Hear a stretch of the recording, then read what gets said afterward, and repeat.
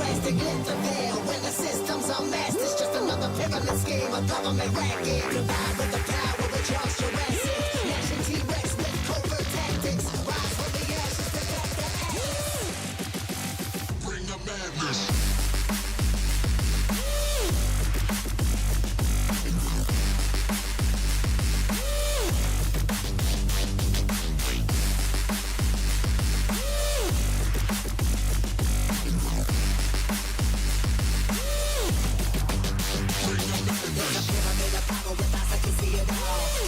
Capture your image in City Hall. Realize they listen whenever you make a call. If you want a revolution, I really give it to y'all. Strength is the army that bands against bands. A dead presidents determined the life of mankind. The cancerous, how we breathe. Famous creek got us blinking in streets like cheap paper.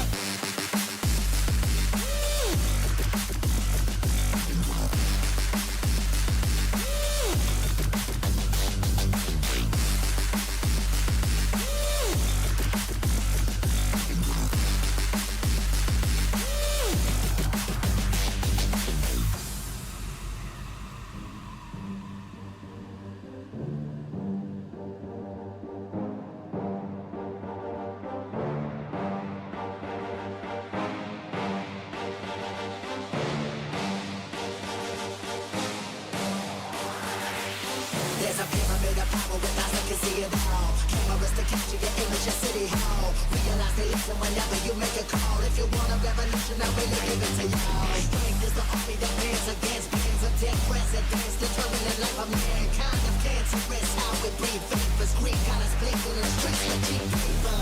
Assemble the masses, melt the plastic compound. Realign when the shit gets drastic. Lift the veil when the system's unmasked. It's just another pyramid scheme, a government racket. Combined with the power of Charles Jurassic, gnashing T-Rex with covert tactics. Rise from the ashes to back the ashes.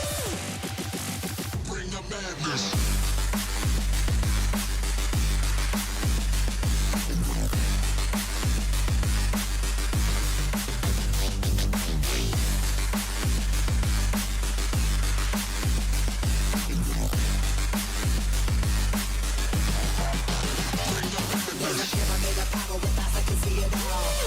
Capture your image in City Hall. Realize they listen whenever you make a call. If you want a revolution, I really give it to y'all. Strength is the army that bands against bands. A dead presidents determined the life of mankind. The cancerous, how we breathe. Famous creek got us blinking in streets like cheap paper.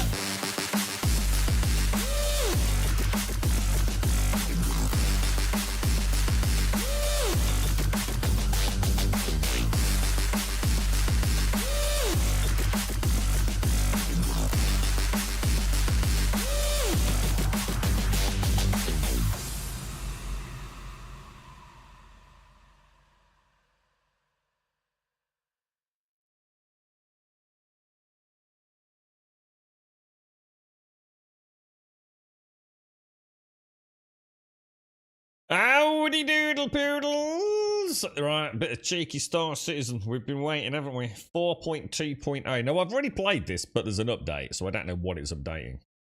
Because I've had one session when 4T first launched. What, 2 weeks ago? 1 week ago? Whenever it was. So we've obviously got an update going on here.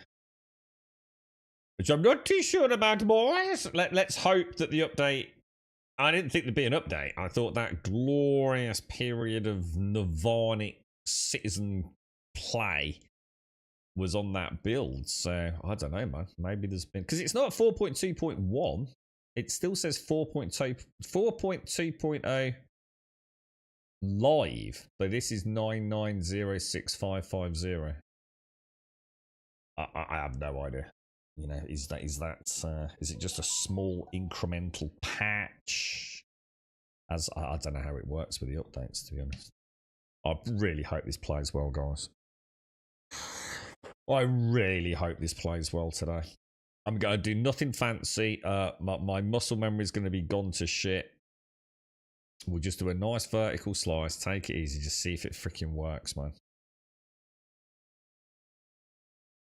And I might do some what's human in a bit as well.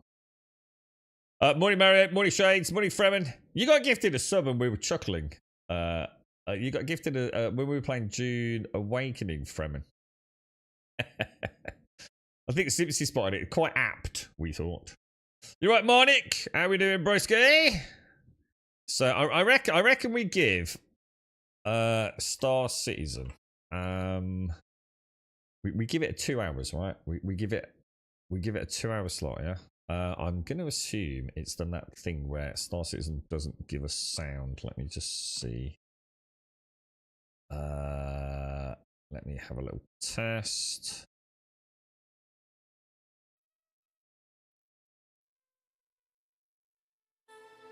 There we go. That's better, isn't it? I think we've got sound there. Yeah, I noticed. What was the game where we were plagued with having no sound? Sound kept cutting out. Do you remember? What game was that? It would happen constantly. But that was during gameplay, wasn't it? I can't remember now. I'm wondering. Right, into Star Citizen Universe. Like I said, I've already made a character and everything. Yeah, what was that? What was that game? We were plagued, weren't we, with sound just cutting out. I don't think it was Star Citizen. Might have been. 1 minute for the next June session. Yeah, I'm looking forward to it, actually, dude. I'm really enjoying June. Thing is, I've just got to be careful I don't do what I always do. Bum rush it. I'm already hearing, you know, like YouTube content creators are already talking about it, aren't they? You know, people beginning to end their journey with June. You know, there's nothing to do now. Yeah, no game's going to last forever anyway, right? But I really like June, so I'm just going to keep chipping away at it, man. You know, it's not like the game's going anywhere, is it? But I also would like to play it while some of you guys are playing it. You know, I'm acutely aware my experience might not be as glorious. Well, I'm going to assume we're going to get a little bit of a wobbly time here, just while we kind of wait for well, will there be a shader compilation? There probably won't be, right? So it's just that it's not even like an incremental patch update, is it? It's probably just a very small. What's this dude doing over there? Dude, someone's nicked his desk, look. Poor bugger. Nah, this used to do it, Mary. This used to do it on the boot up. We've always had sound issues in this. Because of the way they do their sort of surround sounds, like you sometimes like lose a channel. You know, it's like you know, like you might lose central channels. So you've still got audio, but you're not getting anything that's meant to be coming through central channel. But nah, there was a game we played. It was constantly losing sound would just cease, and I can't for the life of me. We didn't play it for long, although. To be honest, when we don't play a game for long, it can be 50+ hours, alright? I know this one, because it's a launcher, goes through its own launcher, it can sometimes not work because I launch through Steam. But obviously there's a workaround for that. But there was one where we'd be playing and all sound, sound would just go, dude. And I can't think what it was. I mean, we played that many bloody games this year.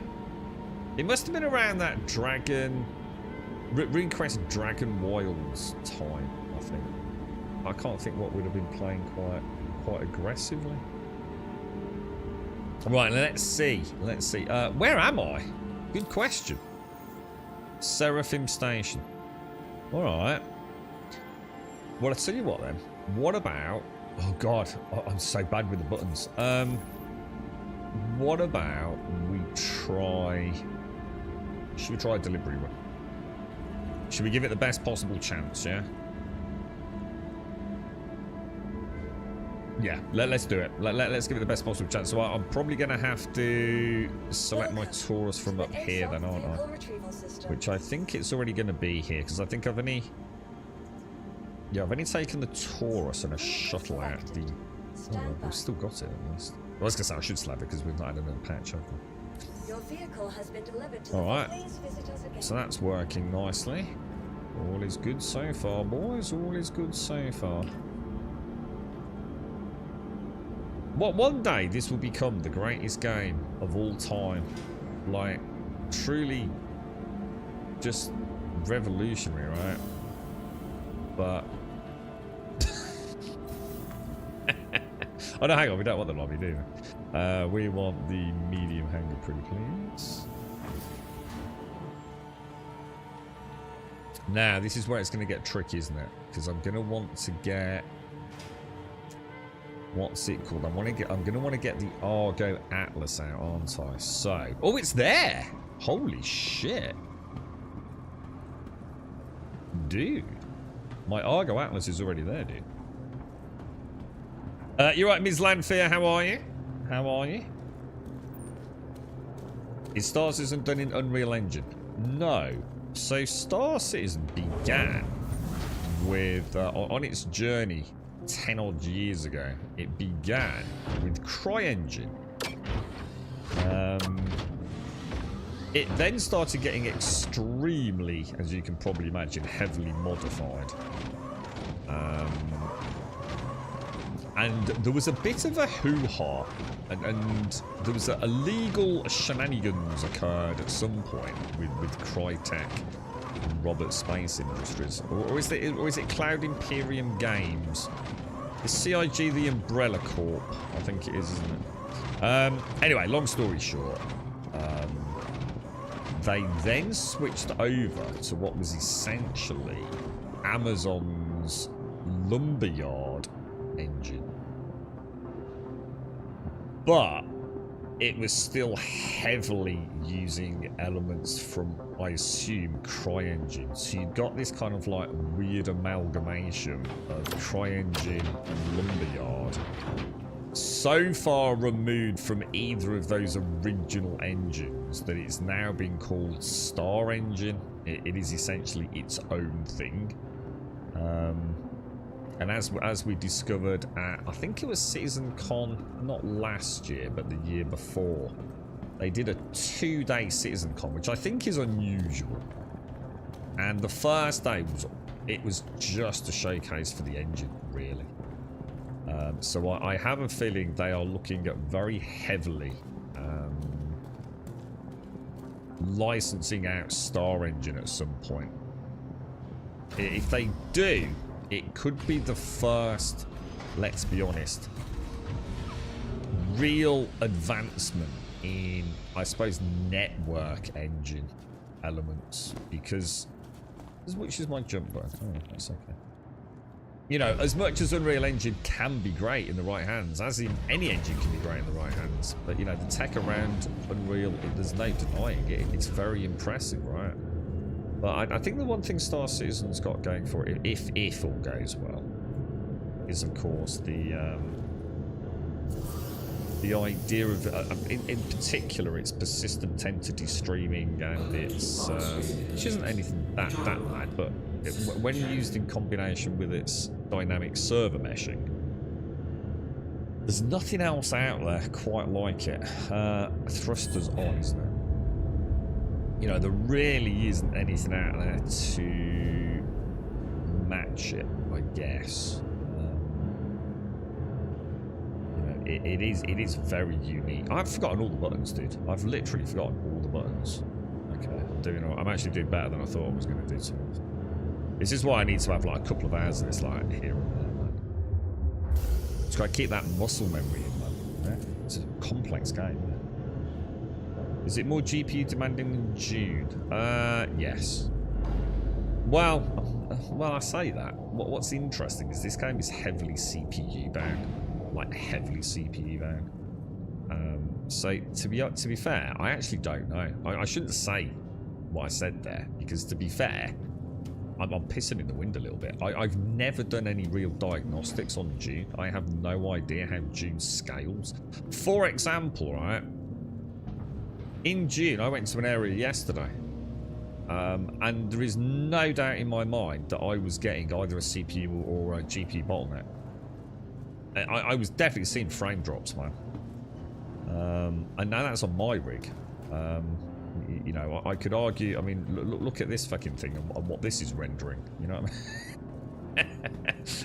Yeah, it's quite advanced, this game. So one could argue, I just don't know, dude. I just don't know how well this is scaling currently. I've done a lot of work optimization-wise with this game. You know, they really have. But as you can see, this is on another level in terms of its animation and lighting systems compared to something like G, you know what I mean? It really is. The attention to detail, every facet of it. I mean, you know, I don't know, dude. You know, they're such different games. You know, whether or not this would... I don't know, dude. I just have no idea. You know, whether it's more GPU demanding. I'm sure at certain settings... I mean, you can see how silky smooth it is. Silky smooth, right? 7950X 3D should be sufficient. Well, I would have thought so, but again, what you've got to bear in mind is it isn't going to be sufficient because there are areas of this game where nothing on planet Earth will run it well. There are these places, these persistence... What are they called, actually? What are they called? Permanent residences, which are the main cities, where I can assure you no CPU on this planet is going to run it, you know, at a great frame rate. And should I also say a consistent frame rate? There are areas where there's so much going on and still so much optimization work to do. You got to remember, like, everything in this is physicalized, you know? If I get on a tram in a city in this game, I'm actually on a moving tram. If I'm in an elevator, I'm actually in a moving elevator.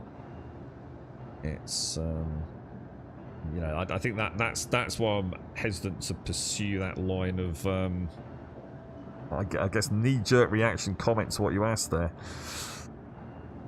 Even the best CPU in the world is not going to make this game run flawlessly, you know. A lot depends on the server you're on as well, and the number of people on that server, and what's going on that server, and whether or not that server's having a good day or a bad day. You know, June just kind of runs. You know, the technical issues June has to overcome are barely even, you know, worth mentioning compared to Star Citizen. Now, that's not to make excuses, but that's the reality of the situation.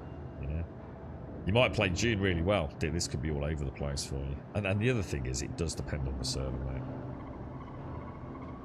You know, we've all been on a server where it's like, oh, and then we've all been on a server where it's, oh. Morning, Gas. How are you, mate? You all right, Ether? Yeah, it's she's a bit of a yo-yo game at times. I mean, visually as well, there's still some planets here. So some of the old planets here in Stanton, just God, they look so bad compared to like the new stuff in Pyro as well. You know, this is the problem with the game that's been around for so long. You know what I mean? They're almost at the point where the Ouroboros snake having to like catch up. You know, as their planetary tech has come on board for implementation in places like Pyro, which is like a new system. You know, it's made some areas of Stanton look like ancient, like genuinely ancient. So you get this kind of like really weird, you know, this like weird contrast. Because there are some places in Stanton that are absolutely shocking, dude. Like absolutely shockingly bad. Like it looks like something from like a solo dev Unity engine set up in their bedroom, and I mean that in the nicest possible way. I'm not being horrible. You know, when you consider like what you can actually do on a planet, the fact that they even got the planet working the way they did with atmospheric flight and all the rest of it, right?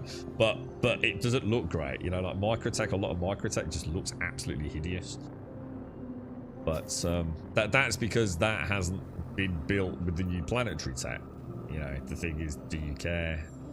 You know, that's where you've got to ask your own questions about what you think of Star Citizen, isn't it?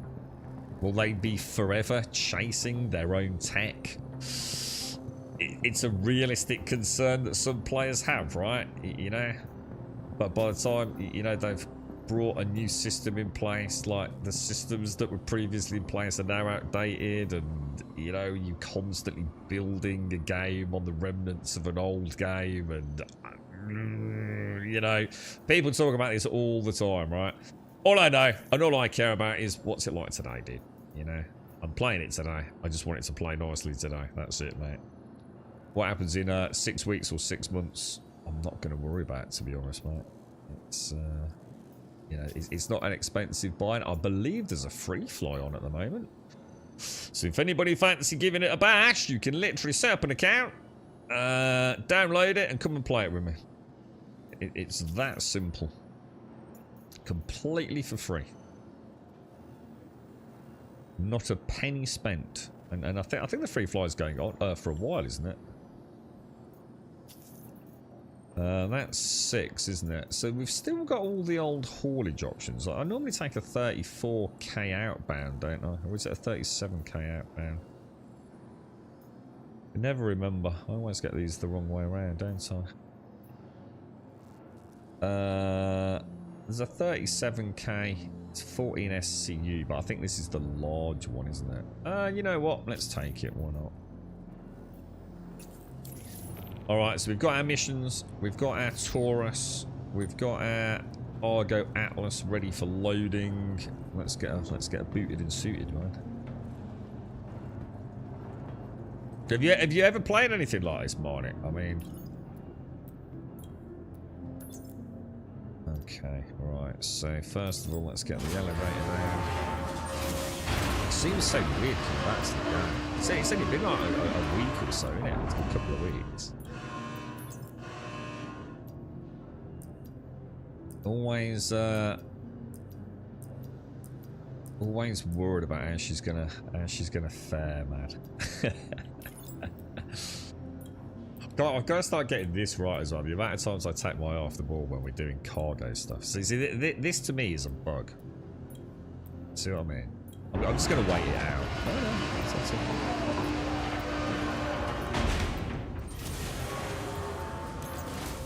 See, I quite often close it early, you see, and I always wonder if like, I've done the right thing, and that's what can glitch things out. I think as long as it says transferring, you're okay to close the console down, aren't you?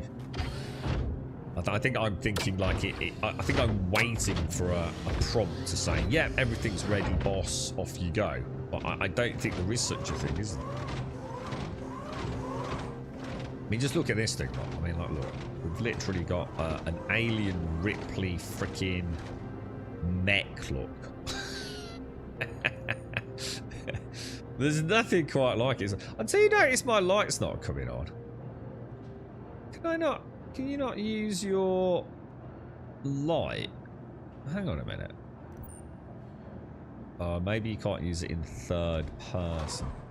Might be what it is. Might not let you actually engage it in third person. Morning, Rich. How are you, broski? How's things, dude? How's things? Right, let's see if this little gameplay loop is actually gonna work, boys. Let's see if we can get a nice. That's being. So it looks like I actually had a better. See, that's going to annoy me now. It hasn't deleted my.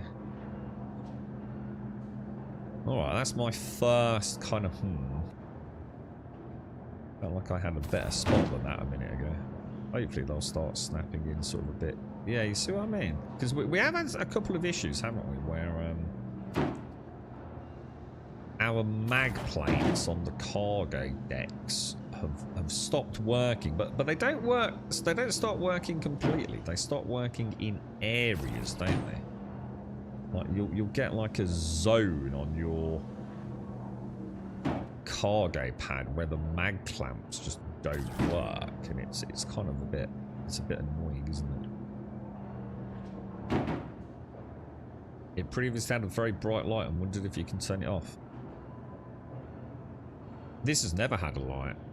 The Argo Atlas doesn't have a light, dude. Does it? That I know of. You've got your headlamp, but that's your lamp. If that makes sense. But I don't think the Argo Atlas itself has got a light. In fact, I know it hasn't.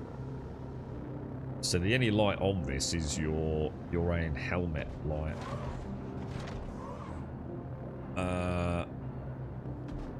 So you might be having an issue with that. Is more likely the problem. You know, you might be getting a glare from your own helmet light. What I think we need, what I'd like to see in more ships, especially cargo ships, is illumination. See, it's very dark in that cargo bay there. And what happens is it makes it really hard for depth perception. So, you know, as they start adding these physicalized elements to the game, They need to start remembering how what was not an issue before starts becoming a bit more of an issue now. And I do feel like we lose all depth perception because of how dark it is inside these bays. So I think like cargo bay should 100% have lighting, toggleable lighting systems. I'd really like to see that added sooner rather than later, to be honest as well. I think there's a big event going on at the moment with a worm, isn't there? Which ties in rather amusingly with June Awakening, but I'm really not sure. I'm going to assume it's very PvP focused once again. Well, I got a box rattling in the back there. It looks like it, doesn't it? I also noticed I'm not getting snaps on. Yeah, I think it's me. I think my sensitivity. I'm not used to playing, so I think I'm like losing my. See what I mean? Like it's you can get it. I'm just not used to like being that sort of finesse on the controls because I've been playing June Awakening. But this is probably the easiest check on the game because a lot of what we're doing here is in my own private hangar, right? So the real test is once this is all loaded up, assuming nothing completely freaks out, which it shouldn't do. This should be a pretty robust vertical slice of the game. What we'll be looking for is air traffic control working? Are all flight systems working? And if we can get quantum jump heads-up display elements, are they working? Because we've had nothing but issues with that. If all of that works, we've had a flawless start, haven't we? No, it's definitely done. Unless it's a hotkey I don't know about, Aaron, but I've never seen a light on the Argo Atlas, dude. But like I said, unless there's a hotkey, no one's just told me about. There's that many bloody hotkeys in the game, mate. But I mean, L is normally L or T normally for light systems, and there's definitely nothing that illuminates. Now, whether or not there's a different, because we've got the new ones, haven't we? We've got the new Atlas.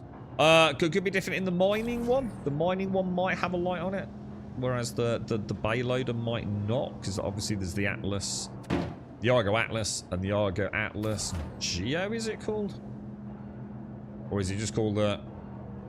It's just called the Argo Geo. I don't know. Not sure what the full name is. And now, of course, we've got the third variant, which is the combat variant, right? Which is the one that I think you can only get in-game. I don't think you can buy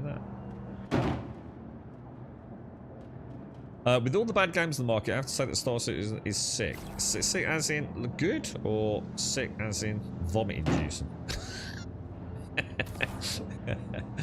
There's always been a lot of bad games on the market. I could argue Star Citizen's been a bad game for a very long time, so I'm not gonna sugarcoat it, bro. We've had a lot of ups and downs with this one, mate. The thing is, like, where credit needs to be given, right?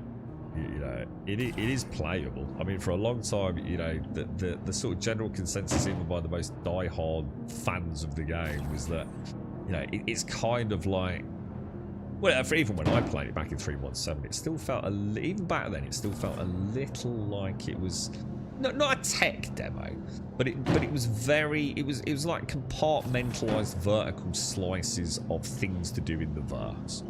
You know, because of the issues with the servers and 30k errors, you tended to have to play the game not as a seamless do what you want whenever you want. You tend to like suit and boot for a particular thing. You know, you might go out and do some, say, ROC mining, but that's all you did. You know, because you had to sort of like really micromanage that loop, otherwise you'd come out of it with nothing. You might have like an hour or two doing bunkers, but you'd be specifically suited and booted for bunkers.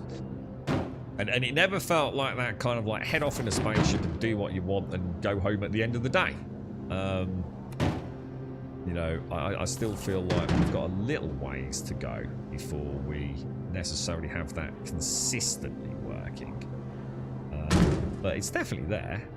There is no doubt that you know, boot up the game, head out with a friend, and 6 hours later, never move back to base. You know, if all goes well, outside of play it all, that's going to be a trouble. Is it just me, or is there a bit more clang? I feel like there's more clang to the cargo containers. Don't you feel? I don't know if it's just a volume thing or if they've just made it chunkier. It definitely sounds more. It sounds more tactile. I'm getting a real chunk, you know, as they snap in place.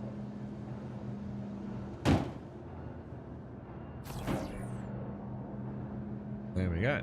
Oh, actually, I've left in the frame. So that's us all loaded now. I do always like to do a peripheral check. Make sure we've not missed anything. So far, very good, right?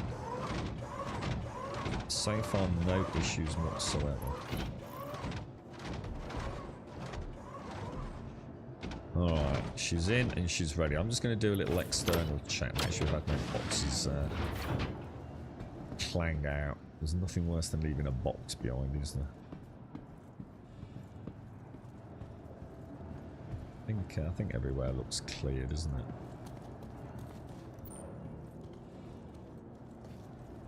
Yeah, I think we're good to go, boys. Shall I just see if my own tractor beams are working nicely as well? It does look like they are. So that's working pleasantly.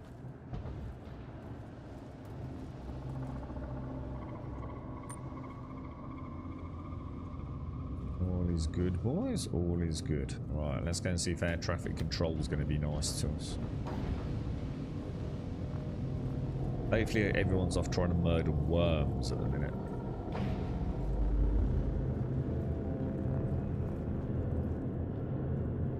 Okay, let's think. So we want to plot a course to Horizon, don't we? Now, should we do this later, or should we try it from in here? So Horizon, plot a route. That doesn't look like it's plotting a route to me, personally. That did plot a route. Maybe I didn't click it. Alright, 1, 2, 3, air traffic control. Holy shit. Okay. Thrusters on. Let's get ready for departure, boys. Got a front bay exit. Oh, that's my bad. What the hell did... Oh my god, is this the new... Dude, do you see how much my ship is bobbing about? Oh my god, is this the new atmospheric flight ship? Or is this... Hang on a minute. What's going on here, boys? Dude, look at the bob on my ship, man. Look how much my, stabilizing thrusters are moving around in completely static lock. Whoa, what the hell, dude?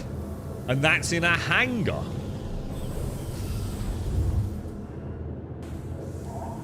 Even my camera look has got... Jesus, look at all my lateral thrusters going freaking crazy, bro.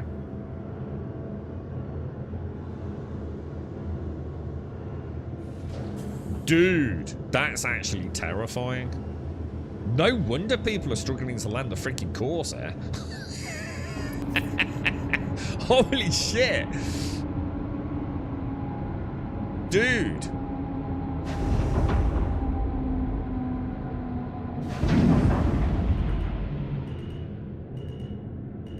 I can even feel the nose pulling down, even on exit there.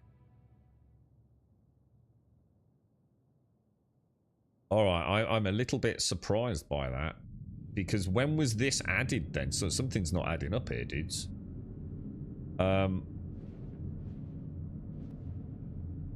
Holy shit, and we're landing... Oh my god, and we're landing at Horizon. On probably a horizontal pad as well, aren't we? Oh shit, this is going to be a freaking disaster.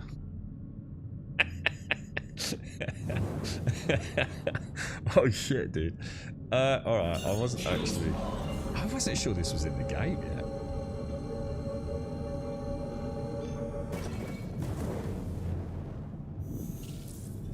Jesus Christ.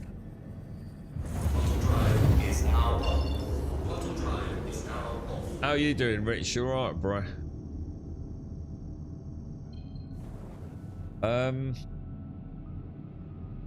Okay. We just need to be a bit more cautious here then, don't we? Have I had, hang on, have we jumped? Hang on, what's going on, boys? No, we haven't. Well, we have. We've jumped to OM, haven't we?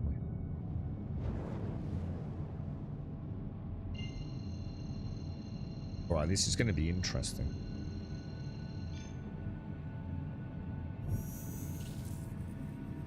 What are the differences between this game and June? There is, like, imagine June is like a 6-sided 3x3 Rubik's Cube. Yeah. Now take a small moon-sized Rubik's Cube, which is like over 1,000 by 1,000 on each face, and you may just about be looking at how different the two games are. There is like nothing similar between this and June. Apart from this, it's got a planet, a desert planet, or at least probably several desert planets. But these desert planets, like, you can literally explore every square inch, including cave systems, whereas June is like... We can cover the area of June in this game in, like, about half a second. I'm not being disrespectful to June here. And one could argue it's not necessarily as rosy as it may sound in terms of size, but... Hang on, I need to get this.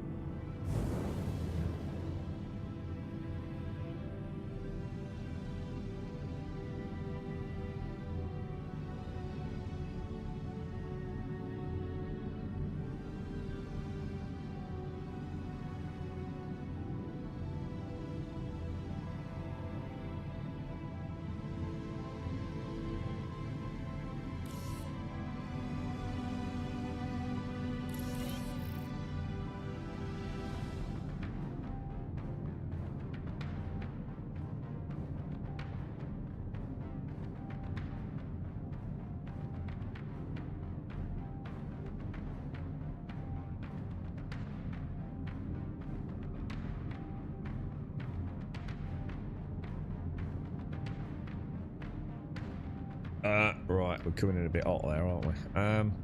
Did I get landing permission? Oh shit, I did, yes. Oh fuck, we're probably running late to get in there as well now, aren't we? Right, this doesn't feel too bad. This doesn't feel too bad. Considering that this is a gas giant. Notoriously pain in the arse to be landing things like reclaimers, but... I'm not really feeling the wobble that I was expecting to feel. Alright, okay, well. So far, so good then, right?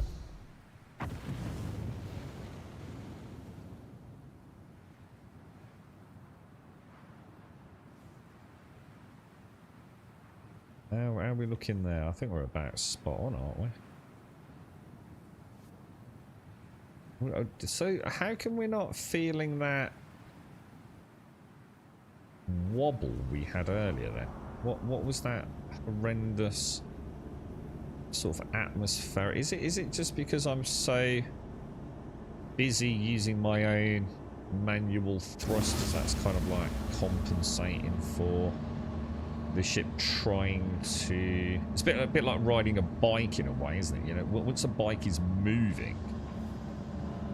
I know completely different, it's not centrifugal forces at work, but you get my point, you know? I'm less inclined to feel the wobble from constant positioning thrusters. if I'm manually using my primaries, if that makes sense. It could be, couldn't it? Well, that was flawless, dudes. That was actually flawless. Like, air traffic controls on point. Final approach was nice and simple, wasn't it? Let's see if we can actually bank the cargo then. How are you doing, Shane? Sorry, mate. How's things? How you doing? Are you have you got a busy day today, Shades?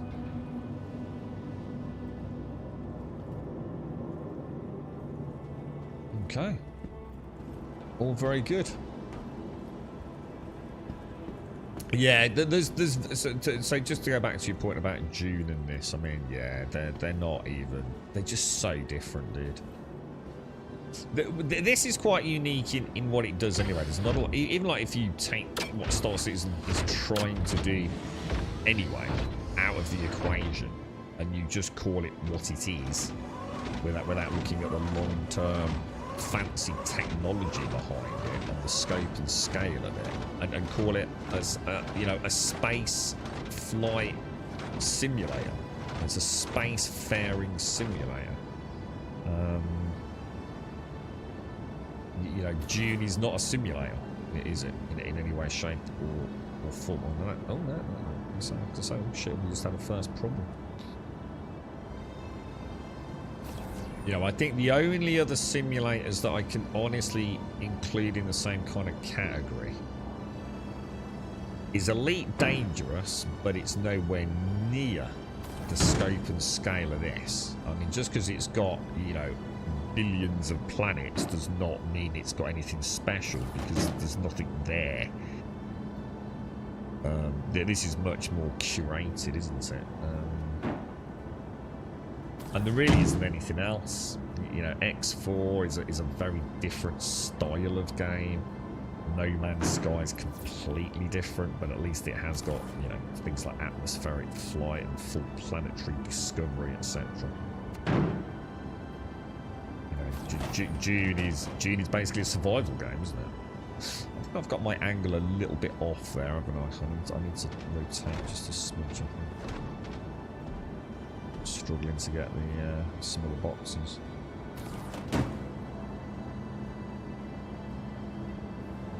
You feel the Star Citizen is empty?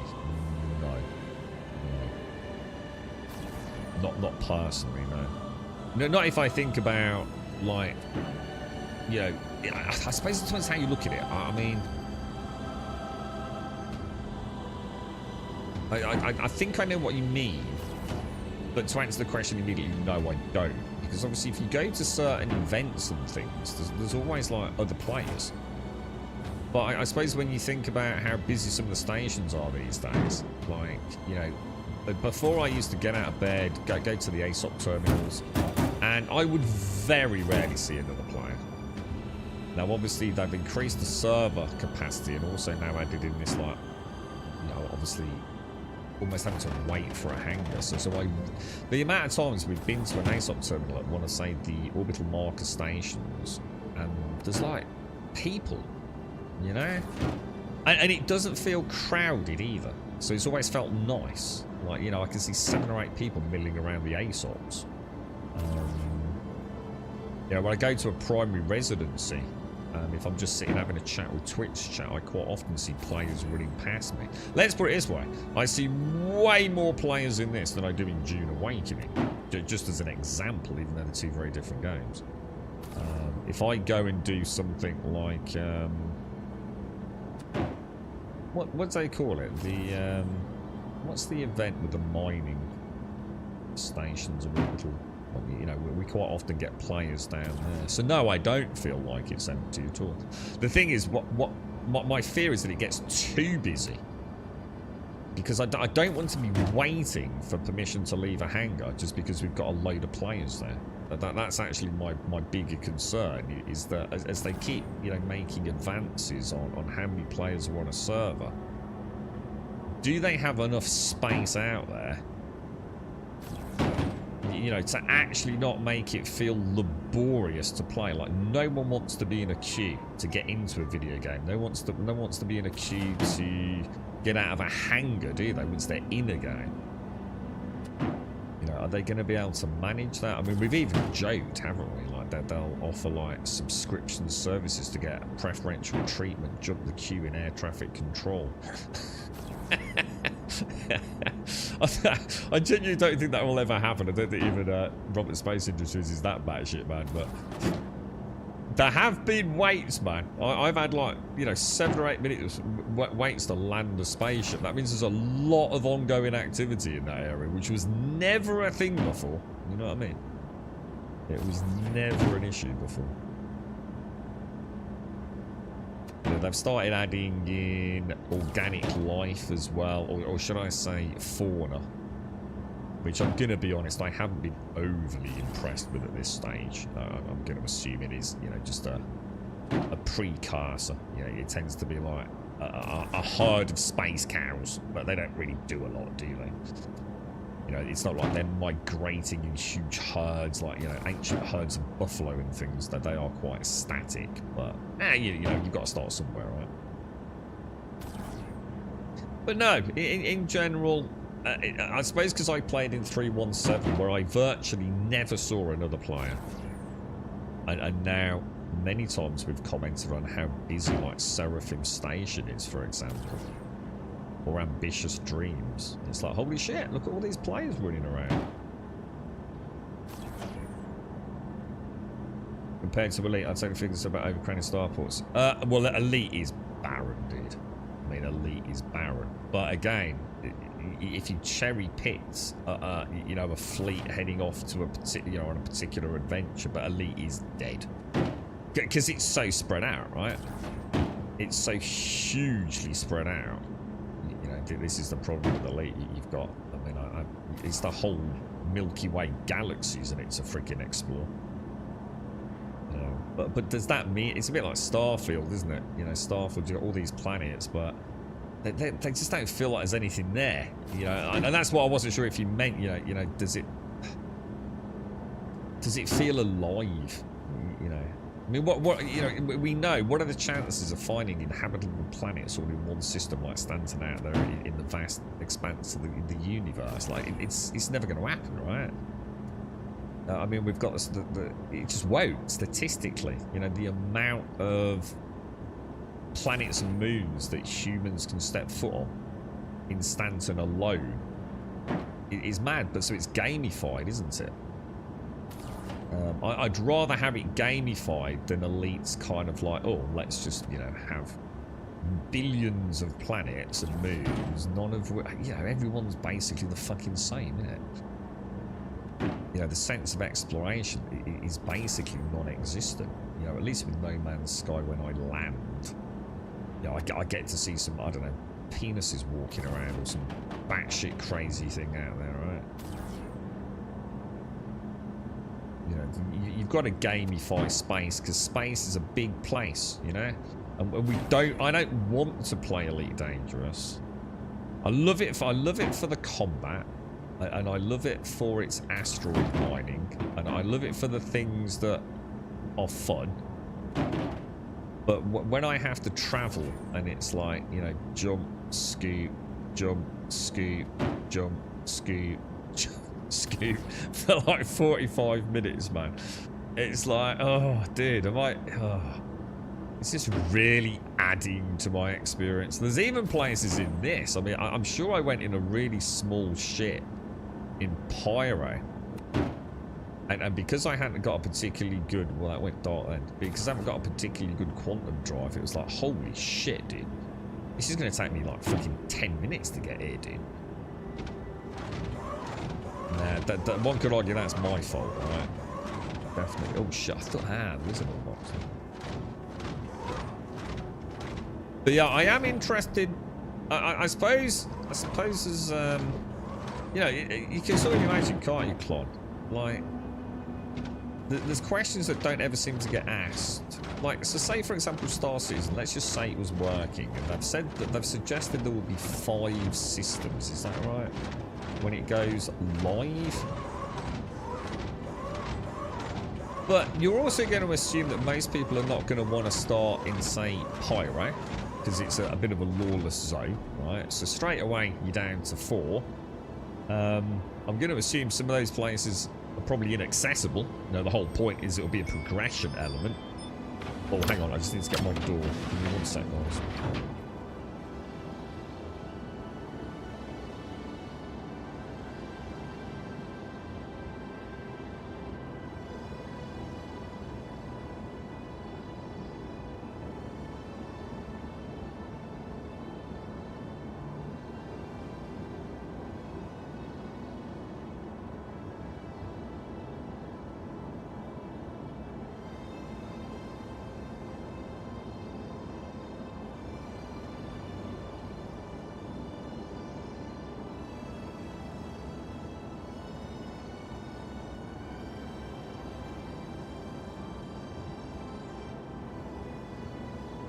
Right, sorry, back. Yeah, you know, so at the moment, like, everyone's a bit spread out, aren't they? You know, everyone's on different servers. You know, lots of people in Pyre because it's new, or relatively new. You know, a lot of people probably a bit bored of Stanton and places like that. You know, when it goes 1.0 on that day that you will log in, Jesus Christ, how are they going to handle spaceports? I don't know, dude. I just have no idea. We'll find out, won't we? I mean, yeah, they must have a plan for it. Oh, let's hope so, anyway. Right, so tick in a box, tick in a box, tick in a box, tick in a box, tick in a box, tick in a box, tick in a box, and tick in a box. This should net me what? About 337,000 credits if all goes well. I mean, my total cash at the minute is 14.8, so I think has it already given me all the has it already given me the money?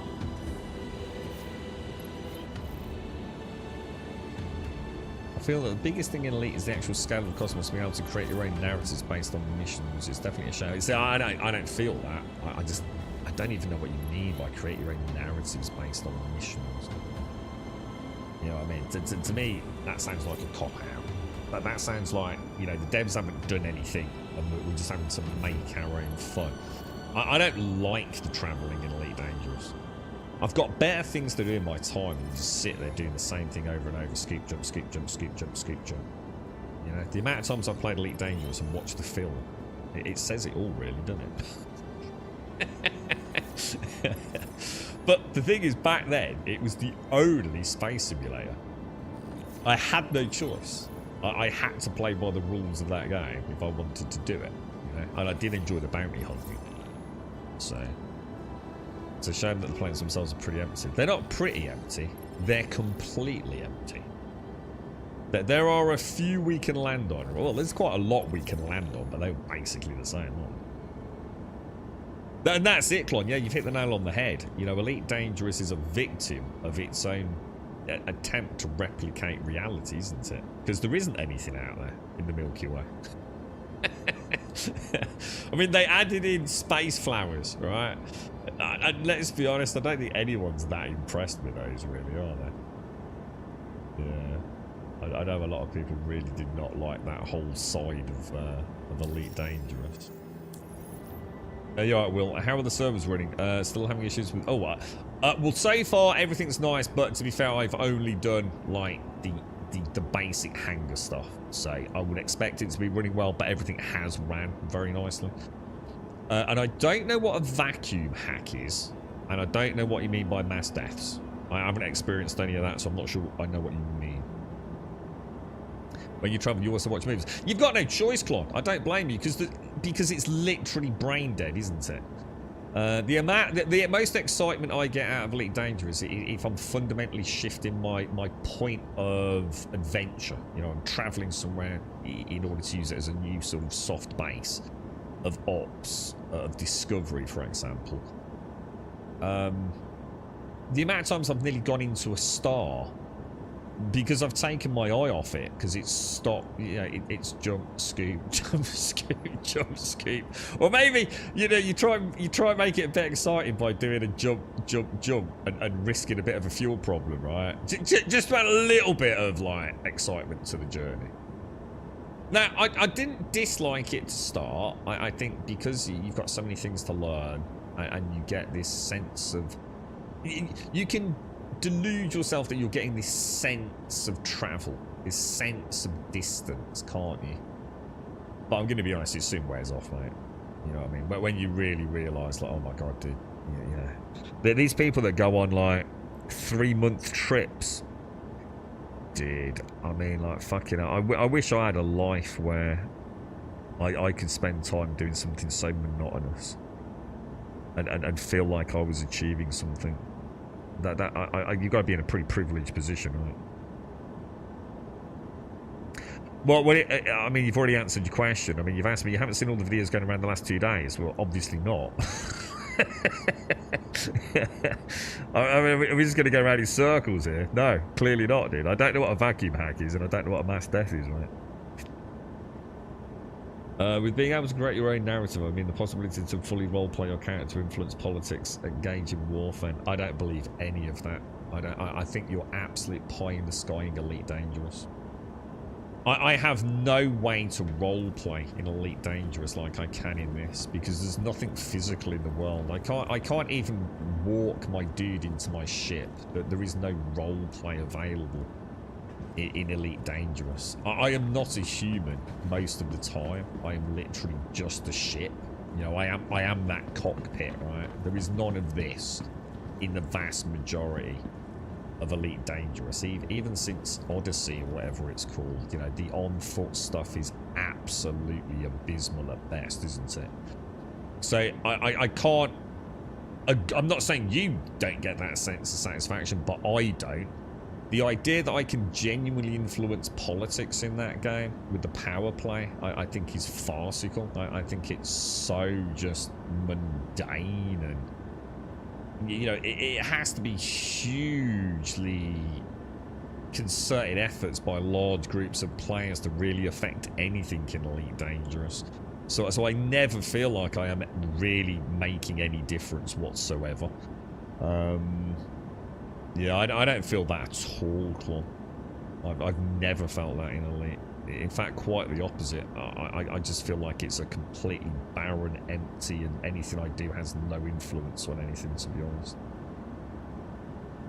But that's my point. I still enjoy the game, because I enjoy some of the actual mechanics. The deep asteroid mining is really good. I, for example, really liked engineering, which I know a lot of the player base didn't, because at least it gave me something to pursue. It gave me a sense of purpose and direction, because without engineering, I felt like I had none of those things. Star Citizen provides you a massive amount of roleplay. This game's a role player's fucking dream come true, dude. It's about all half the players do if they're not PvPing, mate. I mean, look at it. Everything's physicalized. You know, down to, you know, taking parts off ships and putting them in your cargo hold, you know? The opportunities to feel like you're part of something in Star Citizen so massively outweighs anything in Elite Dangerous, dude. So it's a group going around, most likely testing a hack. It kills everybody on the server all at once, and it can strip you clean all the way down to the Mobilas and leave you stuck with... So hang on, so it's not all the way down to the Mobilas. It can leave you even without a Mobilas. Is that what you're saying? Yeah, that's what I've always said, Larry. Yeah. It's in Elite. I mean, even the on-foot stuff in...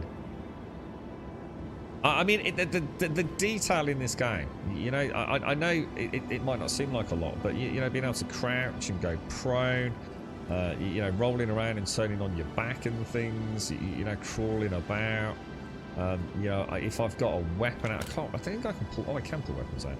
You know, if I pull a weapon out, you know, I can inspect every element of it and add attachments to it. You know, I can change the fire rate on a weapon. You know,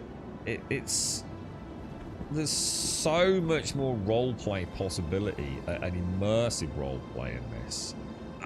To even pretend that Elite's got any of it, I think is just... Well, I just don't understand it, because it hasn't got any of that, right? It's, you know, just being able to go EVA. You know, to get out of your ship in space and float around a wreck and get loot from it and float back and tractor beam loot around. I'm not trying to say Star Citizen's great. I'm just trying to say all the things that I can do in Star Citizen makes me so much more grounded in the world than Elite. Elite, 90% of the time, I am the ship. All I see is that fucking cockpit, right? So it leaves you stuck in a way without a sat mat or any way of interacting with the UI, and even not being able to backspace because it removes the Moby glass, Will. So you've got to assume, right, if someone's doing that Robert Space Industries must be onto it, and they better be mass banning people, to be honest. And especially if it's happening during a free fly event, because the potential harm to the game long term, if you're maliciously causing mass on-scale game-breaking point of failure, then those accounts... is that the problem? Is that actually the issue? Is that people are logging in freebie accounts to do it? Does that make sense? So are people making up disposable accounts during the free fly event and causing system-wide failure? What is the matter with people, dude? I know no one's got an answer to that question, but like, what the fuck, dude? Like, what the fuck is the matter with people, bro? Alright, officer. There should be a 34k return. And it's a bit lower down than normal, isn't it? Because we might as well grab the 34k. Pays a bit of fuel and stuff, doesn't it? It's normally just 3 boxes. There we go. August done later, Seraphim. Accept. I keep going to press escape to back out of menus because that's how I do it in June. And it don't work in this. Right, now, are you going to let me transfer direct because it's still down? I think it's going to let me, you know, dudes.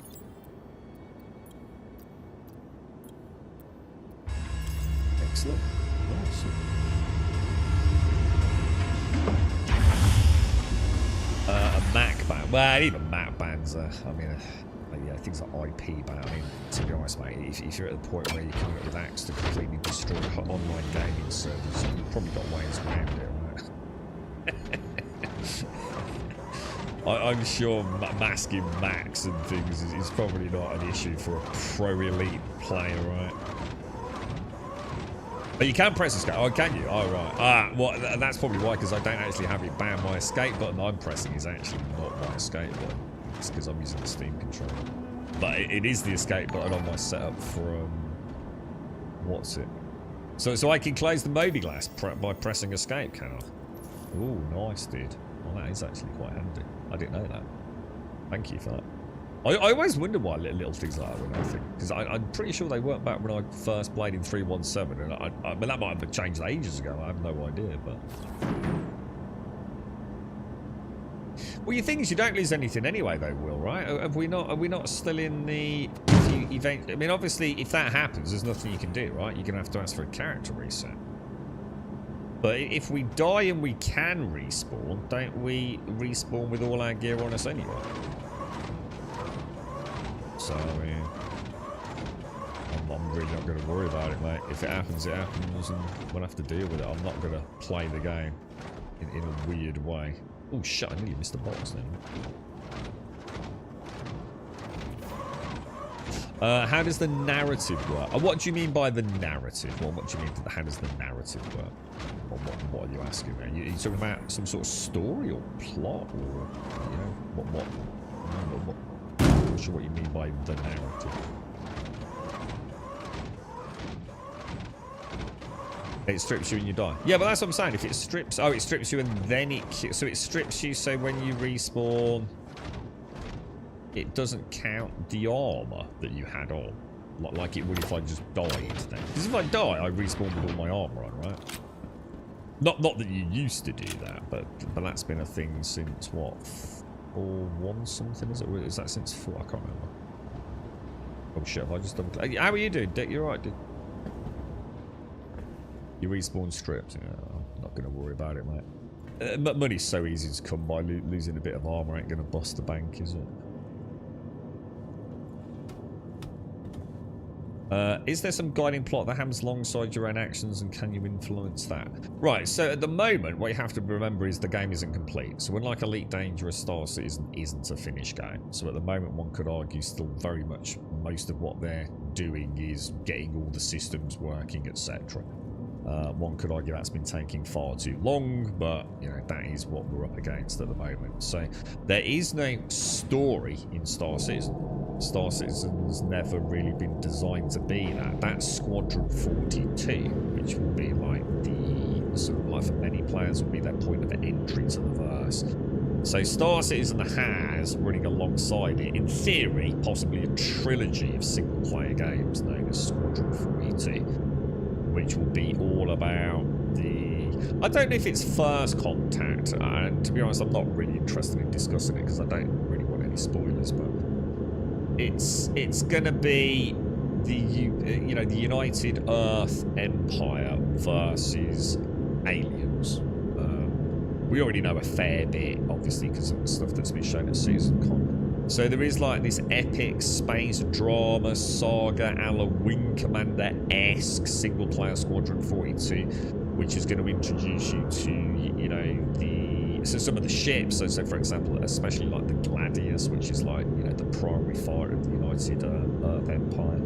It's a very heavily narratively scripted story. You know, tons of like pro actors being brought on board for it. It's really interesting. There's like a really nice cinematic / gameplay from 2 years ago, last year, I think, if you're interested in watching it. And that will be your introduction to what is... Imagine Star Wars, yeah? And you were just plopped into the realm of Star Wars. Yeah, and you're like a Han Solo-esque smuggler or bounty hunter or whatever you decide to be, but that's your choice. That's what you choose to do. And it's not like a story in the Star Citizen universe. That's what I was saying about Elite Dangerous. This is where you carve out your own journey in a multiplayer universe. And depending on where you are, there's different factions. And you can go and meet NPCs on planets and talk to them and get quests that may or may not lead to unlocks of various things or access to equipment. You've got already you've got all the contract elements. So, for example, you know, I can't really show you everything because where I am in space, not everything's going to line up here, but you know, we've got a collection of delivery services. We've got a salvage service. You know, if you want to be a salvage expert, if you want to go bounty hunting, if you want to do haulage, if you want to do mercenary combat, you might decide to buy yourself a Gemini Starfarer and play as a fuel rat from Elite Dangerous, doing nothing but hopping around, refueling other players. You know, the verse isn't where you're going to have necessarily a story. The story is what you make. That's when you might decide to become a professional PvP bounty hunter. But Squadron 42 is the heavily scripted journey, if that makes sense. That will teach you the basics of the verse, and the lore of the verse, and you know, the conflicts that are going on, and all that kind of stuff. Am I download the game current version 2.4? No, it should be version 4.2.0. Why would be saying 2.4, dude? It should be 4.2, dude. You got the numbers the wrong way around, mate. Yeah, it's not since last year. It was not even supposed to be a gilding story. Yeah, like I said, I mean, what comes into the verse? I mean, there'll probably have to be something. I know, to be honest, it sounds like you know more than I do, Peanut Gallery. I assume there will be something as an introduction to the verse, because we've got like the tutorial and things like that. So I'm sure there'll be something. But at the moment, so I'm only talking about right now. As it currently stands, you know, you don't log in and get, you know, like a little, this is how you do things. You know? Even the tutorial is very bare bones at the minute. In fact, I would say actively avoid the tutorial. I don't think the tutorial was, well, the last time I did it, it took ages to complete it. It was really bad. Oh, that's the launcher. I was gonna say you're quite a long way behind this. Is that the launcher version? Yeah, nice one, dude. Thanks, Peter. I want to say Squadron is also going to feature the law. Oh, Squadron will be huge, dude. Squadron will be huge. Yeah, it's going to be a mega space opera, dude. It's going to be super linear. But yeah, I think you'll get a really nice understanding of the game. You know, and get some, you know, some bums on seat flight time in the fighters, and hopefully a few other things as well.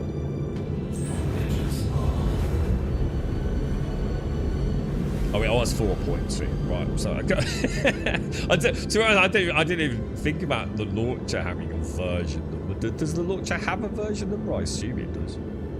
Is that the 2.4 anyway? I don't know, dude. Yeah, so yeah, I think you can only really download the latest version anyway, dude. I mean, there are people that have access to obviously the public test universe and things, but that won't be really bothering you. Okay, right, air traffic control. So on 1, 2, 3. Damn, bro.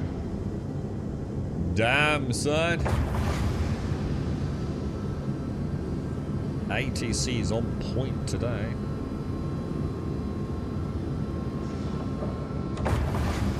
So for me, I feel the same with Elite, and that's why I meant in terms of role-play, creating your own commander's narrative and acting upon that. I don't feel I need a full-out shit character experience as I come from pen and paper role-playing games. I'm gonna tell you now, Clon, right? Because this is how I felt. I always thought Star Citizen. I'm gonna strongly suggest, right? If you like Elite Dangerous, yeah, never play Star Citizen.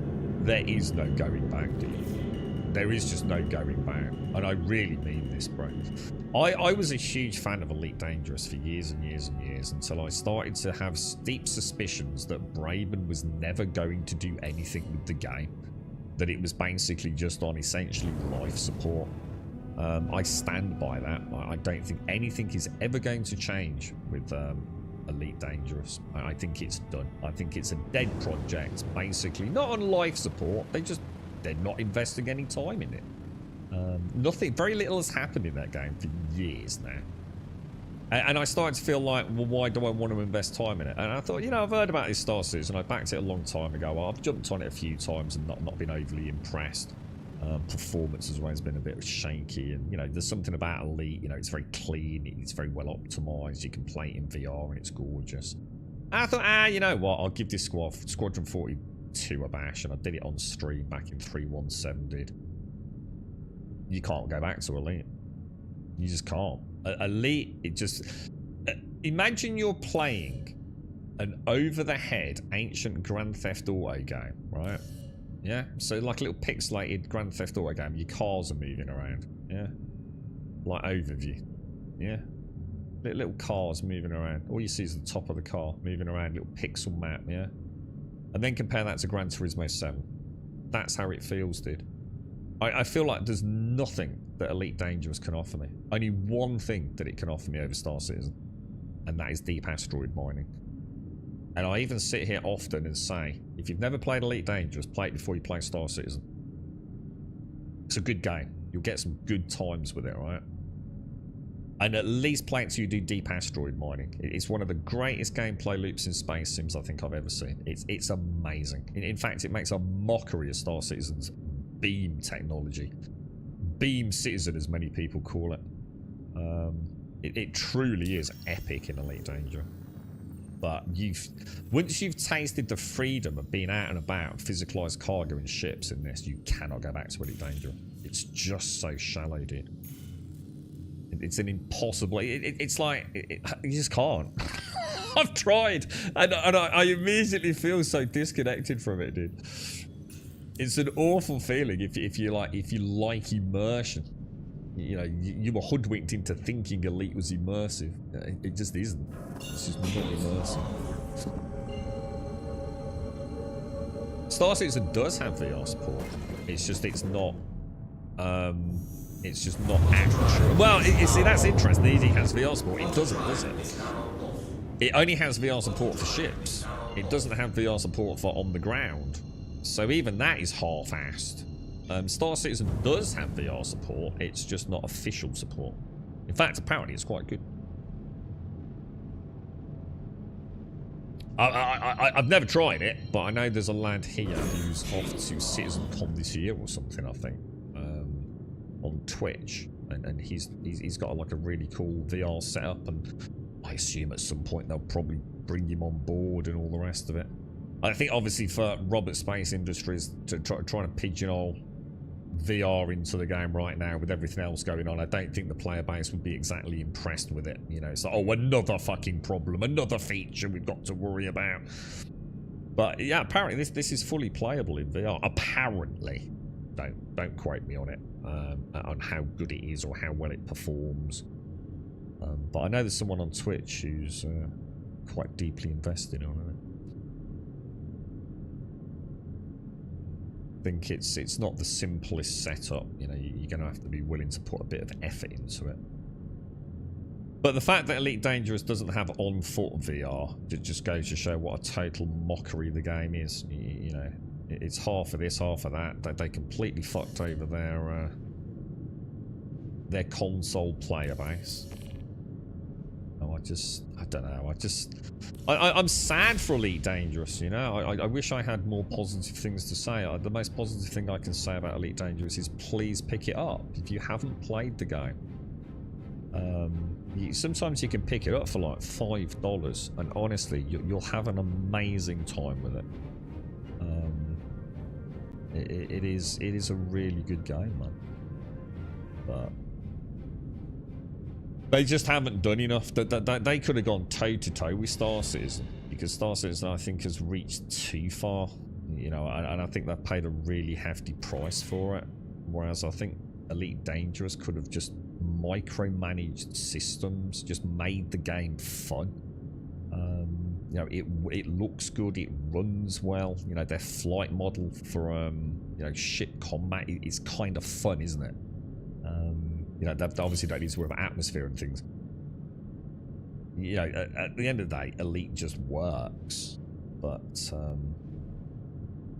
you know, too little now. Too little. You know, I'd rather play a sort of broken Star Citizen that is trying to do cool things than an Elite Dangerous that seems to have kind of just, I don't know, forgotten what it is to be a game, almost, you know.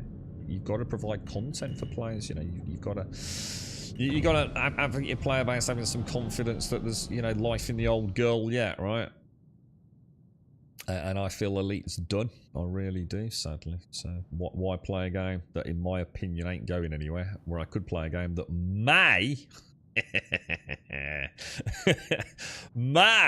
be one of the greatest games I've ever played, right? And you know, I do like I said, I really do like the immersive nature of this. Yeah, Chachi, that's it. Chachi, is that the VR guy? That's him. Yeah, that's the guy I was thinking of, Bangy, yeah. He always makes it out like it's amazing, like it's absolutely incredible, but I've never had a chance to do it, so that's why I'm always cautious talking about it, because I don't know how many, you know, I just have no idea like how hard it would even be to set it up. And I've always had a deep suspicion, because I remember the first time I spoke to him here in Twitch chat, he was kind enough to come in and he was talking about his VR, and I thought, what the fuck, what, really, dude? That's amazing, bro, that's incredible, that's so cool. And I says, but I bet it plays like ass, right? Because back then it was quite an early build of the game. It must have been 3.18, 3.19, I don't know, whatever I was playing at the time, right? And I'm going to be honest, this game played like ass. Frame rates were all over the place, frame drops all over the place, 30k errors. And all I could think of was like, that's amazing you've got VR working. But when the base game doesn't work very well, then how can VR possibly be good? You know, there's one thing you need with VR, and that's like good, consistent, stable frame rates, right? And you can't get that in the 2D version of this game. So I was always a bit skeptical. I don't know, mate. You'd have to speak to him, wouldn't you? You have to give it a bash and let me know, guys. I'd love to try it. I just don't have the time. You know, I just don't have the time to do it. So, but you know, to be fair, the game now is playing a lot better, a lot better. So I would imagine the VR now has got at least half a chance, right? I'd like to think. So CIG said that the backing story of the persistent universe is supposed to be fully optional, but the story is meant to have a final reward at the end. So there will be sort of like I don't know, like a player campaign within Star Citizen then, Peanut. That there will be some sort of story, like to introduce you to the game. Is that what you mean, Peanut? I don't think I knew that. I suppose I always just assumed there would be a soft introduction to the verse for people that hadn't played Squadron 42. You know, but built around the tutorial. You know, yeah, welcome, young cadet, blah, blah, blah, blah, blah, blah, blah. You know, and off you go to do a little bit of salvaging, a little bit of this and a little bit of that, and sort of like that. You know, a big fleshed out tutorial. But if you're saying there's actually some sort of story, then that's kind of cool. Not that VR is... Banger, honestly, VR in Elite is amazing, bro.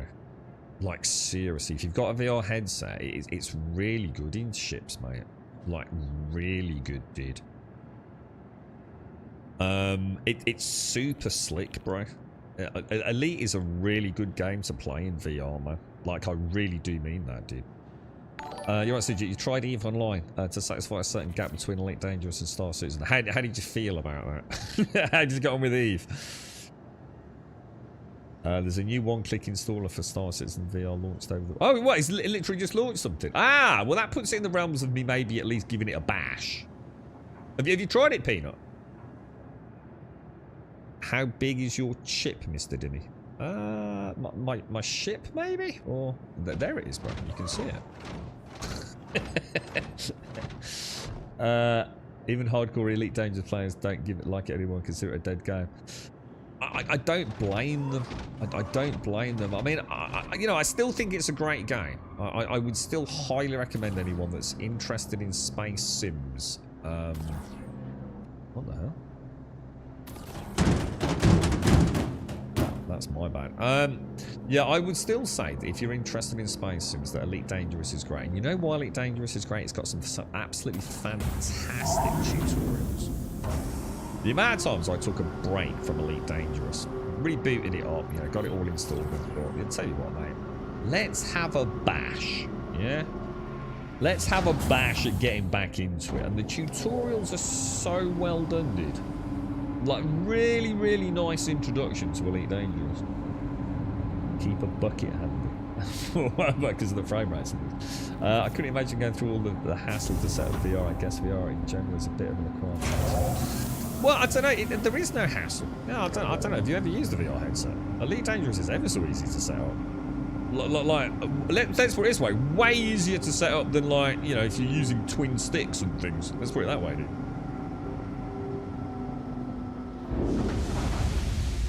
Just use Toby Eye Tracker or Tracker. Ah, they're completely different acts.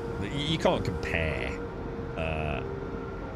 Toby Eye Tracker and Track IR with VR. I mean, it's completely different. I mean, a Toby Eye Tracker and Track IR are amazing. I can't use Toby Eye Tracker really because of my setup, sadly. But Track IR I use a long time in my flight sims. They're amazing tech, but just completely different. Like they're nothing like VR. There were no details presented for the backing story. It was just mentioned in the road to 1.0 tour last October. Yeah, I mean, again, like all things Star Citizen, I'm not going to lose sleep over it, Peanut. If it happens, it happens. I think the last thing I'm worried about with Star Citizen is whether or not there's a bloody story involved with it. But great if it is, you know, if they can make it like, you know, that kind of more seamless experience. But VR in Star Citizen would be amazing. There's no doubt about that. The VR adds a lot to these games. But I wouldn't want to see any budget spent on it personally. You know, for the amount of people that would actually use VR in Star Citizen. Oh, you're kidding me. Did I not put that last box on? Did I forget to put it on, or did I just lose a box? Shit, that's my bad. Oh no, there it is. Look. I was about to say, like, what's going on there then, dude? Why is it not letting me get my tractor be, man? I got a cheeky escape either. You do not use VR. I wouldn't use VR in Star Citizen, to be honest. I just know I wouldn't. I'd like to try it, and to be honest, I have really enjoyed VR in Elite Dangerous. It is exceptionally good. I'm going to be honest though, when I play these games, I tend to play them for quite extended periods of time. And I'm not into big long runs of VR. Like, say for example, I love VR in, say, something like Gran Turismo. You know, if I get my hands on a PlayStation VR 2 headset, or if a friend's got one, you know, if I'm going to play a little bit of Elite Dangerous asteroid mining, amazing. It's just so cool. But anything more than a couple of hours, nah, man. You know, they are still bulky. They're still heavy. I have an issue with like getting quite sweaty around the face, which I don't really like. You know, I think the point is, it's like I said, it's great for a quick race in Gran Turismo with your mates, right? It's good fun. You know, it's a bite-sized chunk of content, isn't it? But I think what I tend to find is that if I'm playing a simulation game, the whole point in that simulation is I'm probably going to spend a lot of time in the session, you know, because I want to sort of, you know, I'm not saying like role play walk everywhere, but I'm going to take my time. I'm taking in the sights. I'm treating my shit like you know, this big hunk of very expensive metal. You know, I really don't want to crash it. You know, I'm immersing myself in the world, and being in VR for too long, yeah, I'm not a fan of it personally. But you know, I know some people are. You know, I'd hopefully. Is it who did you, what was the gentleman's name? Chachi Sanchez. Hopefully, you know, if he can, you know, take the burden of production on it to at least get it functioning, then hopefully some people can at least experience it. You know, choice is always a good thing, right? It's just that if I say someone came to me and says, "Okay, Grum, we've got $1 billion extra to spend on Star Citizen. We can either spend it on VR or." Or other shit. Trust me, there's no question there, mate. Just spend all that money on something else, dude. Yeah, VR could definitely be something we can worry about later on, you know what I mean? Like you said, if you really want to use tracking system, you've got, you know, some fun to be had, haven't you?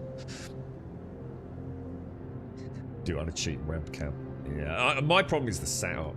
It's because of where my microphone is. The problem with the Tobii eye tracker is it has to be at the bottom of your monitor. Because it has to look up at your eyes. It can't look down at your eyes because of eyebrows and eyelashes and things. So it can't really see my face because of where my microphone is, unfortunately. It'd be alright off stream.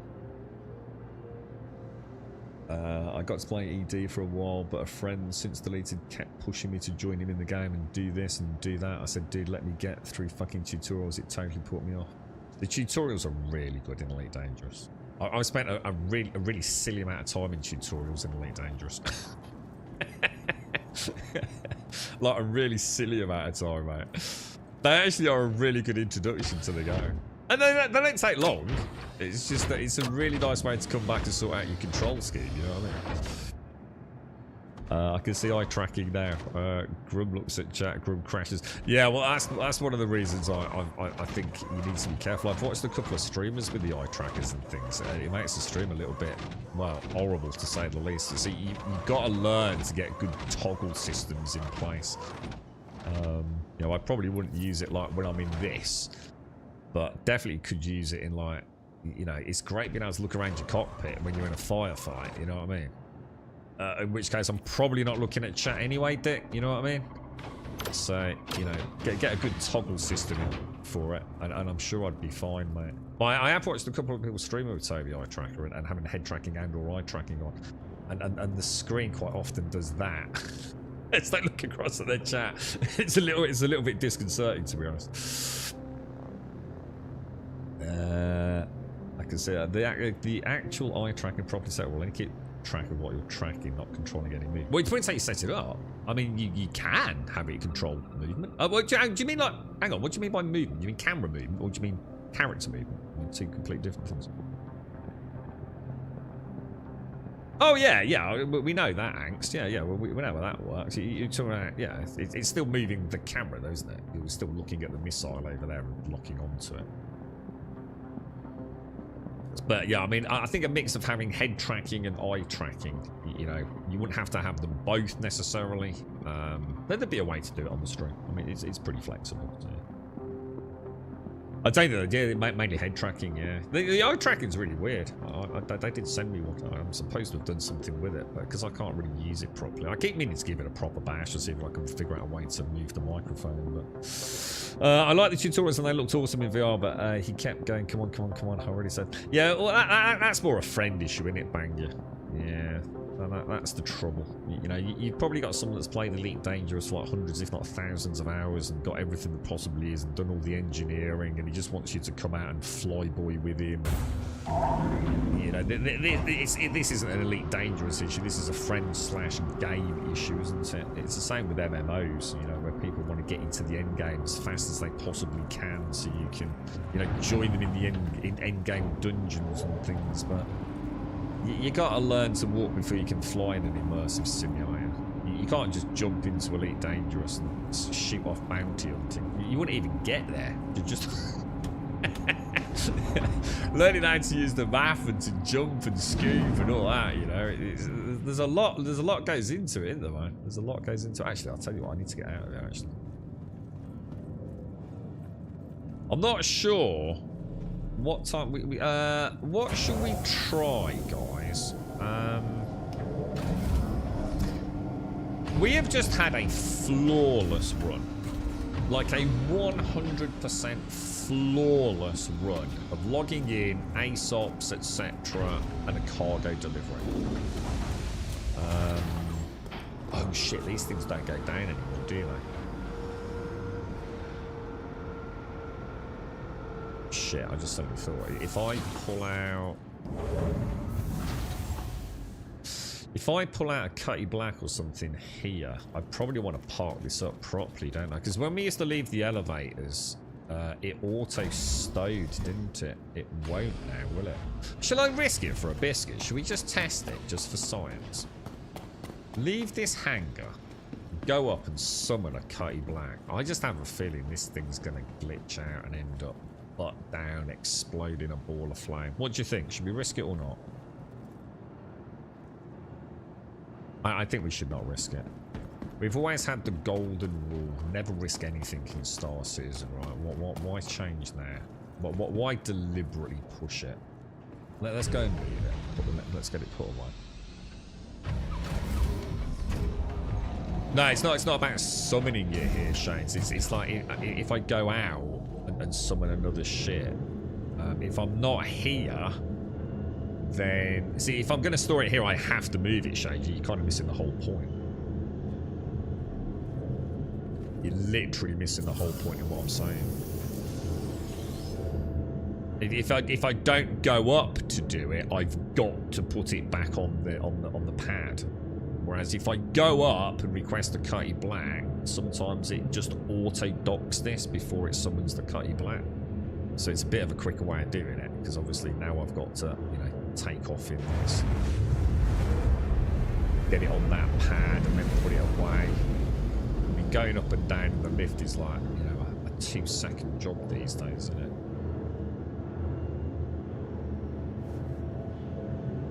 Hopefully we've left enough room for the nose on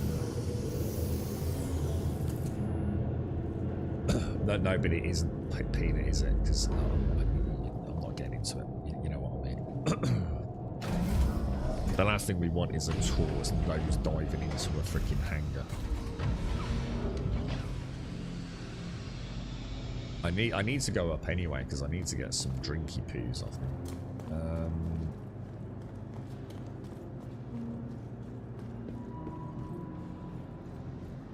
In fact, have I got any crews? Yeah, I've just seen you mention it in chat as well, actually. Let's see. Sustenance. Let's take 2. Pop them over there. I've got 4 on me, so we're okay if we do it. Should we? What I'm thinking is, shall we try?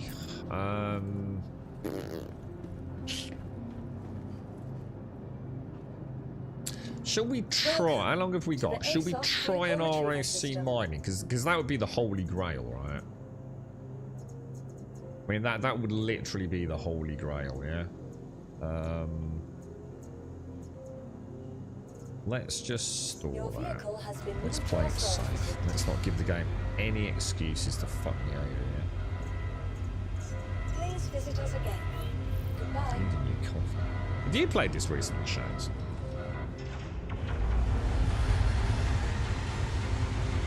Cutlass is getting a big nerf, and so is the Gladius. I thought the Gladius was getting another performance boost.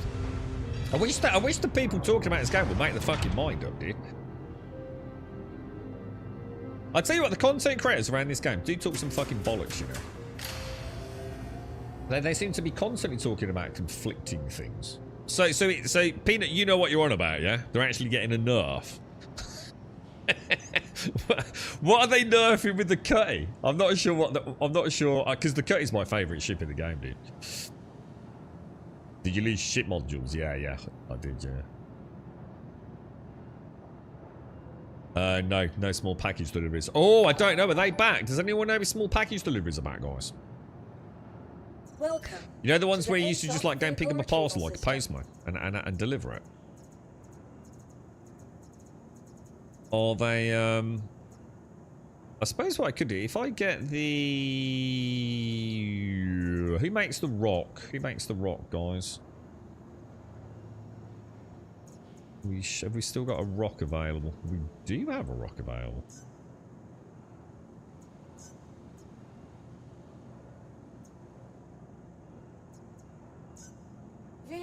Your vehicle has been delivered to the following location. Please visit us again. Goodbye. Oh, hang on. When are we getting that? Actually, that's a good point. When are we getting the... Oh, hang on. Is that not in this now? Guys. Can I not summon ground vehicles from over there now? Or is that not in the game yet?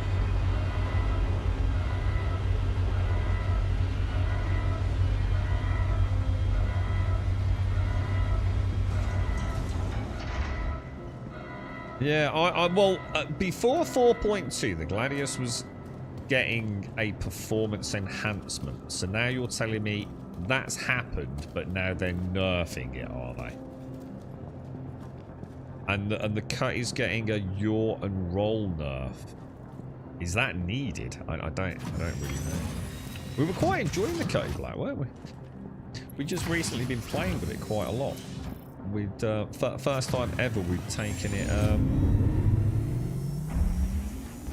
out with the turrets. So someone in the turret. We were just starting to play with turrets and having a modicum of success with them, weren't we? The Scorpius as well. I really enjoyed being out in the Scorpius. Oh, we can't. So we can't summon ground vehicle. Oh, I thought that was actually in.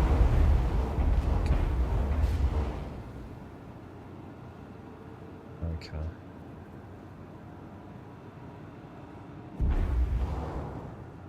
Should be alright there, shouldn't it? I was gonna say, hang on. Gotta press the button, haven't I? So, I assume there's a lot of ships getting some overhauls then, are there? Welcome And tweaks to the and ASOP vehicle things. retrieval system. They're probably going to nerf. I mean, you know, it could be a bit of a skeptic here. I wouldn't surprise me if they nerf it. Oh, you know, your Cutty Black. Yeah, we're going to reduce the pitch, yaw angles, etc. Yeah, you can have a blade. Have a blade, and it will actually put it back to where it was and then some. You know, for $29.99. You know, call me a little bit skeptical. You know, you'd be loving Cutty Black Drum. Yeah, I love it. It's my favourite ship. Yeah, we're going to nerf it a little bit, dude. It's not going to be as manoeuvrable as it was. Oh, right, okay. But for $29.99, mate, you can have it back where it was and just a little performance boost. Ooh, for $29.99, that's amazing, bro. Heavy fighters need a buff. We've been talking about this recently. Heavy fighters are fucking useless. Like there is no situation whereby like more small fighters are not going to decimate. The small fighters are just so ridiculously maneuverable. Like the Gladius and the Arrow. Oh my god, bro. They really are just like absolutely bonkers, bro. I really felt it when we got in the Scorpius, didn't I?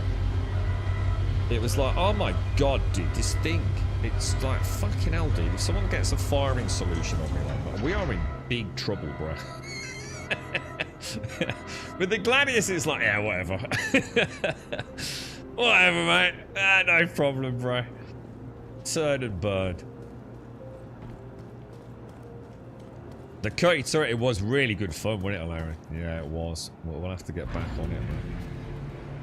I think I just started mapping some controls as well, and we were having a chat about it. All that I've forgotten now, dude. Like, every single thing, dude. Let me take my helmet on. That's not my helmet off. Where's my... Hang on. Let me move. Oh, Christ. Right in my back, dude. Fucking hell. That is not my inventory button, is it? What's my inventory button, boys? There we go. Oh my god, my character, dude. I actually had a bit of a play with my character.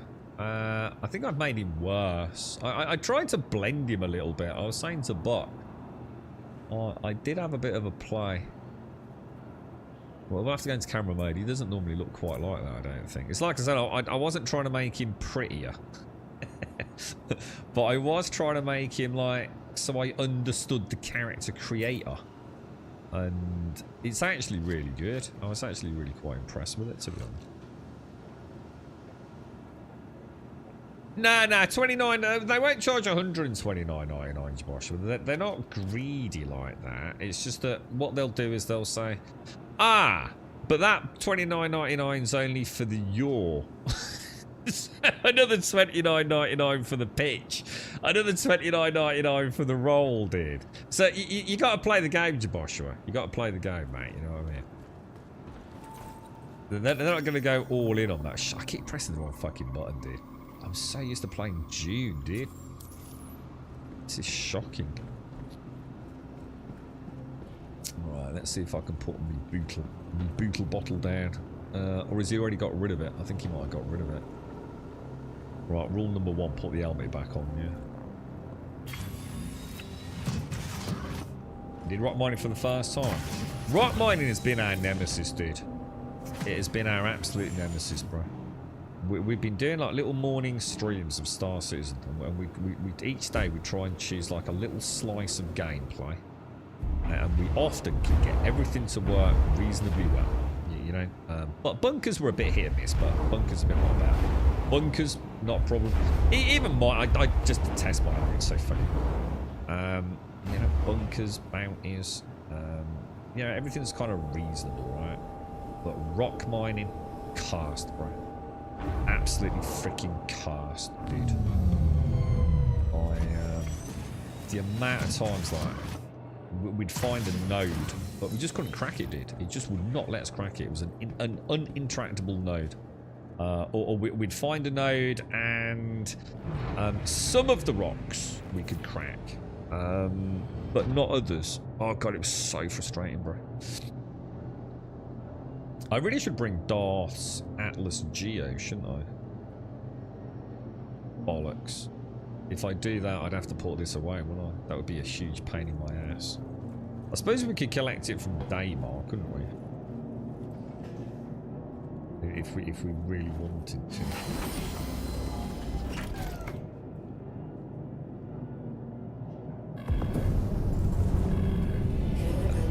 If you buy the package that includes all these, say, 50 quid. Oh yeah, there's a good idea. Yeah, take notes, Joshua. So what's actually new in 4.2 then? What's actually new? No, I'm just testing Mr. Bad Habits, yeah, don't worry. We won't do the BBB. I was thinking about that myself, actually. What was it? It was big box, bottles. What was the other one, dude? We did a big box, bottles, and backpack. Backpack, wasn't it? What's this little thing there? What's the? Can you see it? Just here. Look. What's this? What's this little purple triangle things in the bottom down here? Look. What's this?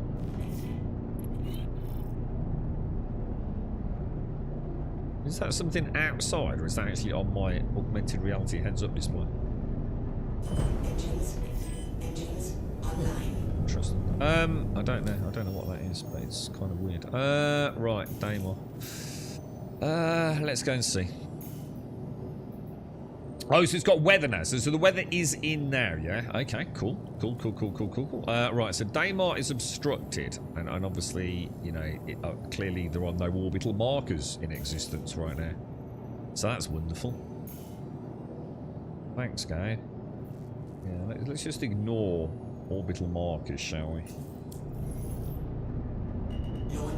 Oh, hang on. I can't fly like this. I literally cannot fly like this.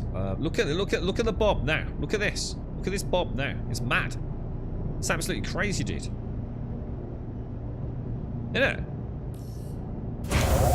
Absolutely insane, dude. How much the ships are now sort of like weaving and bobbing and things. Shit, my headset's just on.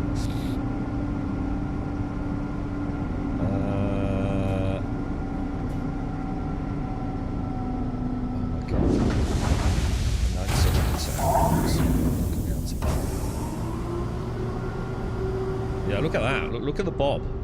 That's mad, isn't it? That's me with no import, just using my sort of like maneuvering thrusters to maintain, you know, a static position. You need the gravity and environment. That's just crazy. So we saw it a little bit on the Taurus, didn't we? Just a smidge of it on the Taurus. It's hugely different in this. That core set must be a fucking nightmare. The asymmetry of it alone must add in a whole bunch of new and exciting things to go wrong, right? Oh my lord, bro. Wow. So what's atmospheric flight like now? Oh, is that what it was? It was just a bit of debris. Thank you. I was going to say, I wonder what I was looking at.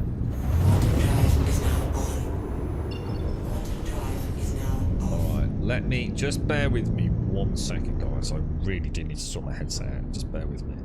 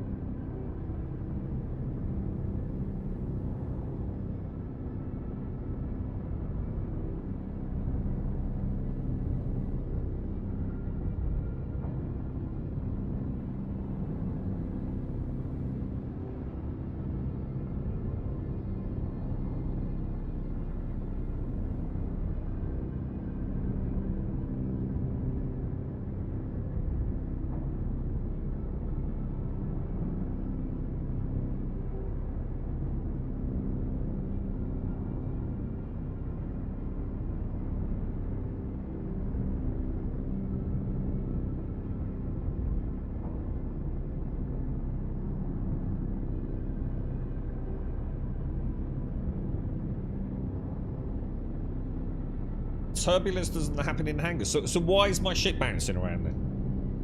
I mean, what are we talking about? Turbulence? Are we talking about in atmosphere? I mean, clearly there's a difference in a hangar. I mean, we've just seen it. So obviously that's not turbulence from like winds and shearing winds and things, is there? But we clearly do not anymore have 100% static nose on point. That there is lateral shift, vertical shift on my ship, even in a hangar, which wasn't a thing before, was it? I wouldn't expect turbulence in a hangar anyway. But there's not going to be, unless it was a wash from another vehicle sort of thing. Right, let's see if we can get to well, is it just me or is the map kind of like, I don't know, it just seems sort of, I don't know, slicker? Seems to be a bit, I don't know, just a bit, I don't know, smoother, maybe, possibly, probably not. Just seems a bit cleaner. It's like I'm not fighting it like I used to.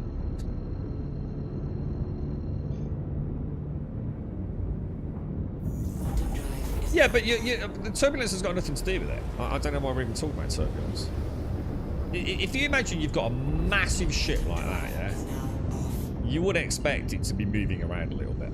But with the way we're using mechanically orientated thrusters to maintain position, it does make sense, you know.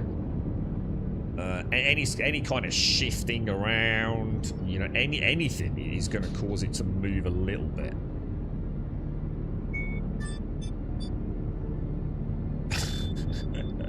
Thank you. So I've got the smallest cup of coffee ever.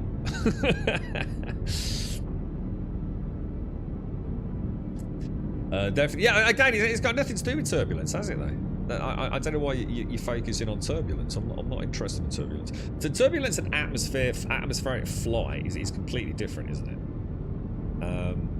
In a hangar, let's just assume all of our lateral thrusters are enough to maintain, you know, a static position at least, you know, a permanent hover, yeah, in a non-wind enabled environment, whether it be from heat, hot and low, whatever, wash from other vehicles, you know, planetary and atmospheric events, regardless. It's not surprising that, you know, things move around a little bit. You know, we've got a little bit of judder, haven't we? I think it's quite cool what they've done there. You know, anything shifting around in the ship.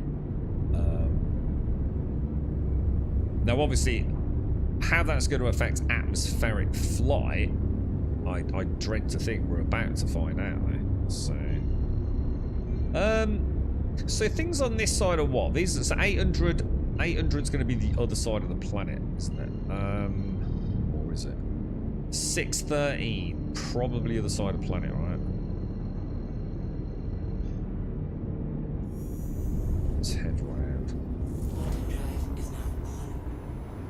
So are we going to get more buffeting when we're down on the planet? Or is it just going to be consistent with what we saw in a hangar? Because then I would understand the point.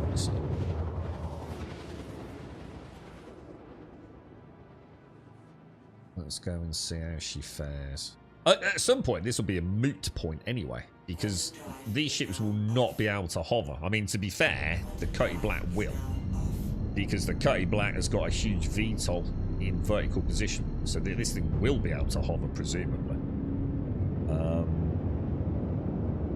But most ships are going to struggle, aren't they, in atmosphere? So, you know, this isn't even the final product anyway, is it? Does she feel any different, guys? Oh, shit. Oh, fuck.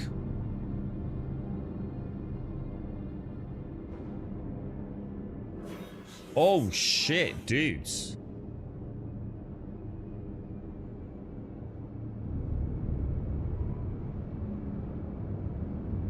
Oh my god, is this just because I'm a bit rusty, or...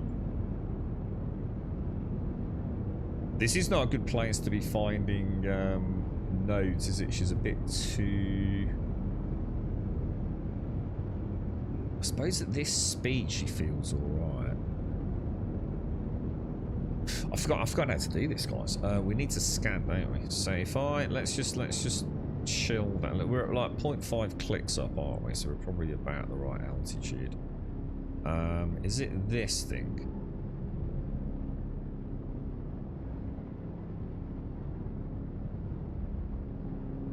Oh, have we got a new scan thing?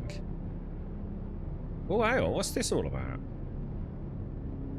Oh, look, we've got like a new scan thing, dude. Oh, this is loads better.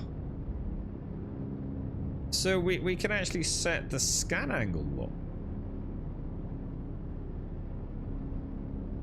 Okay. Ping. Do we just ping like normal?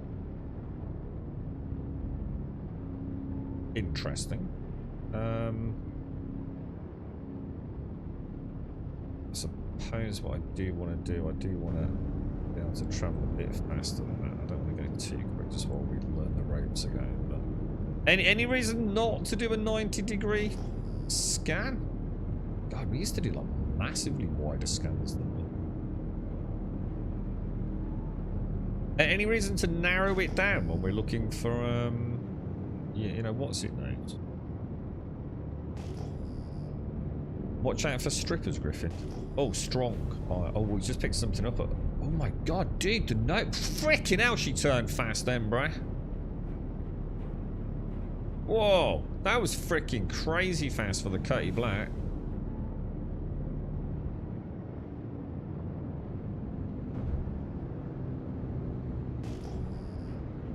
Ooh, we have a node, boys. We have a node. What's that? Is that... Well, you might have to help me out here. Is that hand mineable only, or is that something we can actually use? I think Beradom. Is yeah, Beradom's alright, yeah? I mean, I don't think it's worth anything.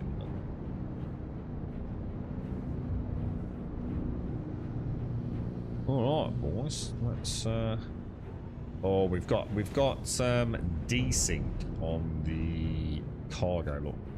Look at that. That's a bit unfortunate. So we used to have this quite a lot on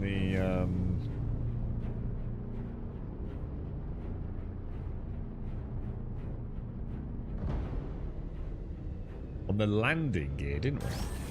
So now it looks like we've got a bit of a strange thing going on with the cargo bay door for some reason.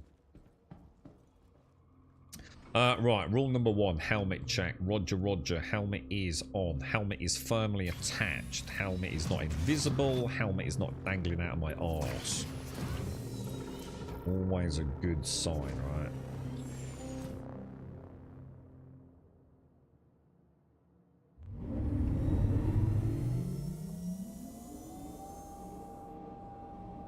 I don't see it.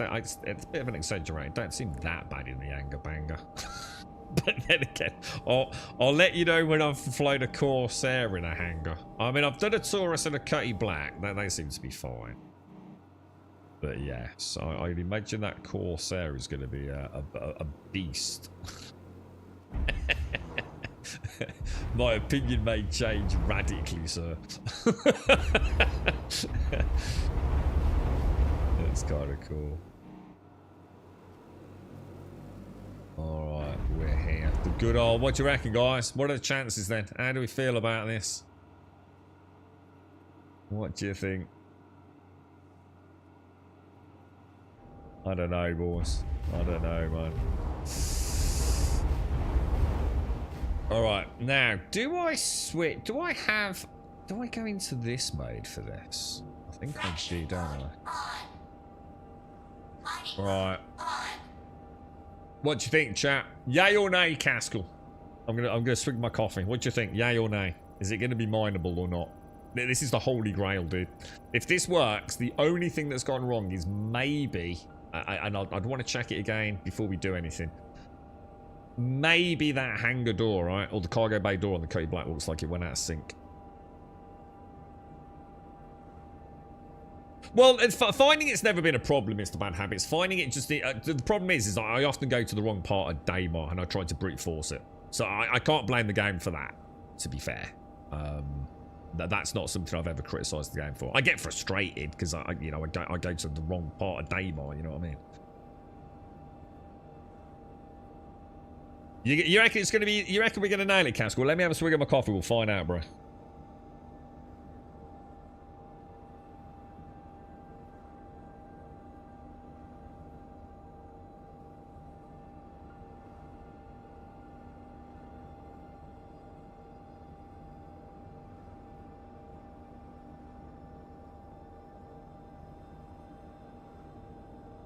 Alright, here we go, dude. Oh, baby Jesus, boys. Baby Jesus. We've hit the holy grail, man.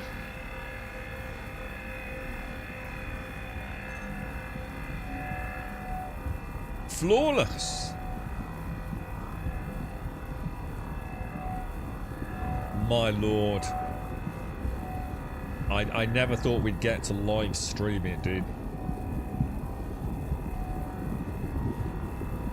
Holy wow.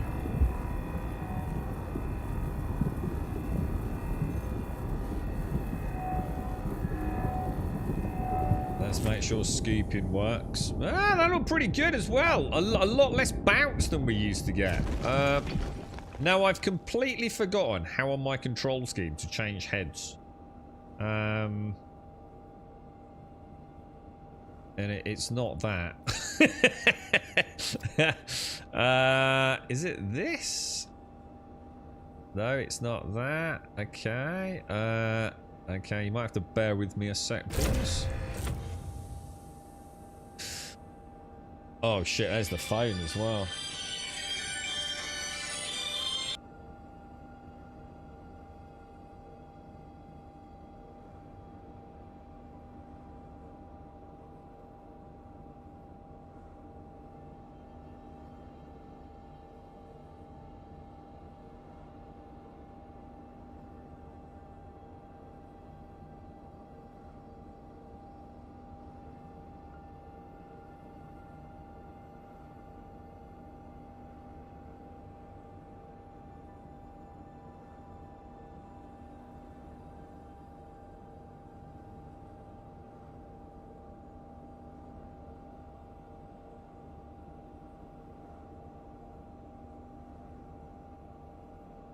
All right, I'm back.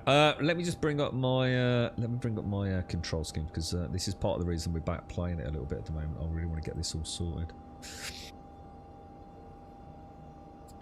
Okay, where are we, boys? Star Citizen, Star Citizen, Star Citizen.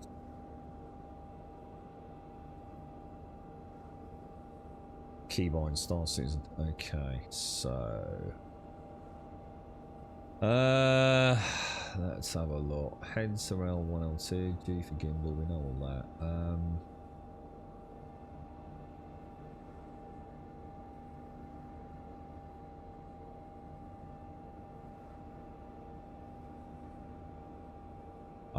SRV mode. Oh, maybe I should still be in I should be in SRV mode. So left and left. Oh, that's not working then. Well, if they've actually changed the kit. Oh. Oh, there we go. Right. But they've changed it. Oh, so it's actually left mouse button, which is right trigger for me. That's interesting. So they have actually changed that then.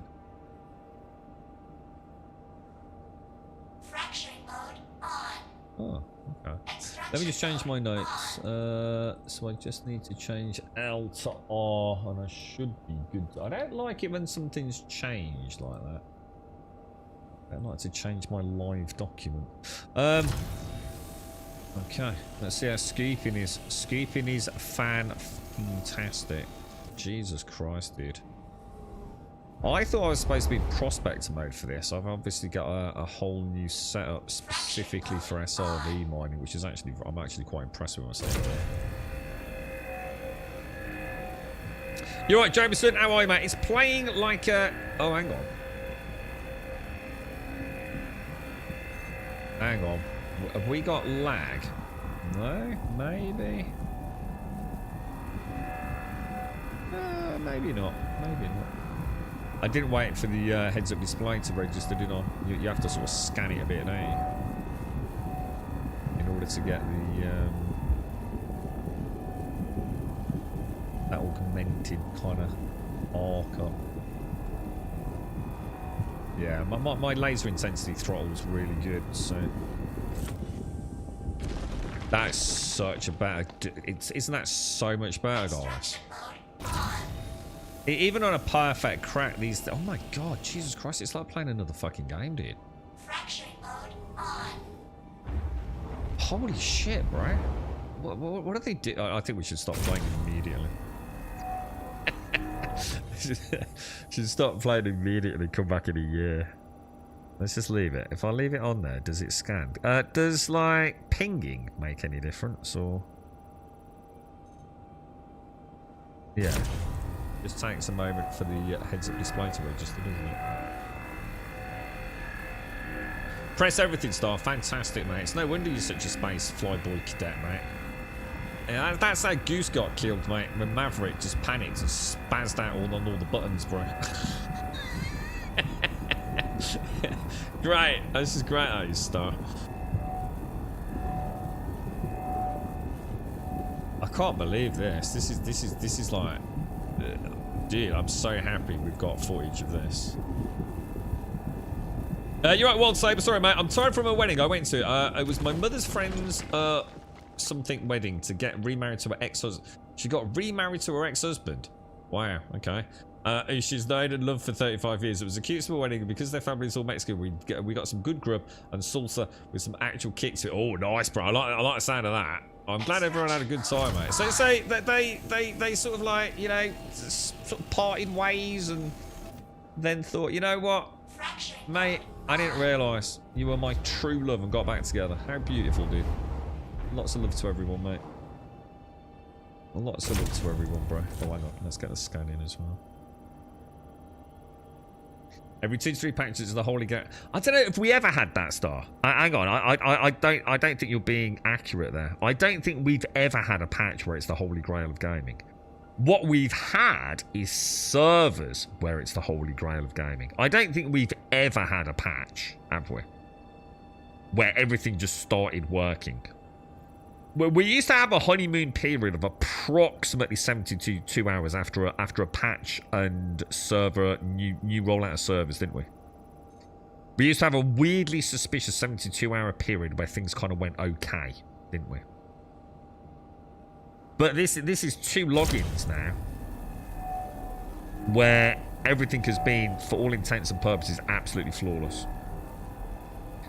I would have had more issues playing June. We've been playing for just around 2 hours, dude. And I would probably have had at least some minor issues with June in this amount of time. The only thing that has gone wrong, and I really do mean this unless someone can help me out here, the only thing that has gone wrong is when I used the open all doors on the Cody Black as we came in for landing, it's like we got a slight desync. It's like it tried to open and it didn't play the animation. And about 1 second to 2 seconds later, it completed the animation, sort of like mid-animation cycle. Can we even call that a problem? Technically, no, but it is, you know, for full disclosure, there was a minor graphical error, right? Apart from that, I can't think of anything, dude. Which is deeply disturbing, and I really hope I'm going to look at chat in a minute. And someone's going to say, no, Grum. Oh, hang on. Oh, no. Yeah, someone's going to say, no, Grum, you forgot about when such and such happened. But I don't think we've had that issue, mate. I don't think we've had that issue. Or any issue, to be honest, bro. And that makes me feel extremely worried, bro. I cannot even begin to tell you how suspicious I am right now, bro. It's right, this is what it is.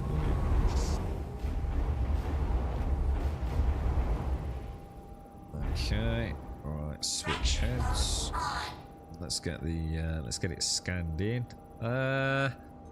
Is my... Oh, even that's working. Holy shit, even that's working. Look, you know, you used to have the font issue. You see top left-hand corner? Where I've got my...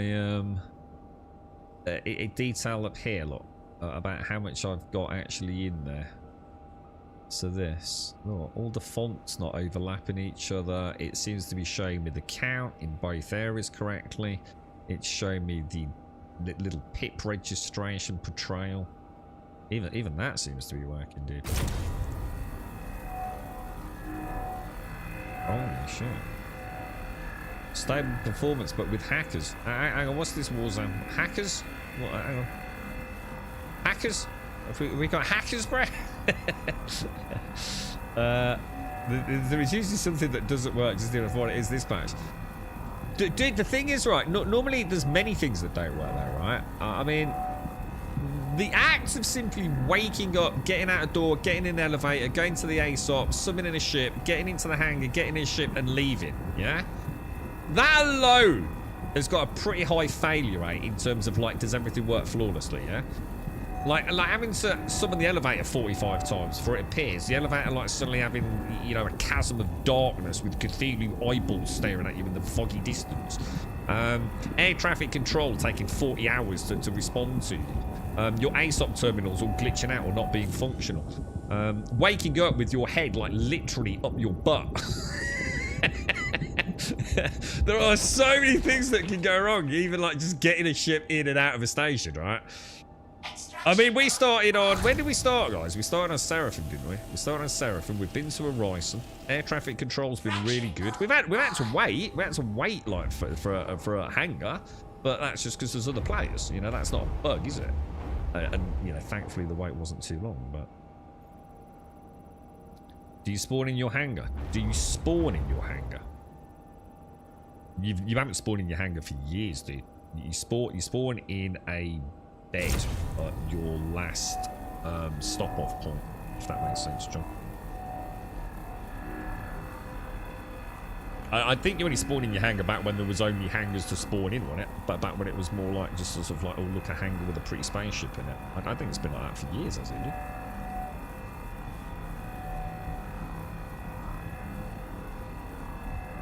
Sounds game or immersion breaking. What? The hatch, Jameson? The cargo door. I'm going all in, Ether. Honestly, it's been amazing, dude. I'm just expecting something really funny to happen, like a meteorite to land on me, or Superman's gonna land and drop kick me into Pyro, bro. So, something's gotta go wrong, right? Apparently, you're supposed to spawn in your hangar soon. Oh, is that something they're adding? Oh, that's interesting. I didn't know that, dude. Any reason for that? That seems. Well, you just spawn in your hangar. Is that a good thing or a bad thing? I don't know how I feel about that. I kind of, you know, I quite like the waking up in a bed. If that makes sense. You know, I'm sort of... Yeah, I suppose it would make sense, like, if you've got customizable hangars, which I think will be a thing. I don't think they're massively customizable now. Like, you know, like you can actually have, like, a living quarters or something, like, as a personal hangar, but I don't know. Does that make sense? Personalised hangars have always seemed a bit of a weird thing to me. You know, like, something like that would cost a lot of money, right? I always think of it as like Elite Dangerous. You know, like you go to Elite Dangerous. You know these fancy car parks you get in like Japan?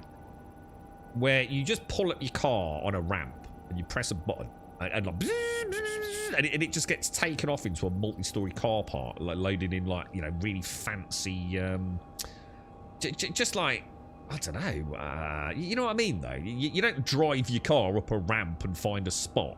You know, it's, you know, you just slot it in on a shelf. You know, there's no way to drive a car there. Your car is just moved there on you know, a ramp-like system. I suppose I've always thought that's the only way it makes sense to have all these players with all these ships. You know, Elite, you go down into the depths of the space station, don't you? So the thought of us all having personal hangars seems a little bit kind of weird, I think. I'm in extraction mode, aren't I? That's my bad. I can understand like someone being able to buy like a swanky, like actually having like an apartment somewhere, like in Area 18. Like you actually own an apartment and you can pimp it out, you know, with a fish tank and you know, a bottle of booze. Some drugs. That's all you need, right? You know what I mean? Cosmetically change it. I don't know what the plans are with that.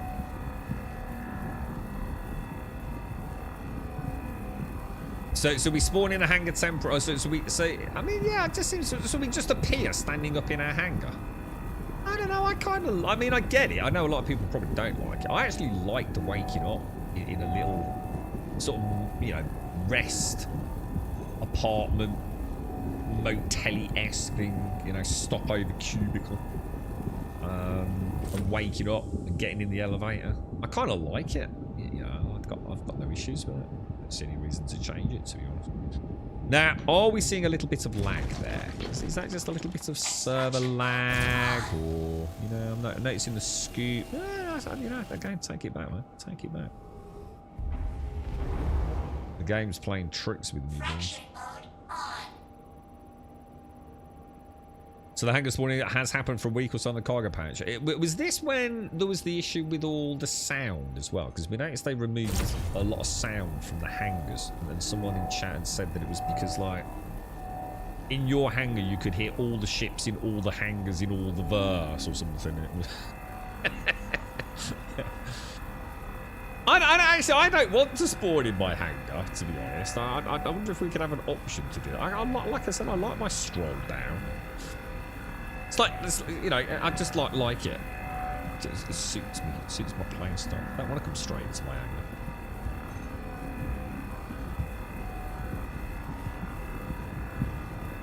Oh, it was an attempt to fix it. So actually, it was there just to fix the problem with elevators. Wow, Jesus Christ! Talking about round peg, square hole and solutions.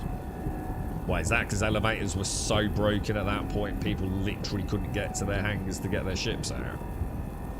That don't sound good, dude. Extraction mode on.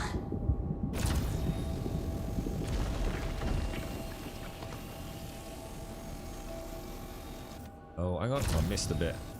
Got it. Fracturing mode. Is Beradon worth anything?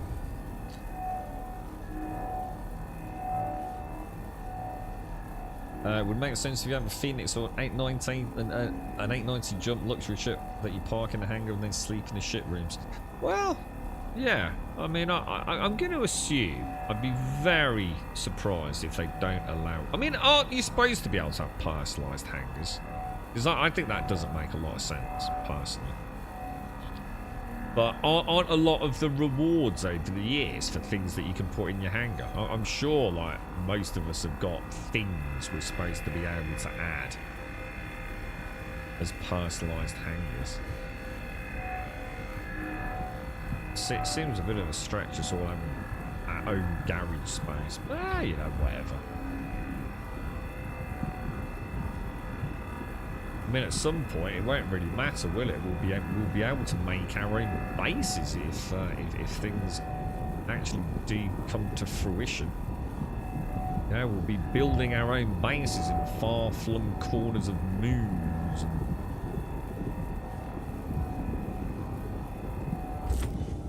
It'd be interesting to see how Star Citizen approached the survival building game, wouldn't it? Extraction mode on.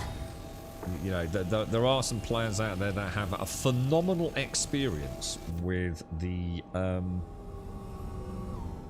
survival genre crafting mechanics and base building mechanics. I wonder if Star Citizen have got anyone on board with that kind of experience. You've got to assume so, right?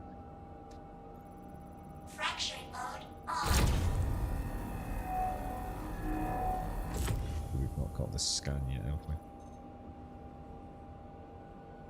Yeah, I know there's some rewards. I can't think what it was. I'm sure someone in chat has said, like, that there's, like, little... I mean, presumably for ships as well. I mean, you know... I'm sure you'll be able to buy a pair of fluffy dice to put in your favourite ship's cockpit at some point.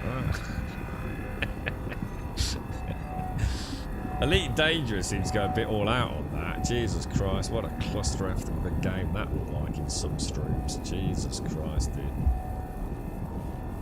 It's like you know, if you've ever worked in like an office environment, or even if you've not, you just walk through an office.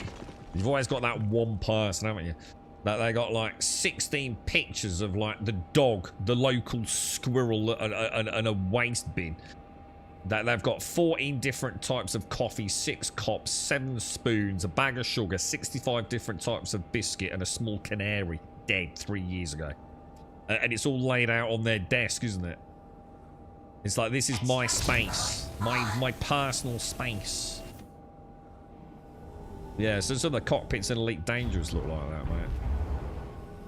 More bobbleheads, Christmas tree lights, and fucking silly freaking acronym names than you could shake a tail feather at.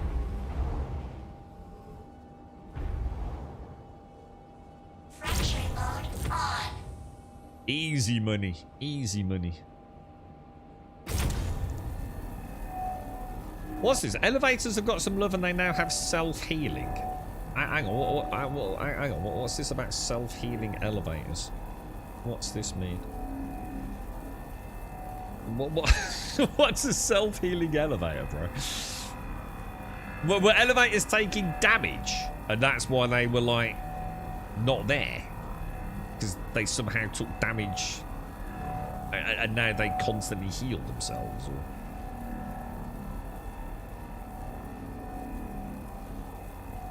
Oh, hang on, that's my bad, sorry. There's been a June update changing a bunch of stuff, but they didn't mention anything about the base exploits. How bad's that base exploit? The only time I've heard anyone mention it was Wentex yesterday. So he said it was gathering some traction over the last couple of days on the Discord or something, was it? So, is that what we're talking about? This ability to somehow manipulate permission access on the sub-thief consoles?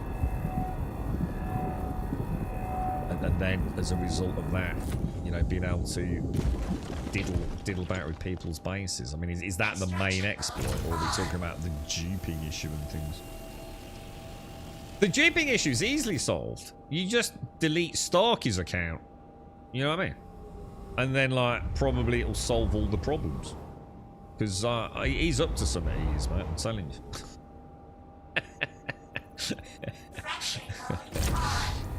There's no way anyone should have that amount of Solari, mate, I'm telling you. So if an elevator breaks, it can reset itself. So how does an elevator even break? Out of interest, how does an elevator break? Surely they should make elevators like... How are they even allowing elevators to break? Oh, yeah, it just goes out of sync with like the server and ends up... Yeah, so it's not actually damage. So it's not healing then. So that's not the right word then. It's like a self... It's more like a self-relocation system. If it goes out of sync with, say, like the shaft, it's somehow got desynced with the server and it's now offset somewhere. The elevators can reset themselves, like, say, at a door entry point. They're not actually healing. I was about to say, it'd be insane to actually even make elevators destructible, right? But I could imagine, with them being physicalized, that the elevators could, you know, for whatever reason, go out of sync. Because, for example, we've seen that with trams on Horizon. I doubt there's anyone here who hasn't got on a tram on Horizon and then, like, started actually driving through Horizon. It's always a little bit worried. Or having a collision with another tram is another one that I've seen. So yeah, they definitely go off the rails, don't they? I suppose is a way of looking at it.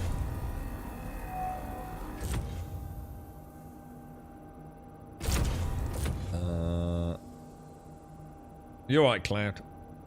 Fracture, yes.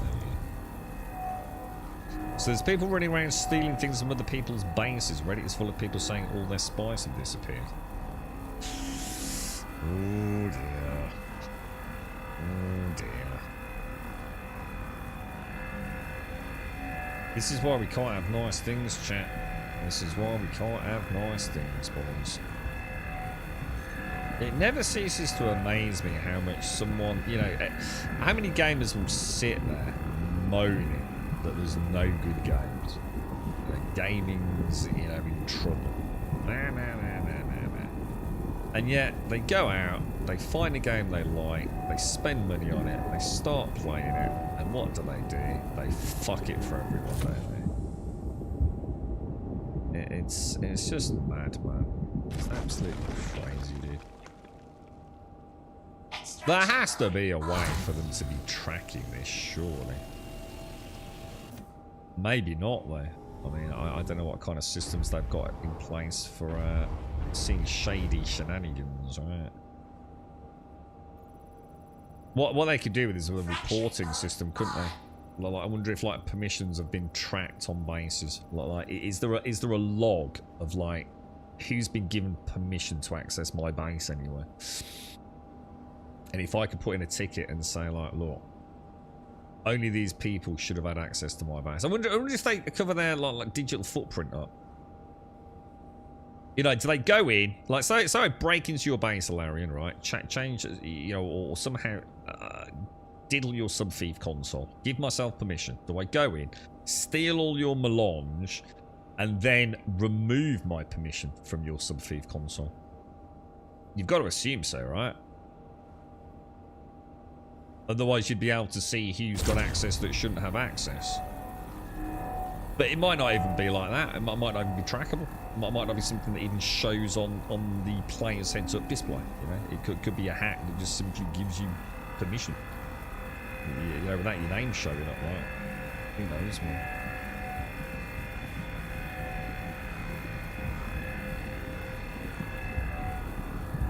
Yeah, not bad. Thanks, Cloud. I'm gonna play a bit of Wood's Tune later.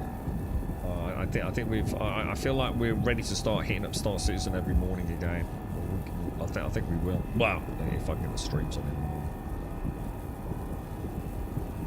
It's happening in Hager Basin. Why would anyone break into a base in Hager Basin though? Is it to get things like, you know, aluminium? They just stealing all your aluminium and stuff. I suppose the thing is, there's probably a lot of bases in Hager Basin that have got loads of melange in it though, right? Because that's where you bring it back, yeah? So, you know, it's...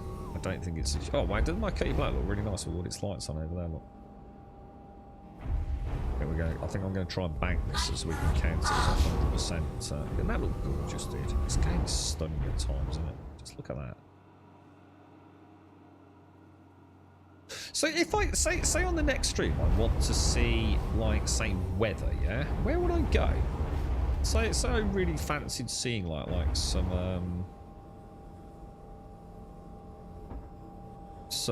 rain or whatever it's going to be. Like where's the highest likelihood of seeing that? Or anything, any kind of atmospheric weather event. Because I've never seen that in the game. I'm quite intrigued by it. Could be quite good fun, right? Yeah, we're okay. Oh, my bad. Sorry. Put the coffee down. Deep Desert Reset Situates here. Hager Basin is where everything of value is stored. Yeah. But at the same time, it also makes sense because a lot of stuff is being processed in the Deep Desert, isn't it? So there's probably people... you know, I would imagine there's lots of bases in Deep Desert where there's tons of melange sitting there getting processed, ready for shipping back. So yeah, I don't really fancy going to Pyro. I mean, I can, but so Hurston has it. Okay.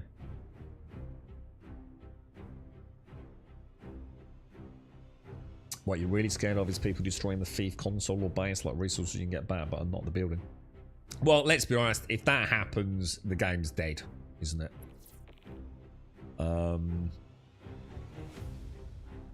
It'll be game over, man. So hopefully they're well on it because they're not daft, are they? All right, VTOLs. Pop that up there. See, now that's interesting, look. I'm seeing less wobble on the planet than I was in the hangar. Oh no, significantly less.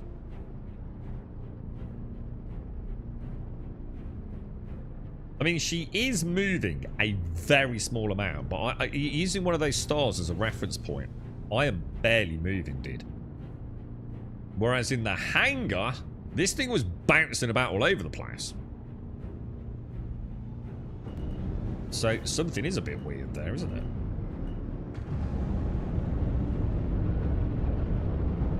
It's almost like they've added a shearing wind in the hangar. But maybe it's just really quiet on Daymar. But you would still think the hangar would be the absolute bottom, the least requirement for constant shifting of power on lateral thrusters to maintain a static position. So that's a bit weird, actually. I'm not sure about that. We'll have to keep an eye on it, see if we can sort of see a pattern anywhere. But yeah, that is strange. Very strange. I really should have closed my doors, but look at that little gleam of light there. Look, oh, so good, dude. So good, dude. You can even see like the imperfections on the plexiglass windows and things, can't you? God, it's so good, man. Right, Seraphim. Calculate the rate. Bish bash bosh. Single hop jump. No orbital markers by the looks of it. It's really weird. I feel like the Katie Black on those, like pitch yaw, is like really, really good. compared to how she used to be. But it's been a, you know, it's been a couple of weeks, isn't it? So I'm not sure if just muscle memory's off. Pretty heavy storm, Peanut. Is it? I mean, what were your impressions, dude? I mean, were you like, oh man, this is fucking crazy, dude? I mean, is it cool? Do you get weather in No Man's Sky? I'm trying to think of any other game that's got full planetary sort of traversal, atmospheric flight to space. No Man's Sky is the obvious one, isn't it? You know, on a reasonable scale. Does No Man's Sky have weather? I think it does, doesn't it? It definitely has weather, because you get things like acid rain and stuff, yeah? But I don't know if it actually affects flight at all. I don't think it does. You just get a really cool noise on the cockpit, don't you? Which used to be a horrendous bug, didn't it? Because once you got that, you couldn't get rid of it unless you logged back out. Mainly on ground vehicles, wasn't it? Wow, look, straight away, man. Immediate contact with ATC. Like, immediate. I hadn't even let go of the button. So I pressed the button, down activation, it's gone straight away, and as I'm lifting my finger off it, boom. Really, that sounds cool, Peter. Have they got nice? I mean, have they gone as far as doing audio, or is that still a work in progress? I mean, did you hear the thrashing rain against your Gladius cockpit? Because that is a really cool part of No Man's Sky, man. Like a really cool part of it. Really adds to the whole experience, man.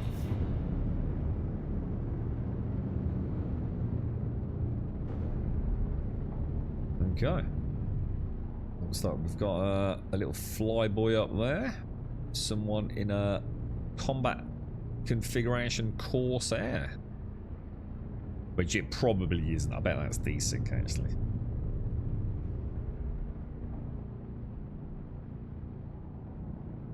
So it's really just couldn't see anything, Peter. That's kind of cool, dude. That's actually kind of cool, man. It hasn't given me my landing point, has it? I've not missed it. It did say. I think one of the things they should definitely add, just for peace of mind, is if you're in a queue, I think it should give you a permanent on-screen display. Tick of where you are in the queue, because sometimes you know, I think what happens is people do start spamming the button, don't they? Which can't be helping matters. So you know, if it just instead of like being this huge ugly thing in the top there where it says hangar request completed, right? You know, just while you're waiting in a queue, just have a little queue position ticker, just so you know you've not been forgotten. It's definitely because there's so many things, you know, you just want to reassure your players a little bit, don't you? Yeah, I'm really feeling the bounce. I'm really feeling the bounce on the K. On like the strafing. It's like she's quite a jerky little lady at the moment. Landing gear down. All right, let's head in, boys. Nice and simple. Nice and simple. I think we've got everything all set. Landing gears down. Got those DVTOLs in.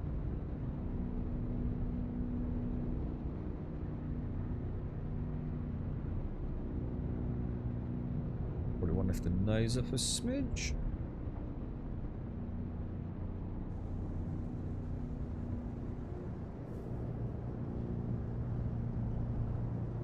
What do you think? Yeah, because it's a feeler like, look, see that?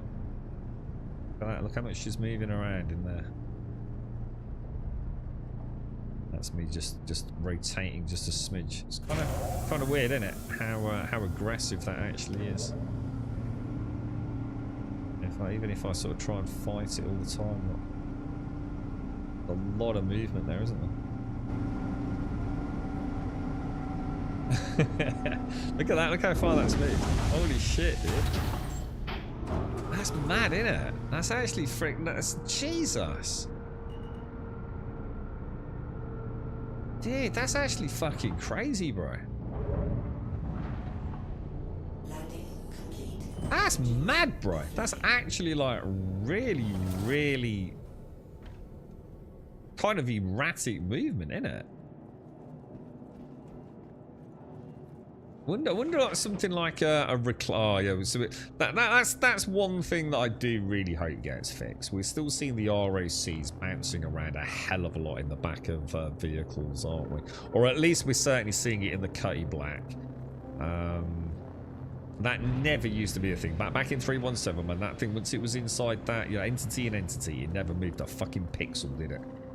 It was hard locked in there, man. And now they definitely shunt you around a little bit. But that's been like that for a long time now, man.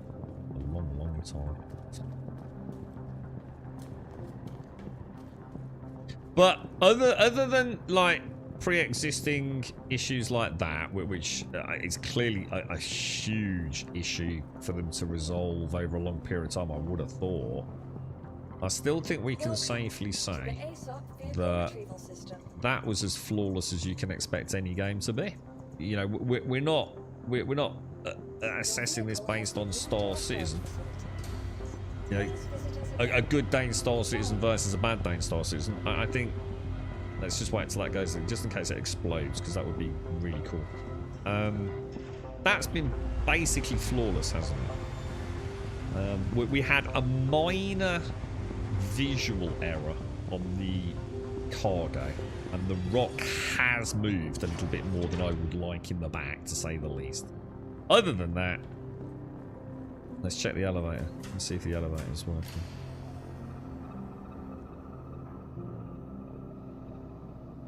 Hang on. Call elevator. Wiziel's medium hangar. And then go to the lobby here.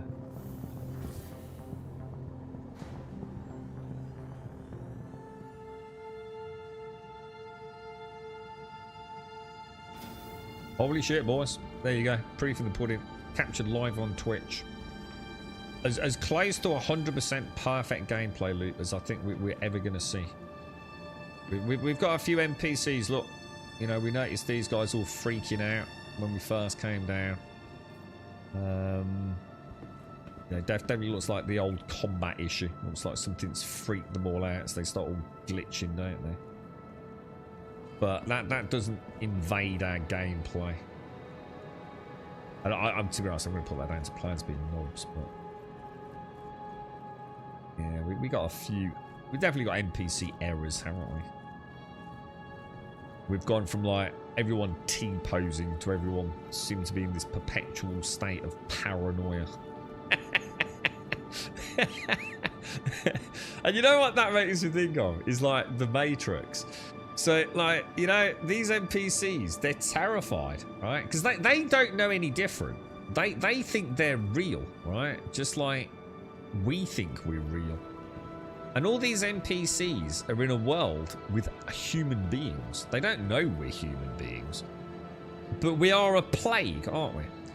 We're an absolute plague of assholes, you know, breaking into June Awakening sub-thieves and apparently deleting people's armor and Moby glasses in this game. So these NPCs are so deeply infested with paranoia due to us. The Matrix is seamless, dude.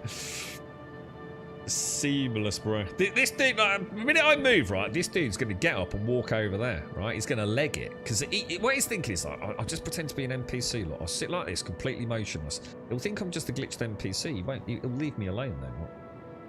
And the minute I turn my back, right, he'll scarper.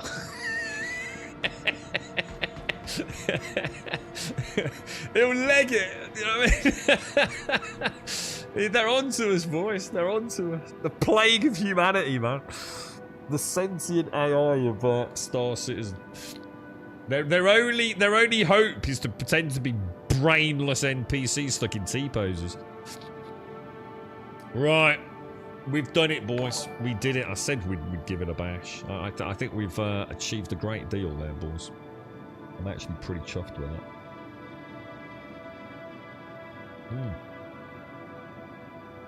The coffee's good as well. Finally a result, boys. Right, now. Let's go and farm the shit out of some drops, lads. How do I do this, boys? Right, we'll be back. Well, I doubt we'll get on tomorrow, boys. I'm going to be honest. I don't think we'll get back on tomorrow. But we will certainly try at least a few more times this week.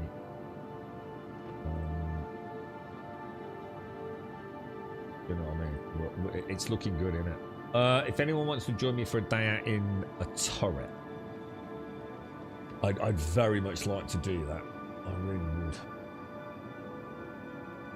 Quite fancy. Well, didn't someone in chat say we were getting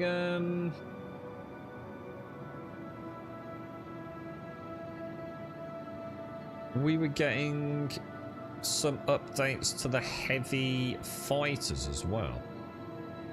Because I'd really like to spend some time in the Scorpius. It's such a... I mean, I know it's not a great heavy fighter, but she's just so iconic, isn't she? She's got that lovely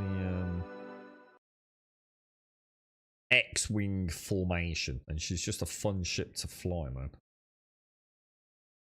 Right, let's quit that. Let's quit Steam. It went really well there, Caskell. It went, honestly, dude. You can't knock it, dude. You know, I said as well, didn't I? I did say last time I played, and that time I didn't do rock mining. All I did last time when I was like saying how phenomenally well it had played. I mean, frame rates were absolutely amazing. There was no stutter or judder.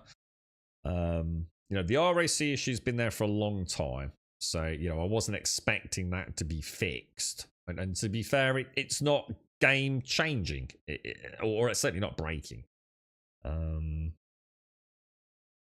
Where's my once human go? Someone's nicked once human balls. Yeah, you know, look, Christ almighty, if the only thing that went wrong today was like a minor visual desync, and you know what, dude, if I hadn't gone into third person, we wouldn't have even known. To be fair, we wouldn't even have known it had fucking glitched out, would we? And it had no impact on my gameplay.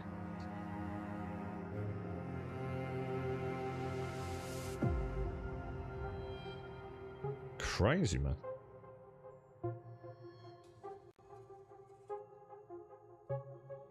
Oh, I don't know what that's all about. Right, okay, let's get in. So what do you think, Caskell? Could be time to buy a PC. What do you reckon, dude? Come and join us in the verse. We get some evening sessions on after work and stuff, bro. What do you reckon?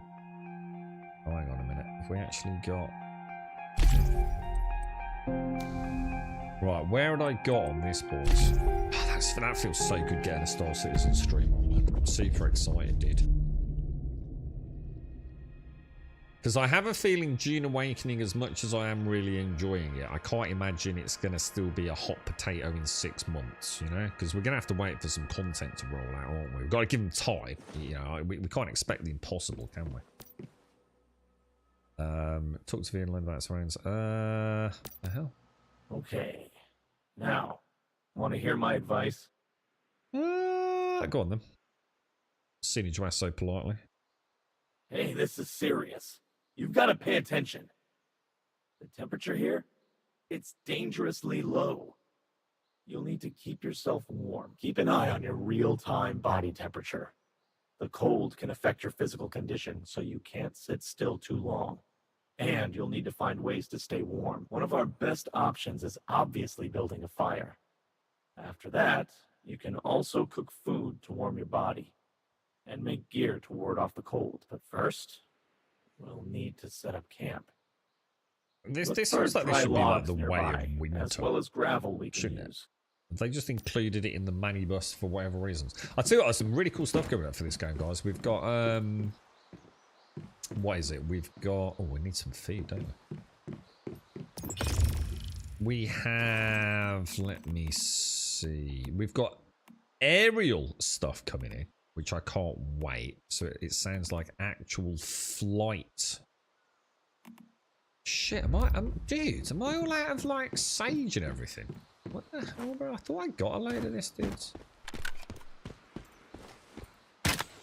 Yeah, we're getting aerial and flight-enabled vehicles. And I also noticed that it looked like we were getting some extra modifiers for private servers. So, do you think maybe? I mean, it could be a bit of wishful thinking. Do you think we might even get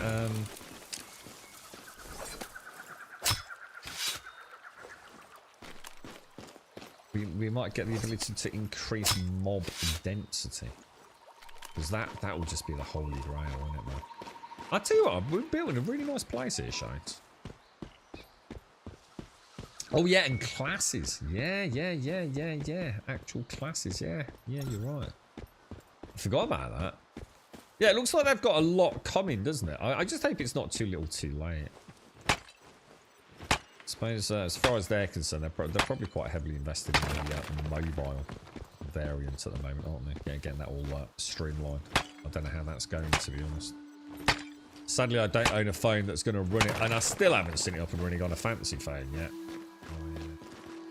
I haven't been playing it enough to ask.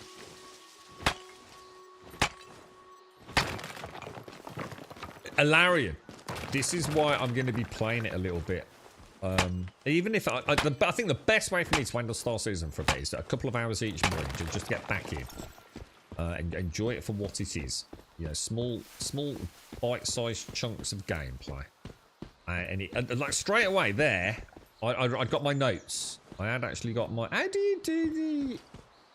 Oh yeah, it's like that, isn't it? Jesus Christ. I'm trying to start... I'm trying to Dune Awake and zoom in, dude. That is not how that works. Yeah, start making notes, Larry.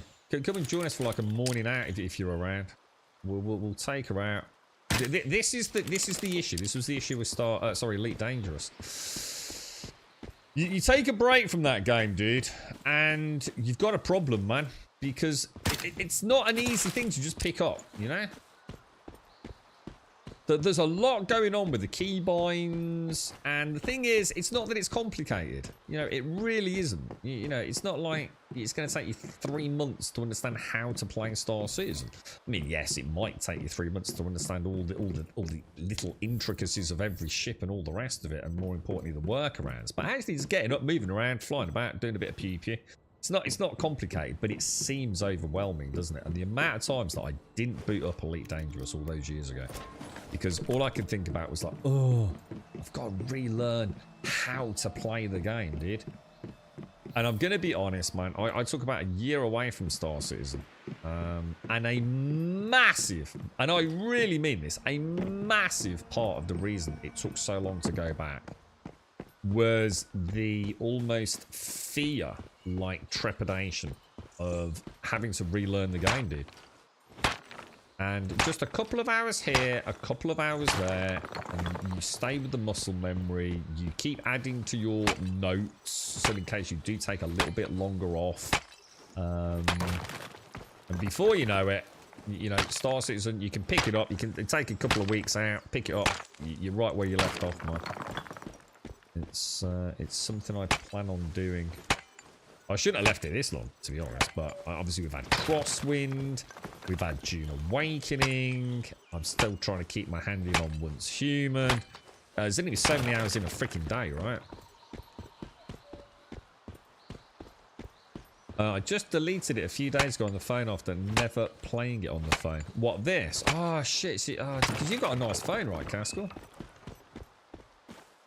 Oh, dude, I didn't think about, like, you, bro. Oh, mate. I forgot all about you, Caskell. Oh, well, never mind. No, I do want to see it in the real world, man. I want to see it actually up and running on someone's phone. On these fancy, like, iPhones or Samsung phones. It's, oh, hang on, thinking about it, it's this week, isn't it? It's the Samsung event this week. I think it's on the 9th, isn't it? Won't we be finding out? They don't announce the new phones at this, do they? This is more just like a Samsung general. I think they do like the new watches and things like that on this event, don't they? Because the new phones come out when? Is that like February time normally, is it? Or is it actually? I don't know. That wouldn't make sense because then you'd miss the holiday period. I don't know. I never buy a new phone, you see. I'll never forget you, Caskell. Love of my life. You'll never be forgotten, sir. Did you have a nice birthday, bro? How was the fam? Did they have a nice time, dude? Alright, bit of copper. Because we know we need that. Let's go and get this all bubbling away. I'm not sure if I've got any charcoal now other than that. So that should be more than enough, shouldn't it? I think we get a bit of gravel from it as well. And then what we'll do is we will... Let me have a think. Let's see what we've got in here. Let's disassemble everything. And then we'll go and get a little bit... We can get rid of that, get rid of that. We'll go and get a little bit of sage. I might have a little run up to my favourite sage spot. Because that'll break the back of that for the rest of the journey, won't it? Roasted meat, steak. Let's make some steak combos with a little bit of meat we got. Fantastic. Oh, let's do it in the normal order. We want... What do we want? We want that, don't we? Yeah, I'm really looking forward to the updates for this, man. I feel like we've been waiting a long time for it, man. Gunpowder and that can go in there. All that can go in there. Just into the food one. I think this was seeds in the top.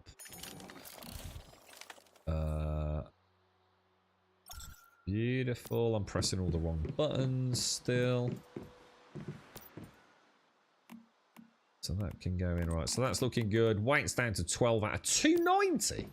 What the fuck? 290? Why have I got 290? That seems excessive. Drop those in there. So I should be... Should I not be able to make a little bit of fruit tea then, surely? Oh, because the boiled water's in there doesn't count, that's why. 5. That needs to go back in the food box then, doesn't it? That can go in there, that can go in there, that can go in there. Let me grab some more boiled water. How much can we make? Let's make 99.55. Why not? Let's come in here. I don't understand why this keeps doing this. Do that, do that. And we should not have chinwagginess going on. Right, now we're going... Let's have a look, boys. Where are we off to?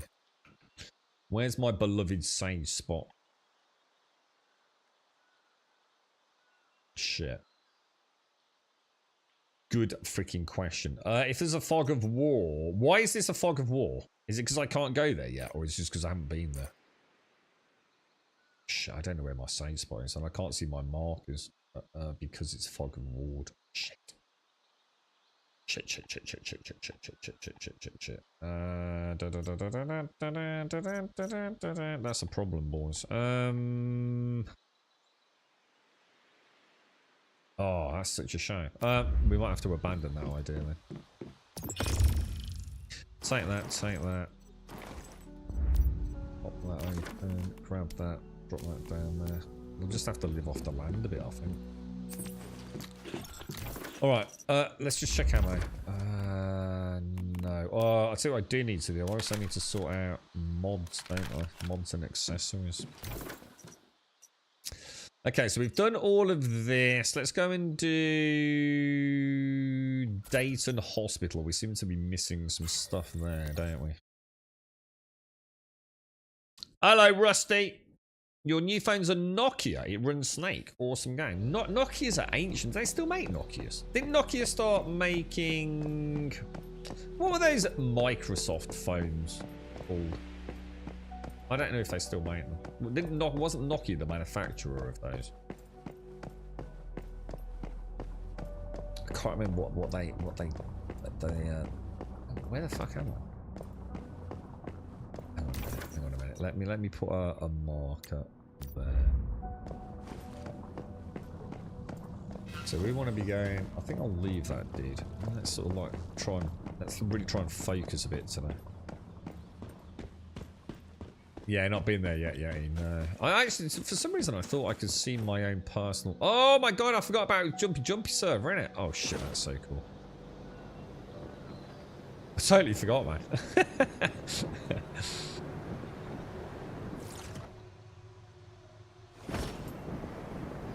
So what are you, like a serious question though? That thing up there, yeah, am I supposed to be able to, you know, jump to it and get it, and does that give me something?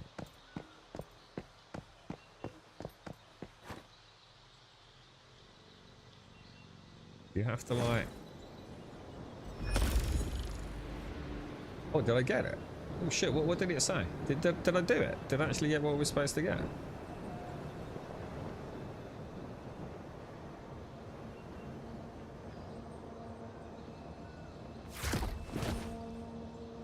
I'm just going to see if I can actually figure out how to land. It's quite hard, isn't it? Because like your depth perception and things, but it's so like pixel perfect.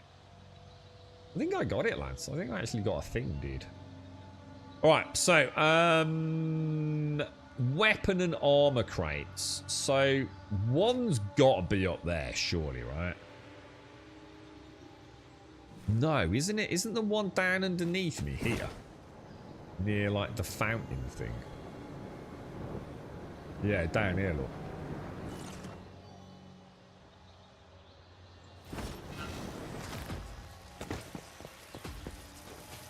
There's the gear crate. Shit, did I actually get all that out? No, I think I took it. Oh, we've got... Oh, hang on. Whoa. All the wrong buttons, dude. All the wrong buttons. All the wrong buttons. There we go. Got it. This is why I don't play 3 or 4 different games all at the same time, mate. Freaking nightmare, dude. You son of a bitch. Panic plays the bloody what's it there. I could shoot you, or I could just build a large tent over your head. Windows. What were they called? They weren't called Windows phones, were they? Didn't they have a name? Or wasn't there like a brand to them, Castle? Because I'm sure Nokia made them, right? That they got the contract. The only reason I know about them was I think I don't know if it was the NHS or someone like that used them. So I don't know, like maybe the girlfriend or someone might have had one a long time ago, or a friend who worked like, you know, council or NHS or, you know, some sort of civil servant-y thing, if I remember.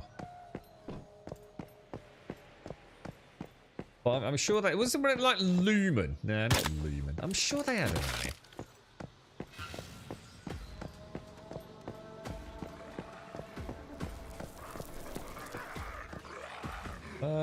So is that? Let me have a think.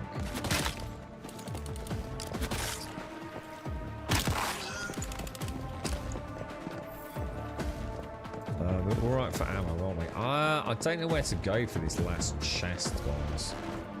Shall I? You would have thought if it was up there, I would have got it, right? Because the mystical crate was probably up there, so I wouldn't have thought I'd have missed the gear crate. I wouldn't have thought, but we better check it. Lumia, that's it. That's the one, the Nokia Lumias, and they were the Microsoft phone, right? Dude, you know we were talking about Microsoft yesterday? I did a bit of sniffing around. Holy shit, bro. Like, damn, son. Like, it's over, dude, right? It is done, man. Xbox is just... It's just not going to be a thing, is it, dude? I just don't see how this Game Pass in any way, shape, or form can ever be sustainable outside of Microsoft just hemorrhaging money through it, dude. You know, they've put the cart before the horse. They've, you know, literally cannibalized their own internal dev game sales with it. And it's like they're sitting there going, oh, we don't understand why no one's buying our games, bro. So it's strange. Well, it's because you can get Game Pass for $1, dude. What did you think was going to happen, bro? It's honestly, it's incomprehensible to me what's going on with the Xbox division. They have to get rid of Phil Spencer, man. You know, unless they've got something in the pipeline. He must have some dirt on someone, dude. I just do not understand how, after all these failures, I mean, it's just cascade fuck up after fuck up after fuck up, innit? I mean, what's going to be left of Microsoft? You know, their internal studios, man. Because let's be honest, right? We all know Fable is not going to be amazing, right? We all want it to be really cool, but I don't think it's going to be. I mean, how long has that been in production now, man? Way longer than it probably should have been, right? You know, Halo, freaking disaster. Forza Motorsport, basically dead. What was that? Well, it's not Asylum, is it? Who is it who made that weird vampire game? 65 is for short of perfection. DD.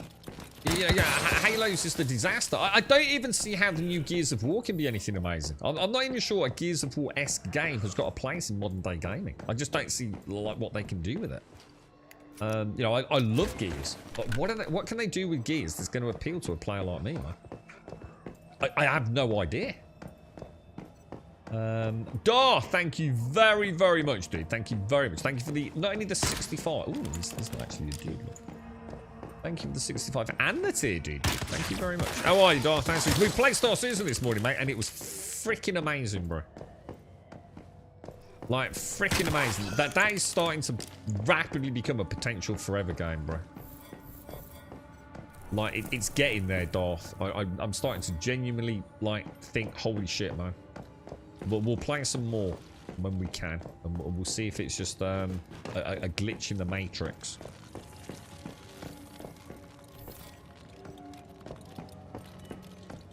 We also went heavily into them. They had to go to iPhones once Nokia MS stopped making them. Oh, wow. So like, local, well, like, top-tier government uses... Oh, can I not go through that? Can you go through there? I just can't. What's that? Oh, my God. Oh! An Advent Star loot crate. Don't mind if I do. Thank you very much.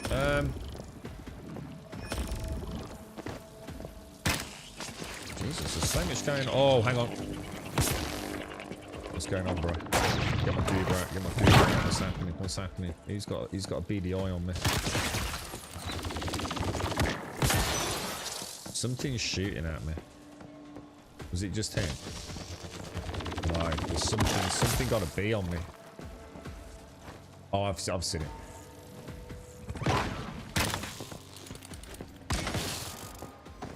Oh, a mini window. What's a mini window? I'm not gonna be able to get it, am I? Oh, I know what. We've got these before. These like those black hole looking things. We're never gonna get it, boys. We're never gonna get it. Oh, gutted. Absolutely gutted.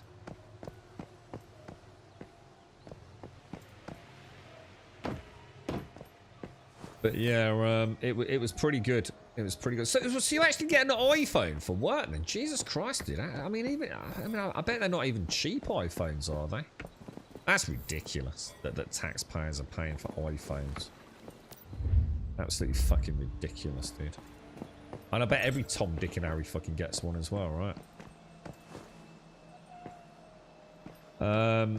I don't think Microsoft will change course anytime soon. They are still banking on Game Pass, using their infinite money to prop it up while saving as much money as they can and trying to use AI to make the savings back. It's just not a sustainable Game Pass, is it? It's one of the reasons why I can't begrudge anyone using it. I mean, we had this conversation, haven't we, Darth? It's great if you've got kids, you know, and you're on a budget maybe. You just cannot afford... You know, you just can't afford to buy 3 copies of a game. I mean, to be fair, you wouldn't do that on console anyway. But, you know, it's... Why not take advantage if Microsoft are going to do that? But it's going to kill the industry, dude. You know, through no real fault of our own, outside of, you know, just trying to save pennies on a hobby, Game Pass will fucking destroy everything, dude. It's just not sustainable, man. It cannot work like something like Netflix works. It's just, it's a pie-in-the-sky fucking dream, innit, dude?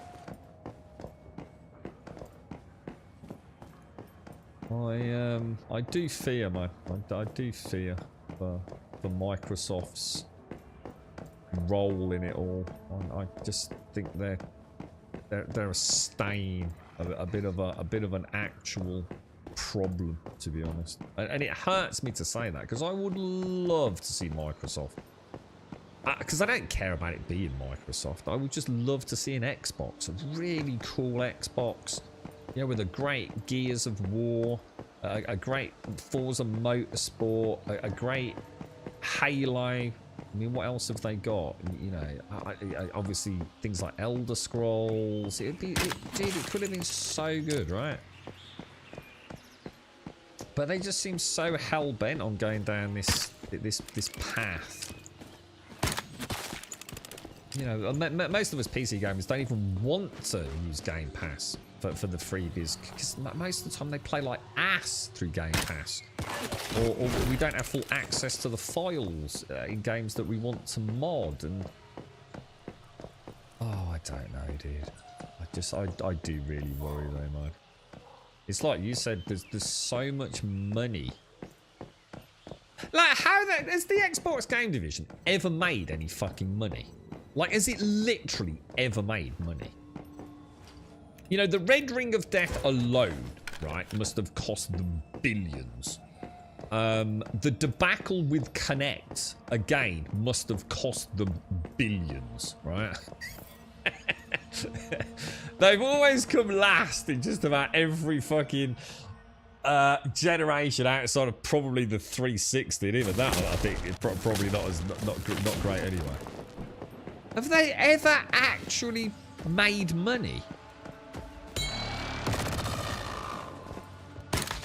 Would we even know? I mean, is that stuff like even available? I mean, you think Sheros would be going freaking mental over it, wouldn't they?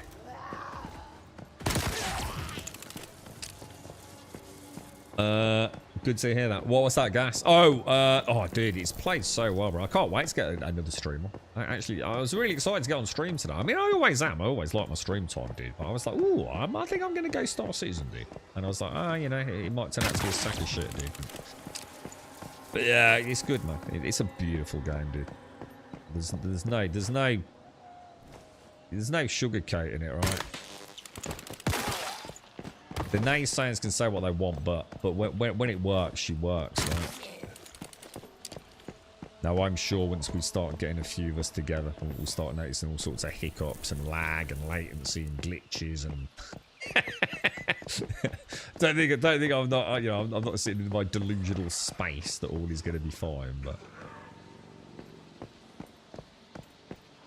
They're the cheapest iPhone possible. What's the cheapest iPhone possible? How much?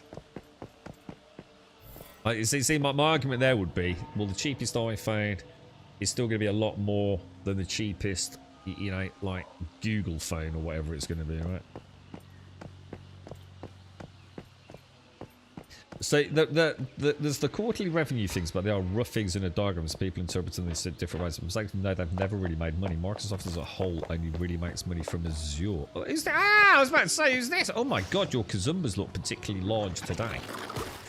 Why do they look so inflated? They literally look like you've pumped them up, dude. They're gargantuan, bro. Oh, hey, look, careful, dude. You're getting spat at. You're making all the monsters horny look. Is there a dude over there?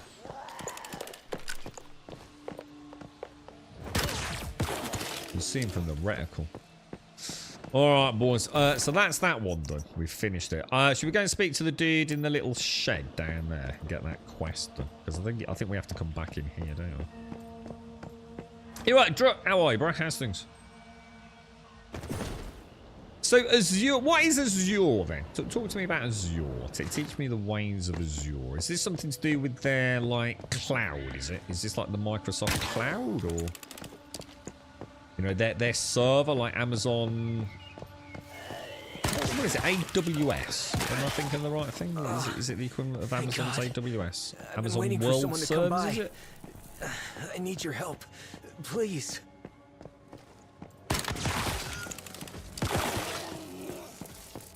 Smacky, dudes. Is that loot there?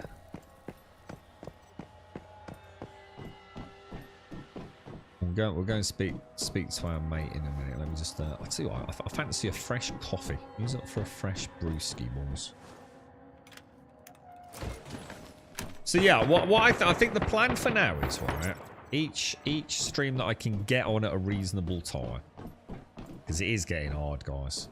You've got no idea how much I'm struggling. I'm trying not to talk about it too much, but it is getting really hard, man. I reckon we start off with Star Citizen, and we see how we get on. We gauge the waters a little bit like we were. And we then throw in a bit of June, because we're all enjoying that, aren't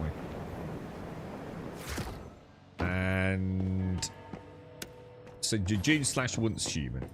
Obviously, probably a bit more June, I would have thought. This really just keep our toe in, because I'm going to play the server all the way through now. My partner Kayla and I were out scavenging, and we got ambushed by some of those vulture bastards. We managed to get away, but I got hit pretty bad. Where's your missus, Kayla matey? went to an abandoned hospital nearby to try to find some medical supplies. But it's been more than 2 days, and she hasn't come back. Without those supplies, I don't think I'll make it. I'm begging you. Can you help me out? Well, we can see what we can do for you, sir. It's not far from here. I'll give you whatever I can for your help. Okay, alright. Right. You're right, how are you? So, oh, you've got work then? So you have landed work, yeah? Once you, yeah, I think there's drops now. I think the drops are back on. So you might as well farm the drops for a bit. There's a lot happening with the game drop, hopefully. And not pie in the sky things are happening. You know? It looks like we've got some interesting updates coming through this year. I think what's happened is they've spent a lot of time getting the mobile down. I would have thought that's been a big part of what they've been up to.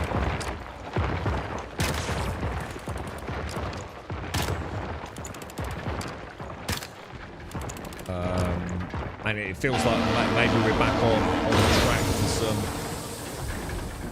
normal content. We've got some, well, for me, it's a dream come true, dude.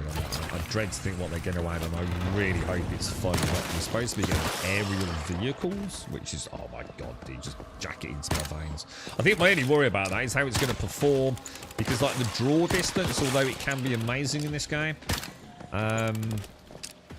you know, so sometimes when you're flying over the landscape you know, at reasonable speeds and the popping things, it might not be as great as I'd want it to be. But I am very much looking forward to the aerial side. Some changes to private servers, which might put us into the golden age of Once Human. And as you said, was it Yeti? So someone said possibly things like classes and things come into the game, but fingers crossed, man. I said I'd stick it out until the third part of the map came out, and I'm quite happy to do so because I do enjoy it. So, yeah, we're on track, aren't we, boys? We're on track. We are on track. So Azure is Microsoft's Amazon World Service, guy. What, is that really where most of their profits come from? I didn't actually know that. You know, for a layman like me, I wouldn't even know. I literally have no idea what Microsoft are involved in. Like, no idea, man. Yeah, I wouldn't have guessed that, though, as being their main source of income. You got a 12% battery. The power's been out since 4 PM yesterday. Heavy rain since 10. All okay though. Drop like not flooding or anything horrible like that where you are now. I have every intention of keeping my June base very much up and running, because I don't think it will take much effort, and really just wait for the first round of content updates. You know, I mean, obviously I'm nowhere near enjoying the deep desert yet, because I've been thoroughly enjoying my time with it. You know, no reason to race through. You know, hopefully I've still got a good few more weeks enjoying the game if all goes well.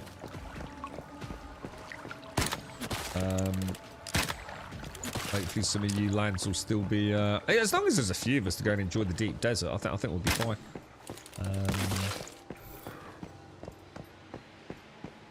And then like I said, you know, if I'm not really feeling like the end game whatever it is. Don't even know what it is yet. But if I'm not feeling it, I might. We get up there? No.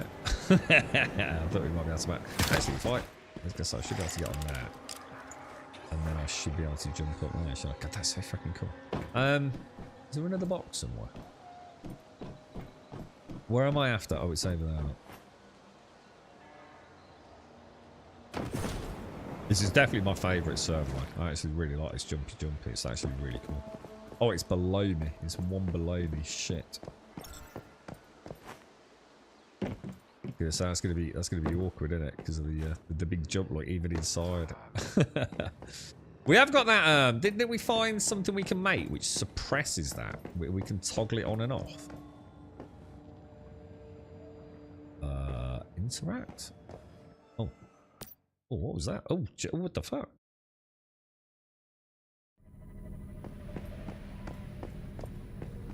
Oh, is this? Oh, is this that weird thing where we have to do the calendar? No. What the hell's this? Find the exit. You saw that wheelchair too, right? Oh no, it is. It is. Yeah. Looks like we've got. Oh, did I was like, what the hell, bro? Man, it seems like forever since I did this. Trippy as hell. What is it then? Call the nurse. 9:15. Yeah. So the 15th of September we want. What are we on? 23rd of January. So let's go through that one. That's 22. So let's go 22, 21. What did we want? 19. Was it 21? Hang on, was it? Hang on, let me just check. Oh no, 15th. 15th we want. What are we on? 19. So 18, 17, 16, 15. Perfect. And then we want September. Maybe go backwards. Will this one be 12? Yeah. So 12, 11, 10, 9. Gas! Gas! Holy shit! I was going to message you yesterday. Are you in chat, Gas? No, classes are coming, I think, too. You're now ready to go home. Please wait a moment for your discharge to be approved. Thank you very much. Thank you very much. Hello? Hello? Hello? Beautiful. Excellent.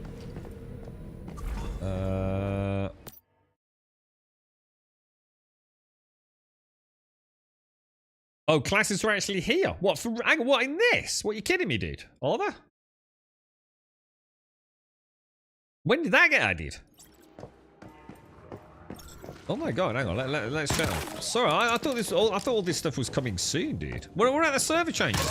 Have we got the server changes as well? Well, we haven't got flying vehicles though, right? Or have we?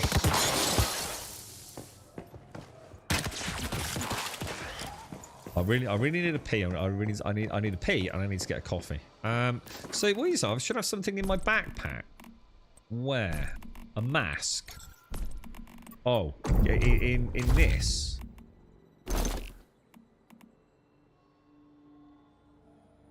No, not that. A mask in my inventory. I haven't got a mask in my inventory, right? Unless it's in one of these fucking things.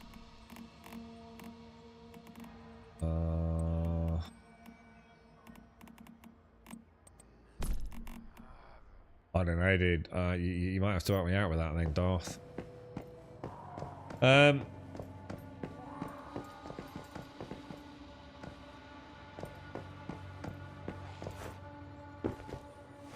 Let me get somewhere reasonably safe. I'll tell you what. Let's go and deliver the medicine to Paul, because that'll be a safe little spot. I can go and grab a drink then, can't I? Oh, in the mail. Ah, right. Okay, we'll check that then. Thanks for that, dude. So, I mean, to be fair, mate, I haven't even read it. The only reason I know any of this is the little image that Aston put in the Discord, which was like 6 panels, wasn't it? One of which was vehicles, aerial vehicles. One of which was classes. One of which was server, but private server changes. I can't think what the other ones even were, to be honest. So I just assumed it was plans for later this year. Yeah. Oh shit, dude! First one ever. First one ever. I actually just killed one without getting splatted.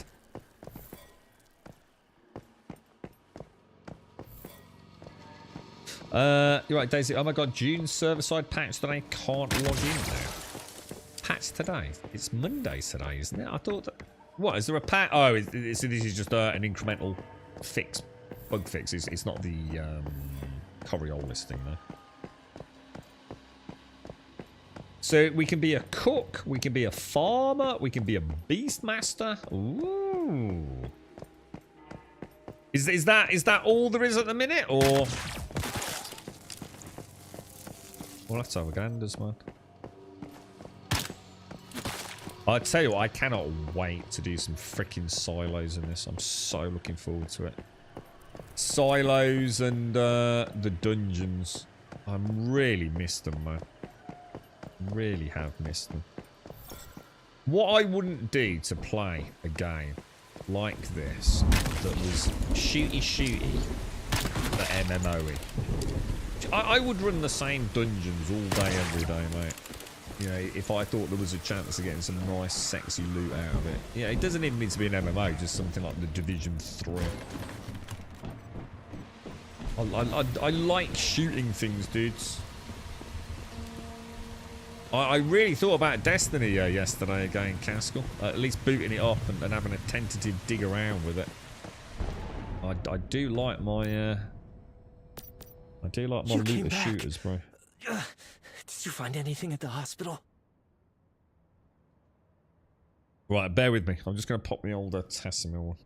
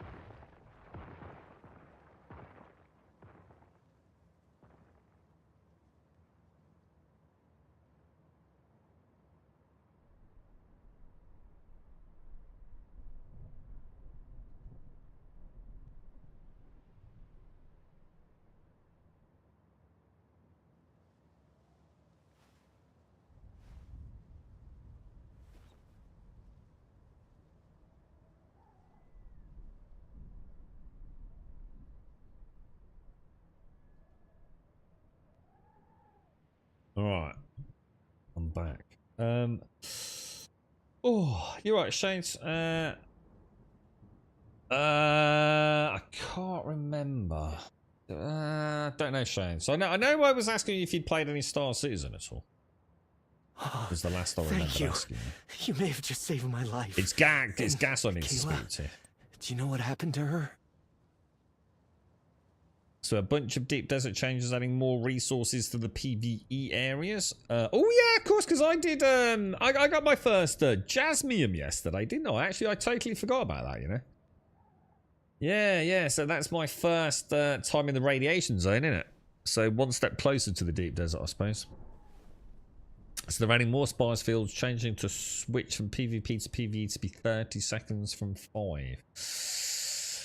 What do you mean by switching from PvE to PvE? What does that mean? Oh, I thought. see. Do you mean like when Maybe she you went to look leave for the supplies somewhere PvE else. zone Here, into the take this for your PvP zone? help. Because it's not a toggleable thing, is it? It's not like you opt in, is it?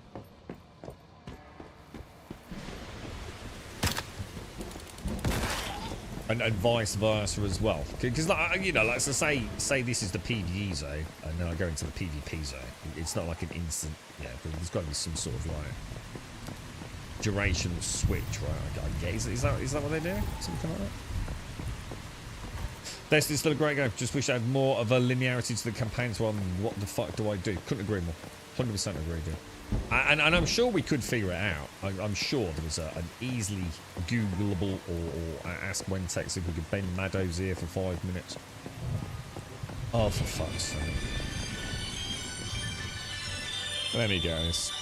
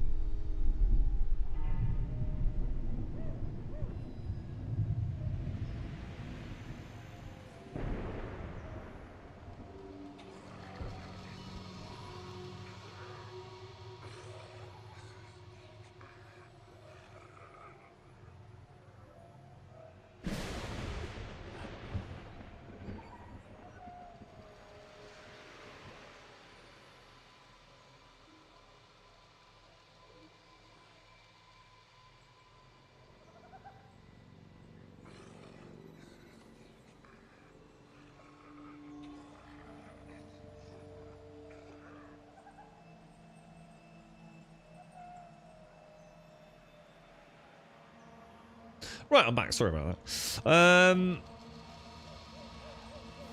Oh. Yeah, I know that shade. Yeah, I saw the answer to that. That's what I'm saying. Don't remember saying your name since then. Like when you're at a shipwreck, that's PvP and you leave, it counts down. Oh, of course. Yeah, that's not just in the deep desert, is it? Yes, got you too. Makes sense. Yeah. So you think it... yeah, I was going to say, probably would affect how you would have thought, wouldn't you? Yeah, okay. To be honest, outside of people abusing some sort of mechanic, I bet that is just a completely just, you know, disregard it, who cares kind of thing, isn't it? I would have thought, dude. But probably someone's found some sort of weird exploit or something, dude. You know, cheesing something with 5 seconds versus 30, whatever it is. Yeah, okay, whatever. It sounds to me like, sadly, and I'm just going to say it as I see it. If June had been nothing but PvE, yeah? But they had added PvP servers, yeah? I think the game would be in a significantly better place right now. It sounds to me like they have bitten off more they can chew with players being fucking assholes. Simple as that. That they are now desperately trying to fix out dupes, exploits, PvP shenanigans, you name it. They're just in freefall cascade. People are treating the game as a way to just like fuck everyone over, dude. It's sad, man, because it's these kind of things that will kill the game. You know, it really is. You see, you got a bunch of PvEers, mate. They're just enjoying the game, dude. You know, they're not going to be breaking into your base to steal your melange. You know, they want to get their own melange. It's the whole point in the game, innit? I think it's sad, man. I think it's sad. I think June is going to die for... well, I don't think it is, but if June does die, I bet it dies for all the wrong reasons. And it won't have anything to do with whether it's actually a good game or not, to be honest. I've seen a comment that they shadow changed the PvP line to be halfway through D. See, I don't know what that means, but I know it's a grid system, but I don't really know. So that it's not just someone having a laugh, it'll be in a PvP zone. Oh, I don't know, mate. Again, I don't know enough about it, mate. I just feel like, you know, if they just made it, you know, just like, look, you know, go down the route of like, look, our game's PvE, man. But, you know, we've got some PvP servers if you want to have a little fanny about with it, yeah? And everyone would have been fucking happy, wouldn't they? PvEers would just be minding their own little happy butterfly picnics. And the PvPers would be all out war, devastation, hacking and exploiting. And if they're exploiting, we'll exploit. And everyone's, you know, it's a shared common set of rules, right? Everyone's cheating, hacking, exploiting, you know. If they're doing it, we'll do it. We're having some fun, right? Yeah, I think Funcom, I think, are victims of having more faith in humanity than they probably should have done when it comes to Dune Awakening. I still love the game, you know. I'm going to carry on playing it until the day where something is so catastrophically disruptive to my personal playtime, you know, that I stop. I mean, it could be a knock-on effect. So something could be so catastrophic that all the people I know playing it stop playing it, in which case I will also stop playing it, you know, obviously. But, yeah, I kind of feel for them, really, because I think they have got something that's really, really special. You're on the verge of rage quitting. Hang on, how come, Daisy? What's up? Hang on, what's happened to you, mate?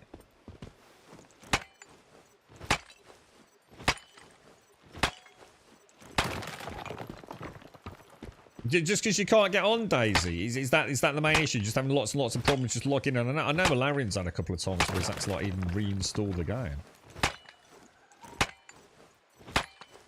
Deep Desert needs more PvE challenge though. It's so easy without the real threat that's PvP.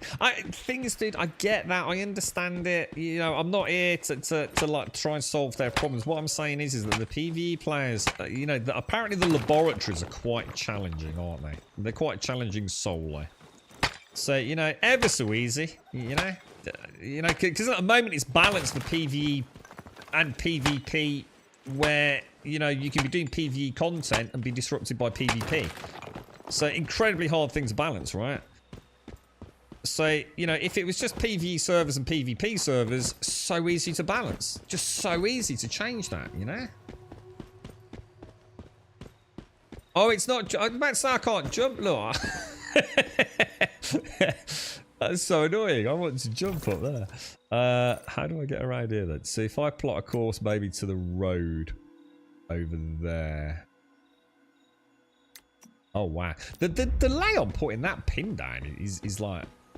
really mad, dude. It takes so long to put the red pin down. Yeah, see what you can't have hyper challenging PvE where you're struggling to get through it even as a PvE, because then you only need one PvPer to completely train wreck the entire encounter, don't you? You've certainly got enough on your plate with a PvE, and now you've got a PvP crew coming in behind you. It's just a clusterfuck, isn't it?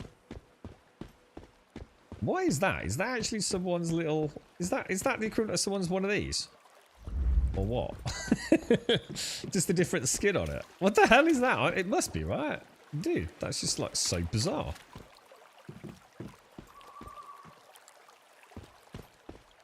Yeah, I do hope Funcom can figure it out, man. Or just bite the bullet and say, guys, look, we've tried.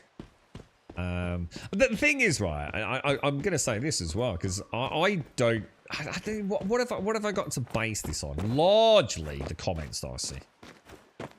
On YouTube videos, Discords, content creator Discords, etc, etc, etc. I am of the inclination and the belief that there are relatively few dedicated PvPers playing Dune. Like, very few. Compared to the PvE community. Fuck the PvPers. Just let them all join a full global, from day one, everywhere, PvP enabled server, mate. They'll love it. They'll freaking love it. Put up a day one, everywhere's PvP. Those PvPers are gonna love that, dude, mate. Every single zone, every single place, PvP. Just got a nice little solution for like places like, you know, the hubs and things. They'll be out there murdering one another, laughing and giggling. It'd be a dream come true, bro. I'd love that shit. Most of them hated the journey to the deep desert. You know, they literally hated the PvE journey to the PvP, right? Like, get that over and done with as fast as they can, mate. Absolute trash tier.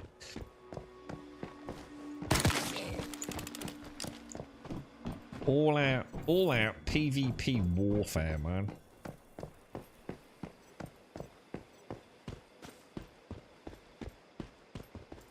To fix some of them breaks. So what's the major issue at the moment then, Daisy? Like, what's your main problem? Because you can't literally can't log in, yeah.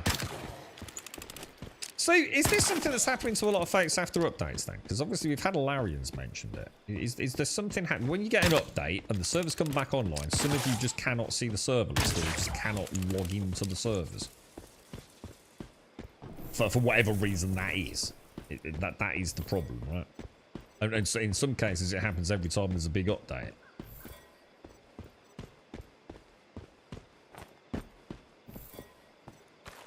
I mean, I don't think I've had any issues myself. I don't think I have.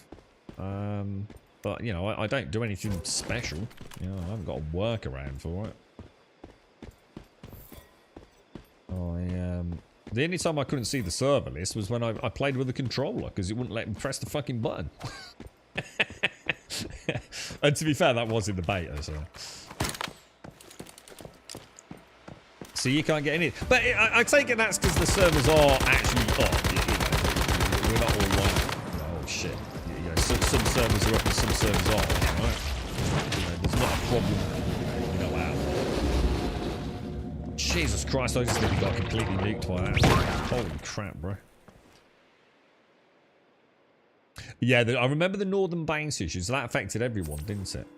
That was anyone that had that was going to be spawning into their base in the northern area. When they said the northern area, what did they mean by that as well? I always wondered about that. I forgot to ask. Is it specifically in one of the zones that's called the Northern something? Or is it just anywhere north of, like, I don't know, Vermilius or something?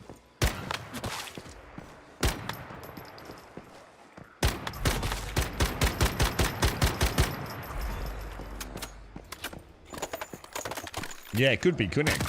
It could be the same bug reared its head again. I'm sorry I'm having a bad time though, Daisy. Because it's a good game, isn't it? I mean, I think the fact that so many of you have persevered, you know, with reinstalls and logging in issues, you know, and you're still giving it a bash. I mean, it speaks volumes for how much, you know, people are enjoying the game.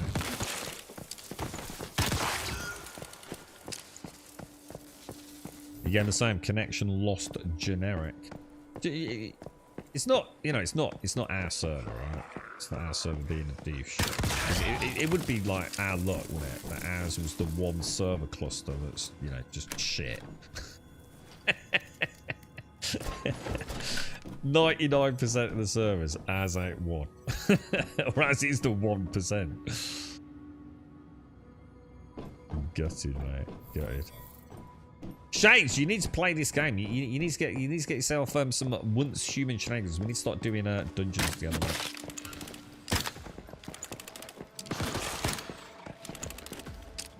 Ooh.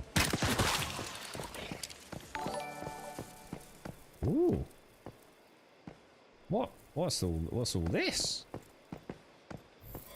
Doesn't look right. Why is the water over here? Is that just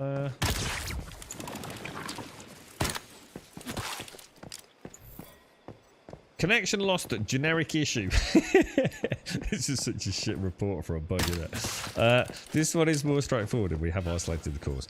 Once I get info clearance on the DD zone change, I will likely ship both as part of the same announcement. I will try to focus now on hearing from the team, so I won't be able to apply the tags until I get some clear info. So they know, so there's good news, Daisy and Ilaria.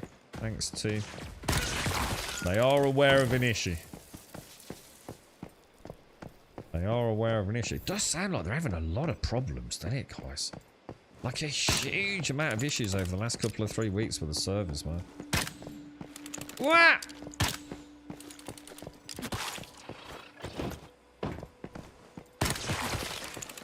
I'm really hesitant pressing the jump button like that because I keep expecting to go flying into the air, so I'm like almost softly pressing the jump button. Not that it's going to make any difference.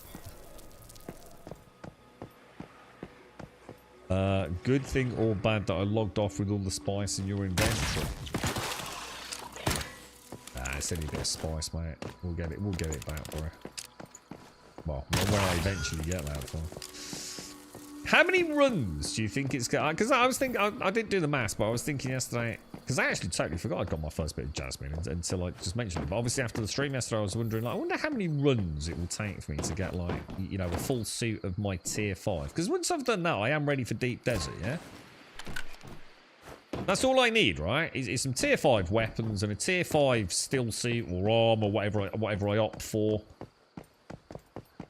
It's not going to be a huge amount of duralumin you might need to get started, right? I mean, I might not be, you know, I might not have a fancy tier 5 ornithopter or anything, but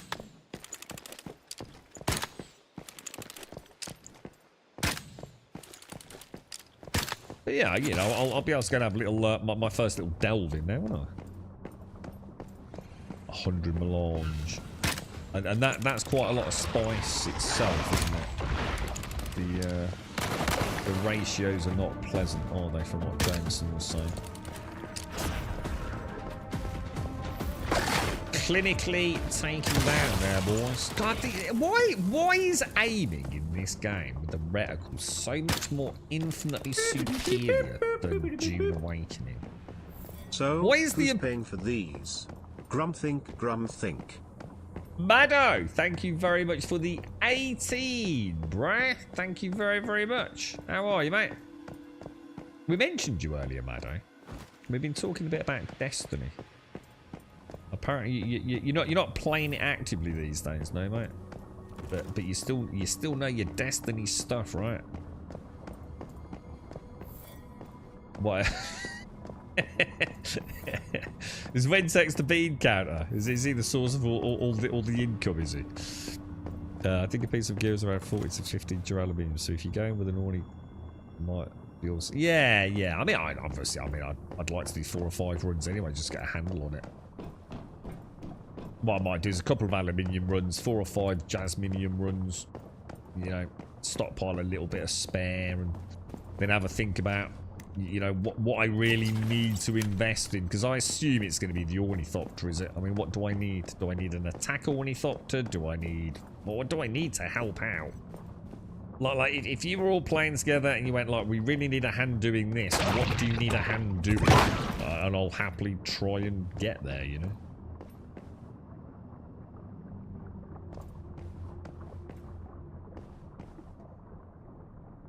He is a beer can. I'm going to cautiously on the side of I have no fucking idea what you're on about. Because the possibilities to get horrendously crossed wires here, Maddo. But thank you very much for the 18, dude. Thank you very much. I keep holding it down because I have to hold down in Jude. I don't need to hold down. It's so alien to me. Oh my gosh, this scared the crap out of me. Do you want to do the dungeon there, Grum? Let's have a look. Am I okay to do that? Can do if you want, Shane. Yeah, yeah, if you want to, mate. Yeah, can do. Yeah.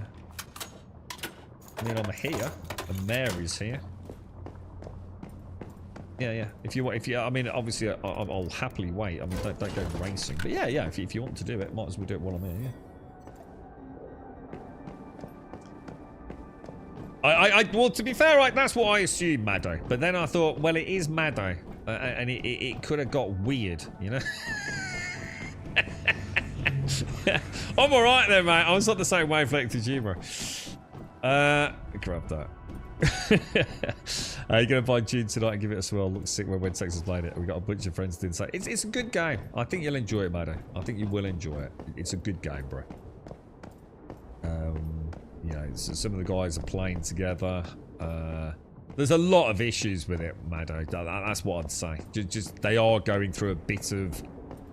I think the PvP player base are causing some fucking problems. I know Wentex was in chat yesterday saying there was some sort of like horrible exploit where people could change base permissions and steal all your melange and things. You know, I think, to be fair to Funcom, they are up against the worst of, you know... the worst of the player base at the moment, and I feel like it's cutting quite deep on the general flavour of what the game's like in the public eye. I'm sure they're doing a very diligent job at solving problems, coming up with fixes, but we're also having server issues. You know, people not being able to log in and things. You know, it's you know, it is what it is. You know, sadly. And I mean that in the nicest possible way. I haven't had any issues, personally. I haven't really had any major issues with the game. But that doesn't mean to say I'm not aware of people that are having issues. So I tend to, you know, remember that. You know, you can't bury your head in the sand and say, oh, well, it's not affecting me. You know, it's sad to see people. I was just saying, you know, it's sad to see people that are so invested and having so much fun with the game that they're persevering through some pretty rough times. But there's only so much you can endure, right? There's only so much you're willing to put up with before it's like, nah, man, fuck this shit. Let's hope it has a happy ending. But yeah, I reckon you'll enjoy it, Maddo. I think, you know, knowing some of the stuff you've enjoyed in the past, I think you'll be alright with it, bro. It's a very solid product. It's a very, very solid product. I in particular like the combat, and I'm going to be honest, the combat is janky as hell. You know, compared to something like this, there is no doubt. I'm not here to pretend that it's some polished perfection. It's actually very janky at times, but I like it, dude. You know,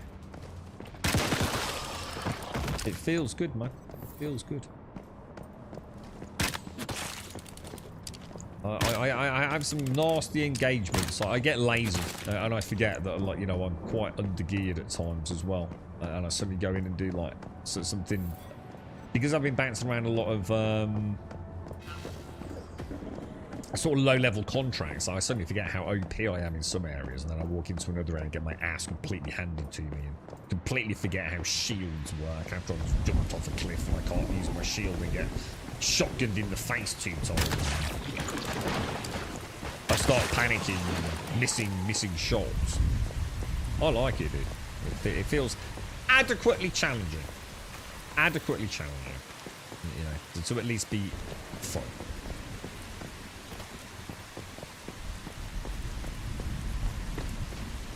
So Junior Awakening feels like Fallout 4 or maybe Fallout 76 on a huge map and set in a Junior Universe, craft, build, explore, unlock. It's not a bad way of looking at it, to be fair, mate. Yeah. That means I haven't got that one, right? Yeah, I'd say Fallout 76. I haven't actually heard of that comparison before. I'm just trying to think. It's actually not a bad... It's actually not a bad comparison at all now that I think about it. No one else has ever mentioned that. You kind of throw me for a bit of a curveball. That's not a bad suggestion. It is, isn't it? It is quite Fallout 76-esque. And it's also got that PvP shenanigans that can sort of throw a bit of a wobbler on it, all right, with the thermonuclear weapons and things, but that's like the deep desert. But yeah, it is. Lots of questing. Probably not as much loot. You know, the diversity of loot, obviously, but yeah.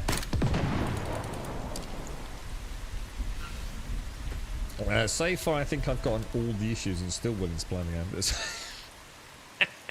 You've had the full cocktail of disaster. I'm going in for vibes mostly murder, hobo, drifter, simulator. I think you'll enjoy it, mate. I do. I'm that confident. The game's a solid game, dude. You know, all the stuff that we talk about is just the fly in the ointment, really. Yeah, it talks about Crosswind, you know, again. You know, I wasn't sponsored. I know a lot of people were. And I see them doing the combat and somehow making it sound like the combat is like amazing. The combat's dog shit. It's absolute dog shit combat in Crosswind. It's one of the worst combat systems I think I've ever fucking played. Everything about it is just not fun. It's not about being challenging. It's just an awful combat system, dude. But if they can fix it, I think they'll have an okay game, you know, or at least something I'd like to see more of. Whereas Gene's the full deal, man. It's got pretty good voice acting. The story's pretty good. The visuals are pretty good. Performance seems pretty good. You know, combat. You know, you might love some of elements of it, hate others. I just like it. I just think it's on the right side of janky ass pain in the ass. It's I like the pace of it. I think I spent a lot of time reloading. But apparently not enough time reloading, because all my guns have got very few shots. See, I did spend an inordinate amount. Shall I come back, Shades? Are you near? Or, oh, I can see you. I've just seen you. Sorry, mate. Oh, and I can jump now as well. I'll come over, mate. I need to speak to Mary, I think.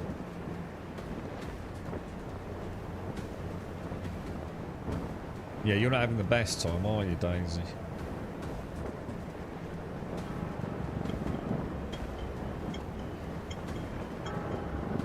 What's that? Oh, what's that ticking clock? Oh, did you wear a ticking clock, Shades? Ah, you're looking badass, Shades. Look at you. Your footsteps sound really loud as well. How do we do emotes in this game? Not that way. Or that way. That way. Your footsteps. You got bloody clogs on or tap dancers. You got some Fred Astaire tap dancers on. You sound very clickety clackety. Just go speak to Mary, mate. I think a clock ticking. All right, you made Mary, it. I knew I could count on you. You're quite good at handling deviants, aren't you? I gotta say, you've proven yourself to be a good teammate.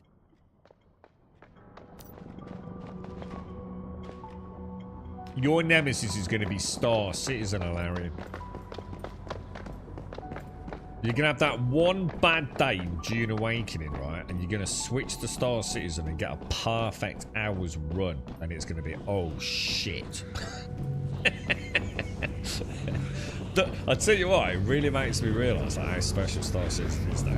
You know, when I think about like the things we've done together, the co-op side in Star Citizen. You know, just having someone in that turret or being in the turret yourself, you know, it's just, oh, it feels good, doesn't it? It feels good, bro. We just do this on normal, right? Team, yeah?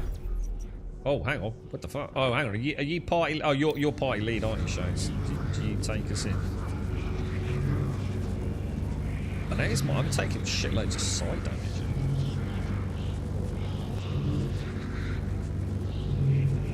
Yeah, it is. The thing is, Star Citizen, you know, could be a forever game. That's the problem, innit? Like, Star Citizen could be the one where you can play all day, every day. If they maintain this sense of momentum they've currently got. But we also all know you can crash and burn in a blink on a patch with Star Citizen.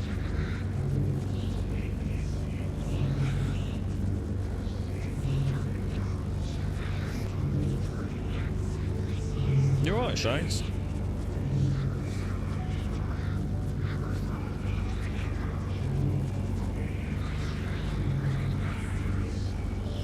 Or can I not go in? Is there a problem? I'm not seeing anything. I don't want to go in solo, obviously, do I? When I look at 08 chess performance and then June's, and then June's, I think they're doing wrong and they're doing. Yeah, I mean, to be honest, Days, it's very hard to compare two games, even in the same engine, to be fair. There's so much more going on under the hood, isn't there? I know what you're saying, mate. I do know what you're saying. It can be very frustrating, can't it? When you see,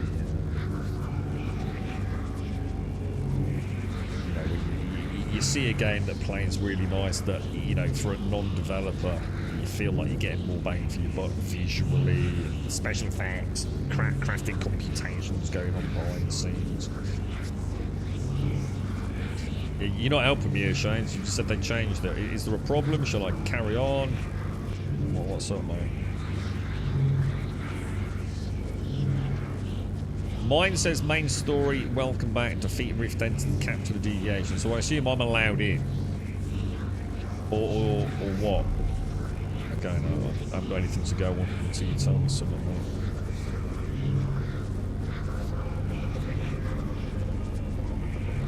So you actually having quite bad performance then, Daisy? Oh god, we're not going to have to go in... What, do we have to go in as a team? Oh god, please tell me not. That can't be right, Shanes.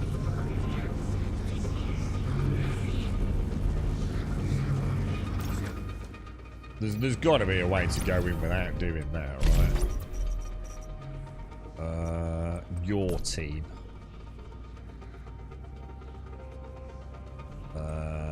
Anyone know, like, how we'd go in? Or there's got to be a way to go in without a team, yeah? Yeah, if you give me permission, then we can shout on stream, show and see if anyone can help us out. So I will pop Goober down, because we're both dying horribly. We've managed. Right, so I'm party lead, so... Rift Beacon. Enter. It's just the same as it's always been, Shades. Exactly the same it's always fucking been, mate. On an upgraded PC, still getting FPS drops and the hitching has started. Yeah, so I noticed yesterday where I was, and I can't remember the name of it. It was in the Undar area. I noticed for the first time frame drop, so I think I was dropping. I don't know how much I was dropping, but it wasn't good, dude. I don't know if it was noticeable on stream or not, because it became juddery. Even without their submission,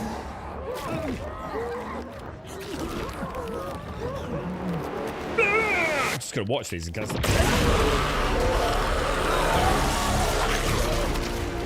We are still Legion!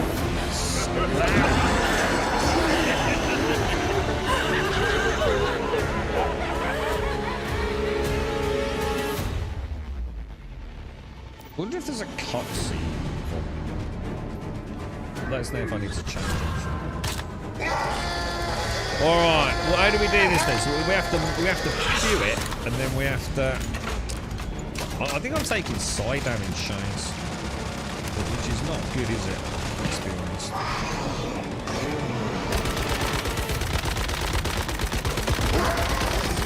Oh, I can see your vortex crystals or whatever they're called shows. Oh, that's so nice to see them again. Get the gun, Shines! Shoot him in the dick, bruh! I'll put Goober down, I'll put Goober down.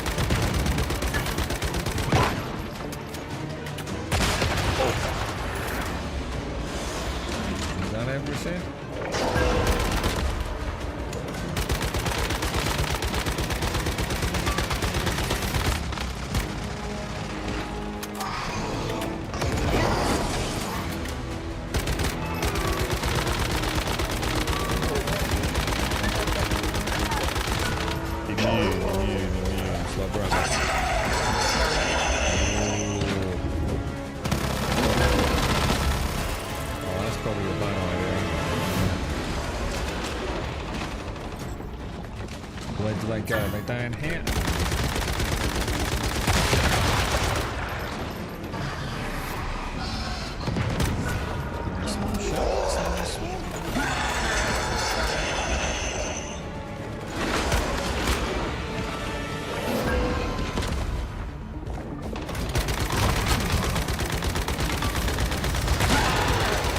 Oh, dude, I forgot about that. Shit, I even saw the freaking missiles go up in there.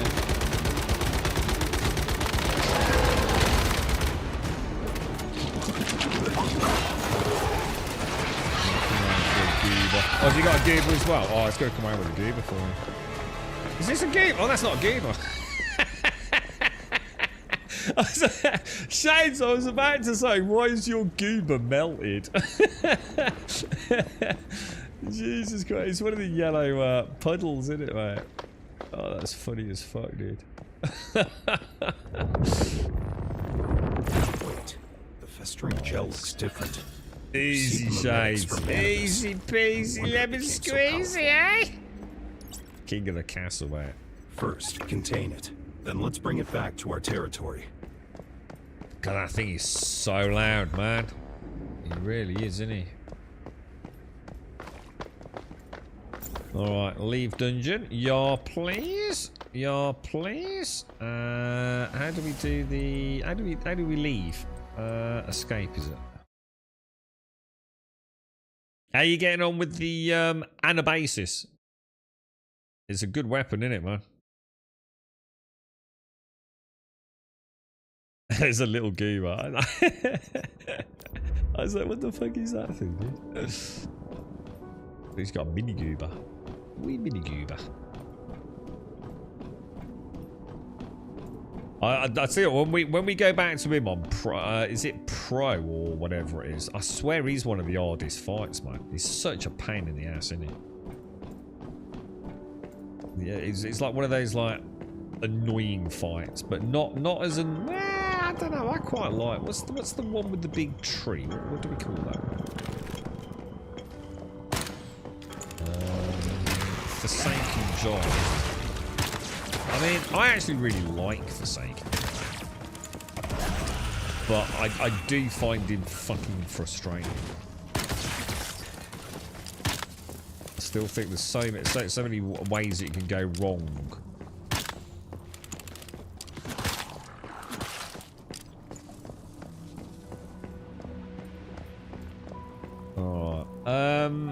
Yeah, ammo. Yeah, I use my MG for most of it.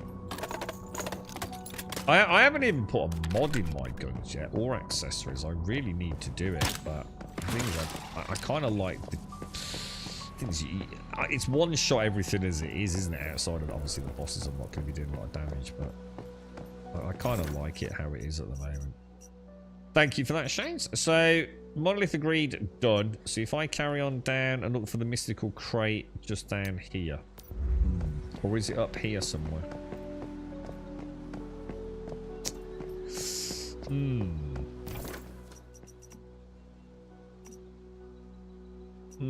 Good point. Where? Is this the one where we float down to get it? You think I'd know these like the back of my hand by now, wouldn't you? Forsaken Giants, the one? No, Forsaken Giants, the ballerina intro music. You only see like his torso for most of it. Oh my god, what was that? Yeah, it's the torso. You know, like a big sort of flower. You know, I think I just killed over there. It's like a big one of them, isn't it? And he does the hand sweep left and right. Reminds me very much of a God of War boss. I think I went up there, didn't I? I might not have gone in there. I might have circled round.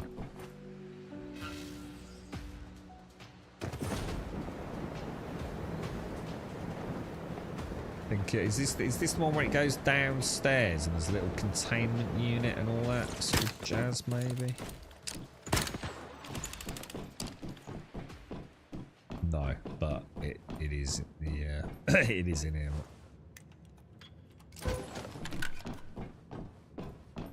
Very nice, very nice. Oh, that's another zone done. Asterism crates. I wonder how many asterism crates I've actually got that I haven't opened. I dread to think.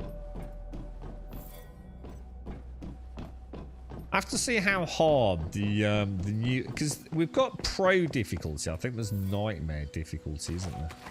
Might have to you know, do you think I will need to upgrade with blueprints in order to remain effective at that level, or is it just going to make the game just trivial? We'll have to see, won't we? I wonder how hard they've made their nightmare runs.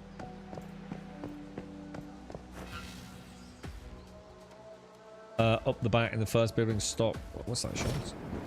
Oh yeah, I've got it. But they come to me as I roam around.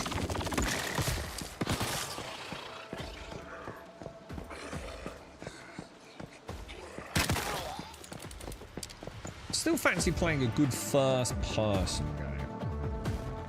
I'm kind of feeling the itch for a really solid first-person shooter. You know what I mean?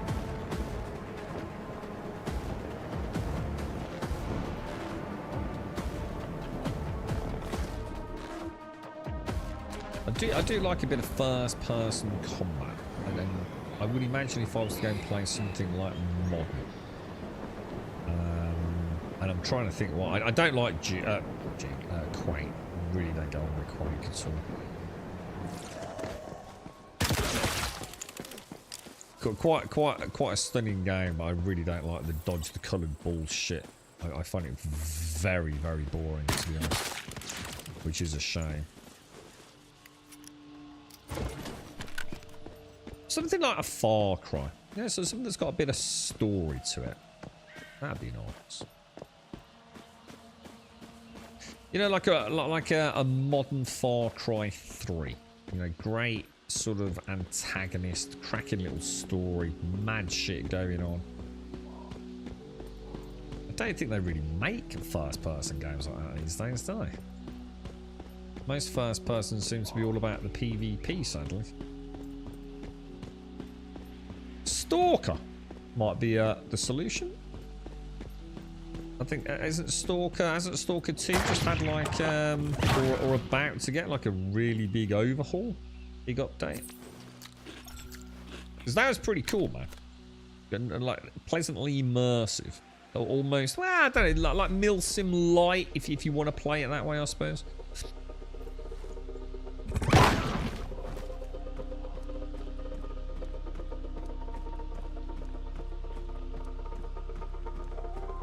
What's this down here? Oh wait, I know. Is this the one where I have to go up the tower and get the crop thing done?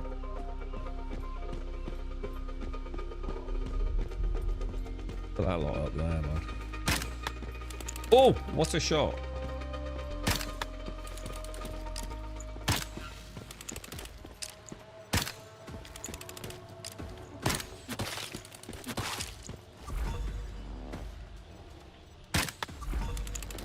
Whew, Jesus.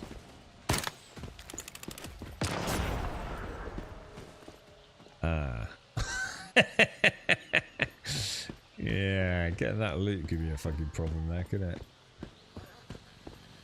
Oh, it brought it to the floor. Oh, nice, dude. To be fair, I wasn't expecting that. What's this team? I heard something about a giant mod tool. You'd think the updates would be done too, but not sure. Oh, yeah, you're right. Yeah, they've added in some sort of like the full suite of tools to mod to and build content to your heart's content. Yeah, someone did mention that too. Yeah, you're right. And it's a huge download as well, isn't it? Haven't they like pretty much? I mean, I don't know, but it sounded a bit like we were getting. Ooh, sage. Ooh. Nice. What was I going to say to you, dude? Like almost like creation kit that we got for Skyrim. I don't know if it's like that, but wonder if anyone will make like a multiplayer mod for it, because like, there's no multiplayer in Stalker, right? Not that I know of, anyway. What was that? How do I stop myself jumping in the daytime? Is it an elixir? I noticed something. Darth, you mentioned something about the mask, didn't you? What's this thing? No. That's just a new set of gear, isn't it? So this is a bit of a bouncy flyboy. Hang on a minute. What the hell are these glasses I got on then? Oh, well, it was a preview. I thought I got the wrong armor. Is that how big? 700 go. I didn't know it was that big, dude. Oh my god, freaking hell, bro. Dude, that's insane, mate.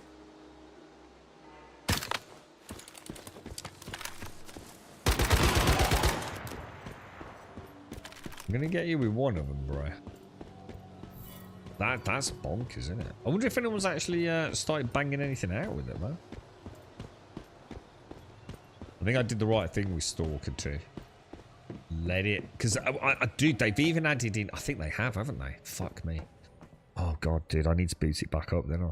I believe when I played Stalker 2, your headlamp or flashlight did not cast shadows, did it?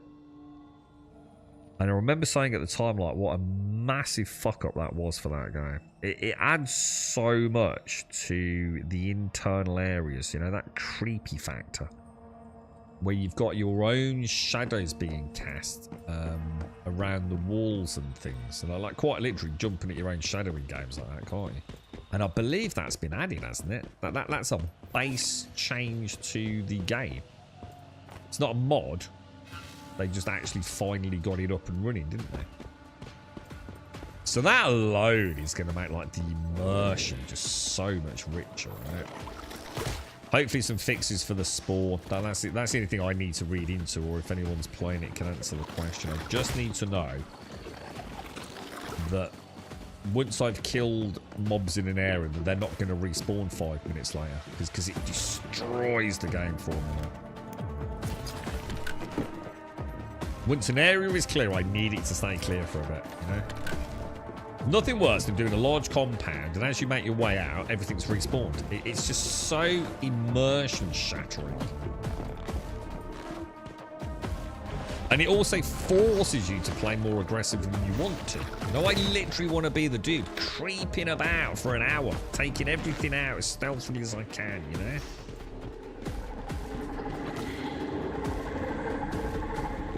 I don't want to be going fast just to stay on top of spawn rates.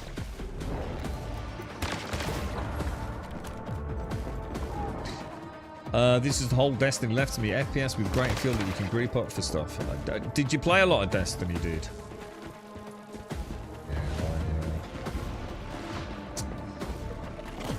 I don't know, dude. I feel like there's a big gap in the market now for just some basic PvE. Everything's so hell-bent on PvE, isn't it? Because it tends to bring in the punters.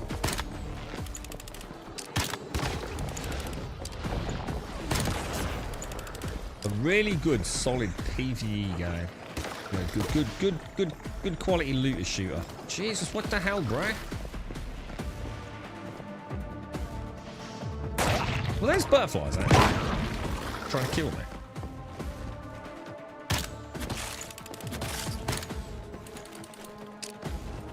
Or will that something else? Yeah.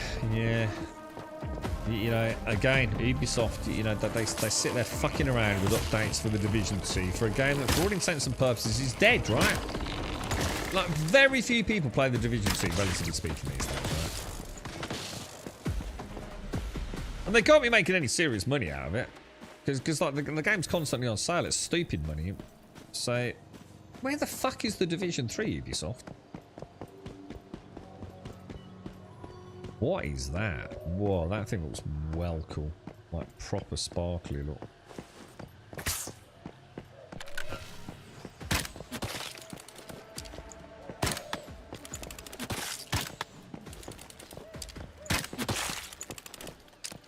I fucked it as well. That looks so cool. That really did look cool.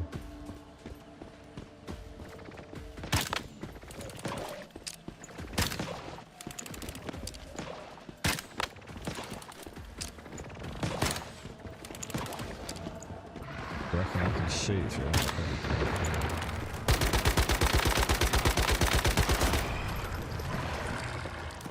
Oh, look at the hands. Yeah. Oh, gnarly ass hands, dude.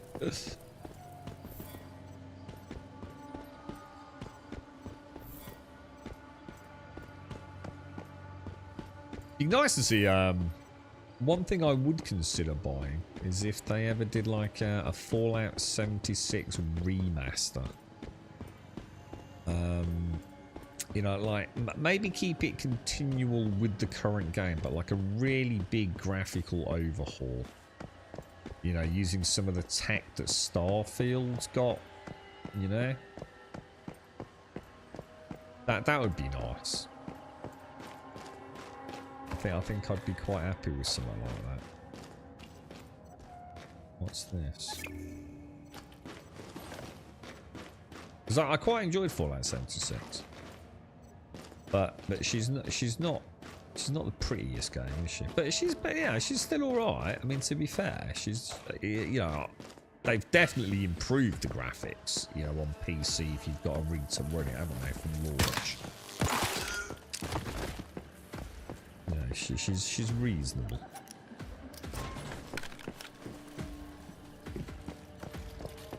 Anything with guns, basically.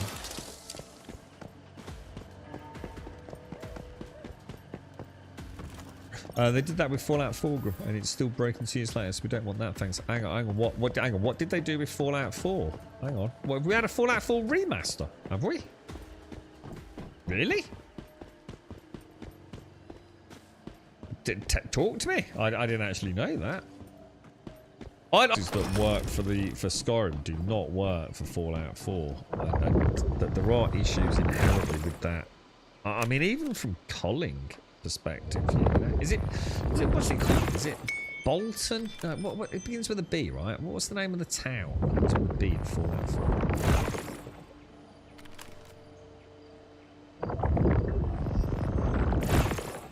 Dude, that's like 3 deviants that have escaped today, man. I feel like I'm cursed. This looks like some kind of like pilot wings assault course or flight course. I assume going through a hoop. Oh! Oh, it is. But, yeah, I don't think I'm going to frustrate myself trying to figure that out personally. Shit, that was a crap shot, wasn't it? Let's stand really, really still. Like, I didn't know there was a Fallout 4 remake. What's it called? I mean, is it just called Fallout 4 Remaster? Or is it just like... I mean, it's not like just a HD texture pack download, no? There is actually a product on PC or Xbox, is it? You know, Fallout 4 Remaster or Fallout 4 something. I'll have to have a look. Is it worse than the base edition? So sometimes this seems to happen with Bethesda, doesn't it? Oh, it's just a next-gen update. Oh, yeah, that's not the same then, is it? Yeah. That's just probably just enabling a higher frame rate on PlayStation 5 and things, isn't it? That's not a full-blown remaster. That's just an excuse to sell a few more copies of a game with minor fixes, isn't it? Yeah, I'm talking about a complete rework with the creation engine or something that was used. Because Starfield's not... She's not a bad-looking game. She's bad-looking because of, like, shitty actual developer creativity. Because she can look really good, can't she? But sadly, we have some really, really, really, really untalented people working on art for Starfield. Which is a shame. That's Sod's Law. Now I can't jump, Lord. Look. Is that why I just broke my ankles? I jumped just as it dinged 9 o'clock. Son of a gun, dude. And it was completely free. So it's free. You can't roll it back. You've ended up with the worst version of the game. Way to go, Bethesda. Way to go, Bethesda. When are we getting? Oh, what's it called? Have we got any news on the next Witcher game? I always shoot that dude and I can never actually kill him. He's not actually. He's got this dude here, look. I mean, it's not this year, is it? I mean, are we still like a few years away from the next Witcher, or you know, is it a bit more imminent than that? Oh, what the hell, Tim? How'd you manage to do that, dude? You've done that a couple of times now, haven't you, bro? Although reading into your comment there, a couple of times that we know about. What's the rest of the day got in store, Tim? Is it going to be full of like Skittle rainbow fruit colours, or nothing quite as exciting as that?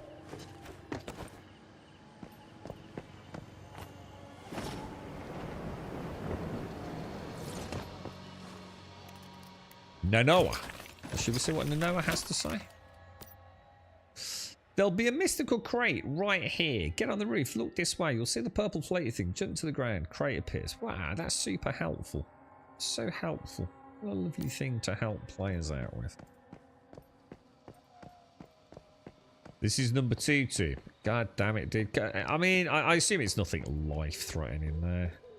It's going to get a bit of a happy day, are you, mate? I think I'd be dead if I took any of my girlfriend's tablets. I don't take any fucking tablets. I take a multivitamin. That's fucking it. Some of her stuff, I think it'd fucking... I'd be fucked, I think, dude. Yeah, because Hicks and Juppy... I didn't click because Juppy was in chat. I haven't seen her for ages in chat yesterday. And I forgot to... Because she's Texas way, isn't she? Your parents were just out there recently visiting the area. So what's actually happened? I mean, is it literally just a case of heavy rainfall, you know, uncommon in the area? Or is there more to it? You know, has there been... you know, it's some sort of... You know, something that normally protects them from this as like failed. I mean, is it just, you know, inclement weather and bad shit happens? It's awful, isn't it, dude? Yeah, so it does happen in the air. It's just that this is just particularly bad, yeah.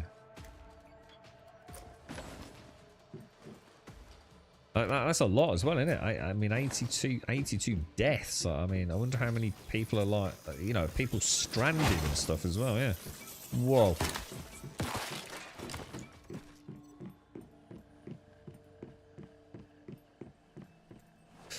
Yeah, nasty, man. So glad you're not on Star Citizen. Screw the whole mess. Well, do you see how the negativities that not helping you, Ronnie? We just played for 2 hours. It was flawless, dude. You know, you gotta get over the grudges you hold with games. You know, games are not static, Ronnie. We just had like over 2 hours of like literally perfect Star Citizen, mate. Like perfect. You know, you got to get over the negativity, bro. Now, that doesn't mean to say that in a few days it couldn't all go into fucking shit again, but live in the moment. Live in the moment. Is this not, hang on a minute, is this not, this is the quest, right? This is where it tells me about the crops I have to go and gather, yeah? So why is it not telling me about the crops I need to go and gather? Do I get the quest somewhere else, do I? I'm not too sure, sir. Let me get good, right. In the 80s, there was a church camp that got swept away and kids were clinging to trees waiting for helicopters. Fucking hell, dude. See, when I think of Texas, I think just like, I don't know, hot. I just think hot and cowboy hats. And very little rain. And certainly no fucking flooding. Yeah, it's not what I think of when I think of Texas. But it's the same with Australia, you see. I had no idea how many lives and how much destruction flooding causes in Australia. You know, forest fires, I can sort of get my head around. You know, that seems pretty likely in a place like Australia, doesn't it? Bushfires and things like that. But floods, it don't compute, man. You know, it just don't compute. But they're really bad in Australia, aren't they? Like, really fucking bad, bro. Same in Texas from the sounds of it. Let's be honest, wherever you are in America, it seems to me like you're up against it. America is pretty fucking dangerous when it comes to weather, innit? You have hurricanes, tornadoes, floods, fires. You know, I mean, we have all of that in the UK, but fucking hell, dude, like nothing on the scale you guys have and as regularly as you have. You know, it's really scary, man. I don't think I'd do well in one of these hot... Is there anywhere in America that's safe? Do you know what I mean? Is there anywhere in America that you're not going to have earthquakes, tornadoes, hurricanes, flooding, or death by fire? Is there like a little bit somewhere on the map where you're reasonably safe? Do you know what I mean? There's got to be somewhere, right? That's where I'm going to move to. I'm going to set up a little hobbit hole there. Oh, hang on, we've got a goober somewhere, boys.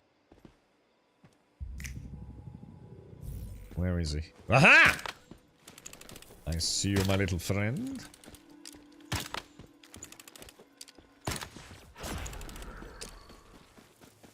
I'm actually getting a little bit better at spotting those. Oh yeah.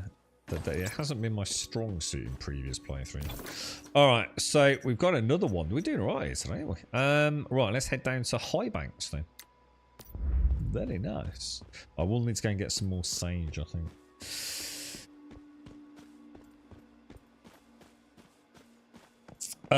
It's how I packed it up into little cups so I can just dump and swallow. I just dumped the wrong ones. You gotta be careful, Mr. Tomb. You gotta be careful, mate. What would I like? Is it okay if your missus takes your tablets? You know, can you just have like a fun day? A role reversal, like a role play. There is, but we don't talk about that. Up north are blizzards. You get blizzard. Oh my god, I suppose you do, don't you? Holy shit, I didn't think about that. Yeah, yeah. Some places in America get fucking cold as well, don't they? So basically, there's nowhere that is just like a happy kind of English weather. You know, you get a little bit of rain, you get a little bit of a breeze. If it snows, it's for about 30 minutes, and you're lucky to get like, you know, Either a quarter of an inch of snow, which will melt within 30 seconds. Yeah, there's nowhere like Blighty in America, no. Yeah, you get a bit of snow. Ah, look at snow. That's nice, isn't it?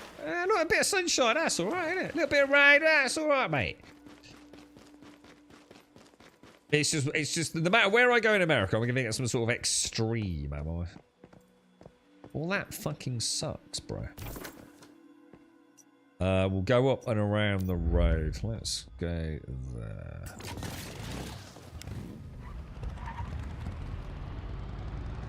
You think she'd have a bad day, would she? So you can't just pick and mix them there.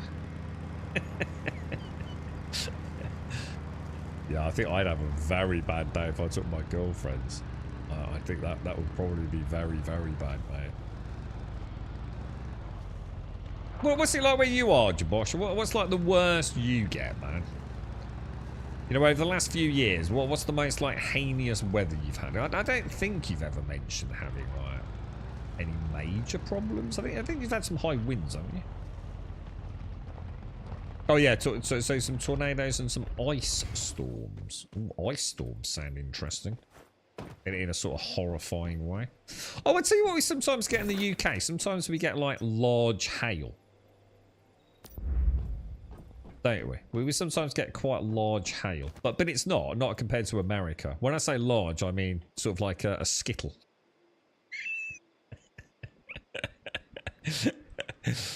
You know what I mean? Not like golf balls or footballs. Like you probably get in fucking America, mate. You're right, Bumper, how are you, man? How's things? Like a softball. I don't know what a softball is, mate. I don't know what that is, to be fair, man.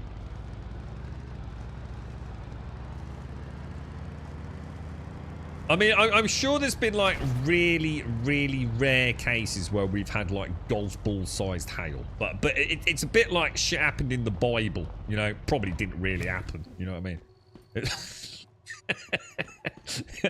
But like, you know, your great grandma mentioned it to some long distant relative, like back in the day, right? Oh, it was the size of golf balls. Oh, it's terrible, mate. It's terrible. Oh.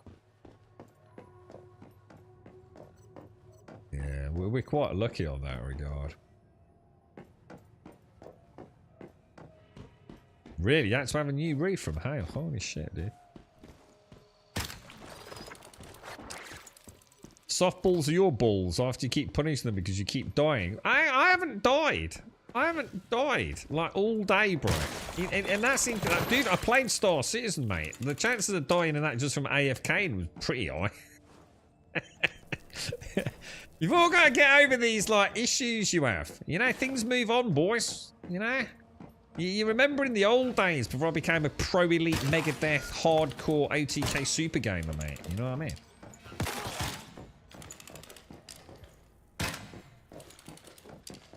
Rummy don't die in video games, man.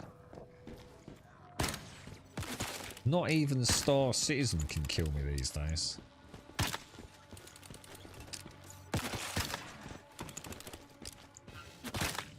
Look at the concentration now, Pomper. Please don't die, please don't die, please don't die, please don't die. Let me rub them, that will spring right back. Oh, a good old testicle. Oh, that sea salt came through for the girlfriend. The deep sea salt. I need to buy her a bucket there. 6 inches of snow in Britain does... Dude, let's be honest. 6 inches of snow pretty much anywhere would cause a bit of chaos, wouldn't it? Across Europe. I mean, 6 inches in the UK. Jesus Christ, that's an apocalyptic event in the UK. 6 inches of snow in the UK. That's never happened, dude. 6 inches of snow in the UK. Jesus Christ, that'd be the end of the country, bro. 6 inches of snow just means delivery will take 60 minutes instead of 30. Dude, if there's an inch of snow, which is very unlikely in the UK, the entire country comes to a grinding halt. 6 inches is actually apocalyptic. That is people. People would be making wills, ringing up their relatives, saying it's been nice knowing you.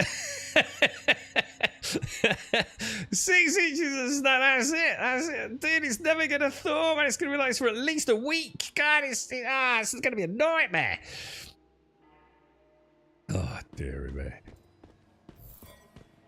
I'd love 6 inches of snow.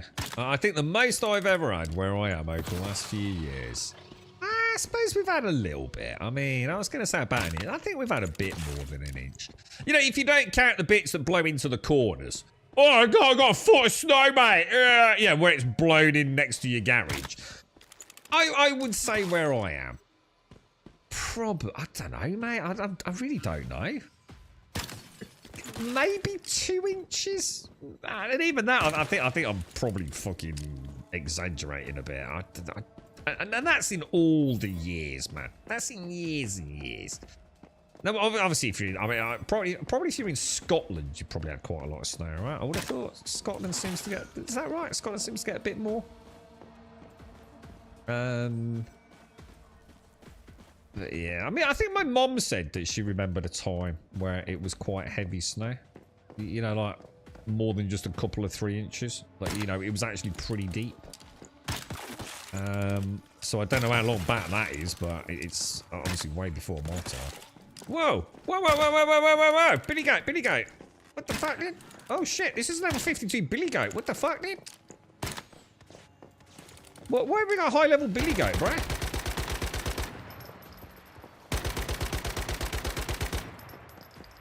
He's actually quite a tough cookie, isn't he? We'll make a nice... oh my god, I actually can't hit him. He's all over the place. Look.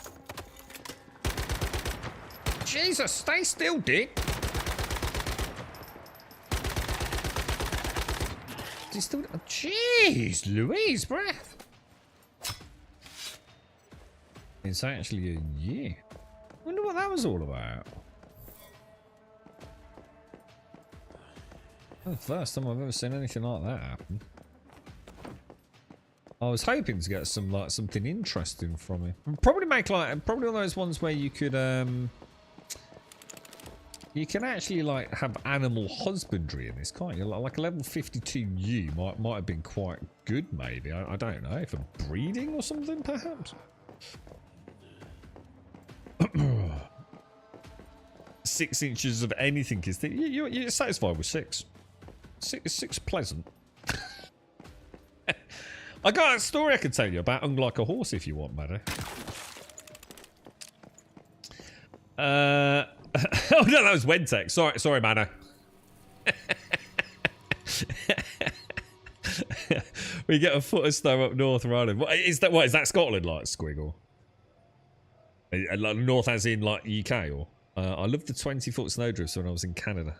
It was 2 foot deep on the flat alone, but very windy also. The whole back of the house was gone. What, did you used to live in Canada, Wentex? I didn't know that, bruh. We go out snowboarding in the local park after a good snow. Whereabouts is this, Squig? Peak District. Oh, nice, dude. Nice. If we get just 6 inches of snow Christmas Eve and it's all gone unused. Oh, that'd be nice. That would be nice. Yeah. We in the UK, I mean, I don't know whether this is like open to some sort of interpretation, but it seems to me like in my lifetime, when and if I see snow where I am,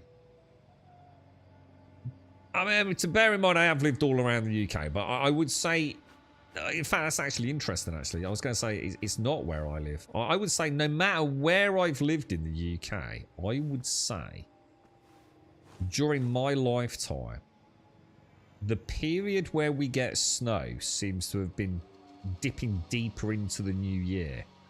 So, for example, I seem to have memories of snow around Christmas. But now snow tends to be more around February, back end of January, February. Definitely seems to be, yes, certainly for me, that's the perception I've got. Whether or not that is actually meteorologically correct, I don't know, but... you're right, bad man. It's just Wentex talking about his penis again. There was a blizzard in the UK in 1989. It was epic. We had a blizzard What do we mean by a blizzard in the UK? Do you mean we had some light snowfall? With a bit of a breeze. Last time I saw a proper snow. Or do we mean like proper blizzard, man? Shit. What, for real? Nah, man. You're a bit like Eddie, are you, too? Yeah, you haven't just taken a huge amount of drugs that you shouldn't have taken, dude. I have a story about the sea octopus. Oh, yeah, that was... It's got the largest one, is it? You visited a mate in... Oh, I was going to say, I didn't know you... I was just the way that came out, I thought, shit, I didn't know. I was going to ask you some questions about Canada, then. You saw Niagara Falls frozen. Wow, really? Is that a common event? I mean, is that every year, or is that, like, really unusual? It's been the same in the Alps. The start of the winter snow has been getting less. So you think there is like because that's very much how it seems to me. Each, you know, obviously year to year, you know, probably an imperceptible change really. But over the course of my lifetime, I definitely feel like we've gone from like mid-December to more mid-January, early February. Definitely feels like that for me. For the cold, even if it's not snow, you know, just those colder spells, you know. So, like, Christmas Day can actually be quite pleasant, can't it? What, a full white out with blue lightning? What in the UK? Holy shit, dude. Oh, it was actually 1987. Dude, that's mad, man. Was that the only time we've ever had it? I mean, was that a complete anomaly?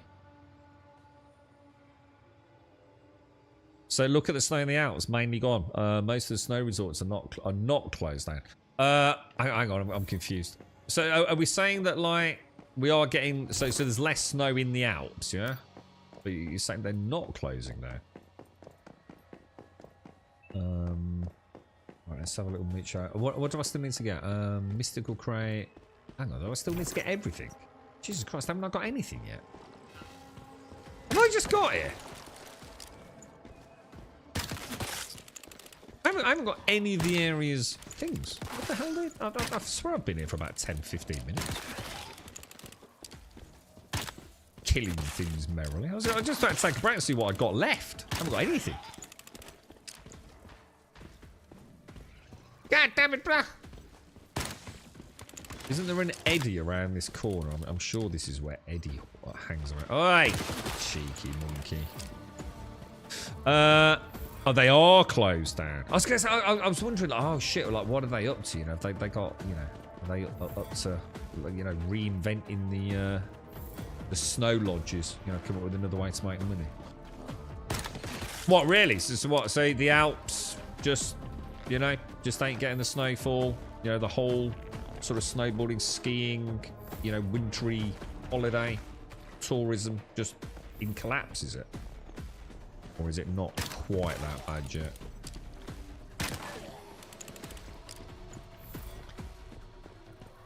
They actually import snow from other mountains and make a single snow run, try to keep it cool so people can... How the hell do they try to keep it cool? What the hell, dude? What, is that how bad it's got? They have to move snow from elsewhere? Oh my god, that's so sad.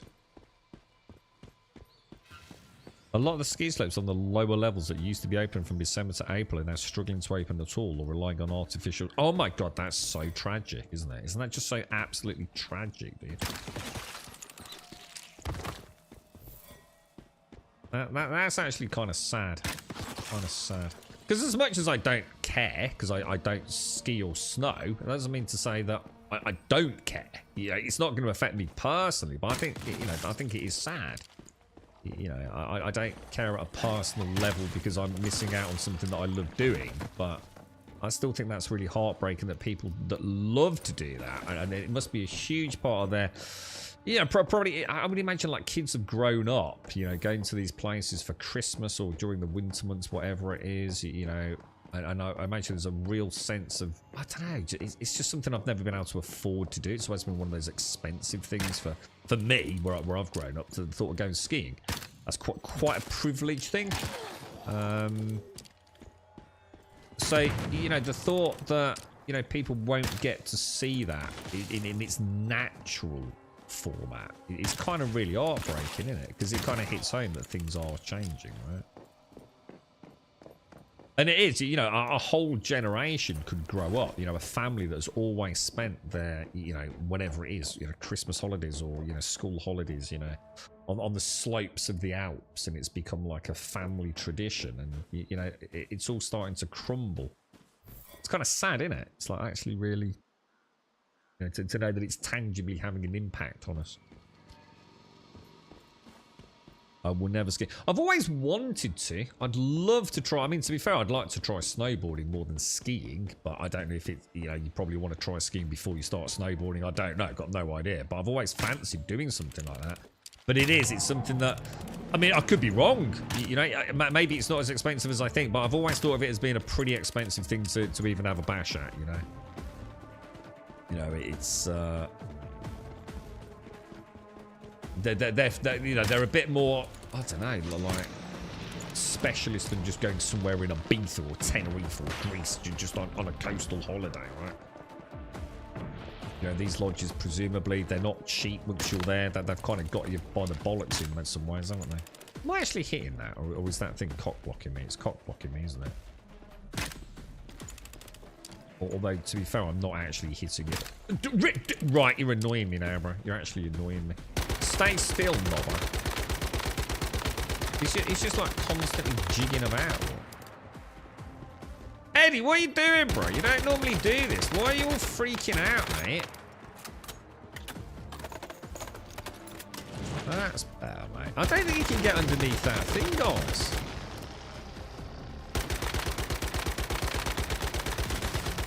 I think it's cock blocked by the banner, look.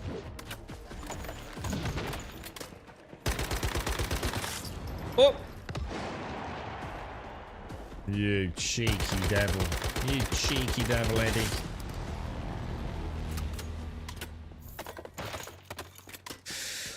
So Tamworth used to be pretty good when Milton Keynes sort of took over. So if you were to go there, what's that? Is that like an artificial slope then, is it? I mean, I've been on an artificial slope long time ago. I seem to remember the slope looked like sort of diamonds. Like big sheet of diamondy looking things. The snow dome. The snow. Where's the snow dome? I grew up skiing and then teaching snow. Yeah, you used to be a bit of a pro, didn't you? Mainly at my local dry ski slope of Chatham, a few miles away from me, but spent lots of time in the Alps and went to town. When was the last time you went snowboarding, Caskell?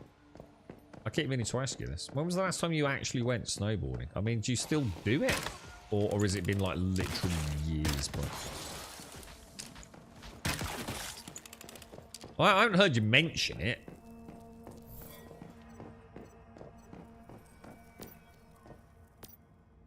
Morning, Automated. How are you, bro? How's things? Did you have a nice 4th of July? All the cars intact? Family all intact? No incidents on the traffic roads of where you live, or mate? Is everyone doing all right, bro?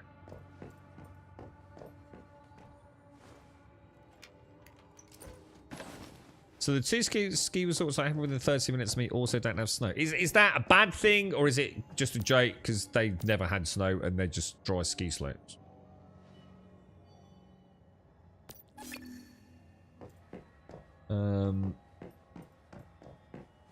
Indoor snowdrome. So the Tamworth snow. So it's in Tamworth, is it? I mean, is it good then? Yeah. I mean, is it? I wonder if that's where I've been. Has that been around for a while? I mean, we'd have to go back a few years. It's very likely then, right? That's probably where I've been. All things are quiet. It's only Monday. Yeah, I've got a brutal week this week, mate. Absolutely brutal, but I've got no choice, man. So probably about 10 years ago. Oh, it's been a while then. After I got the job working where I do now, I told the old head of ski school to politely go F herself. I wasn't allowed to keep teaching at that point. What, did you have a bit of a difference of opinion, did you, Caskell? Dude, that sounds someone like the Caskell of today, man. I just can't imagine you just walking up to someone and telling her to go fuck herself, dude. What happened to you, man? What a rage man you were, you snowboarding crazy. Opened up in the night. What, the Tamworth snow though?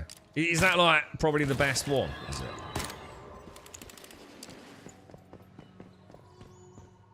what have we got? We've got nothing. We've still got nothing. That's actually really worrying me, dudes. I know there's a few in the houses up here, but I'm sure there should be something back down where I was. We'll circle back around. I know there's a lot of quests here, so. How are we doing? I'm down to 59 volts, man. I hate these things. They look so weird.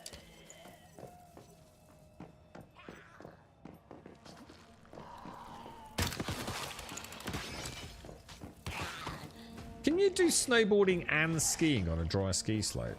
Like, so if you went to Tamworth Snow Dome or whatever it's called, could you do both? Just choose what you want to do.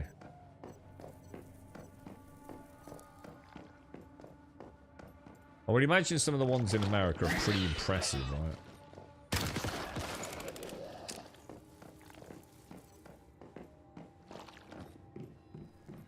I live in the... let me get this. So is that the Appalachian? Am I pronouncing it right? The Appalachian Mountains. Isn't that where all, like, fucking goober creatures live, mate? You know, whenever I watch, like, some, like, crazy nutters living out in the fucking cabin in the woods, is that the Appalachian Mountains? Is that, like, where the Sasquatch and shit live? So they usually have tons of snow. Over the last decade, the snow is all but gone on the slopes. I can see them from my house. They use artificial snow markers to keep one or two slopes. God, it's so lame, isn't it? But that's what it's come to, man. God damn, dude. God damn it, Browski! I feel like I'm missing something in there. I'm pretty sure there's a jellyfish lady outside. Any spooky stories? I'm a sucker for those Appalachian tales. Is that what I'm thinking of? Like all sorts of like crazy fucking leather-faced motherfuckers with chainsaws living out there. To say the least, least to say we are now friends again, but I really ripped it out of her and how the ski centre was run when I was quit. Oh wow, dude! What a wild castle, dude! What a wild beast you were, man! Oh my god, you don't live far from where they filmed the Blair Witch Project. So it really is like oh my god, screw that, dude.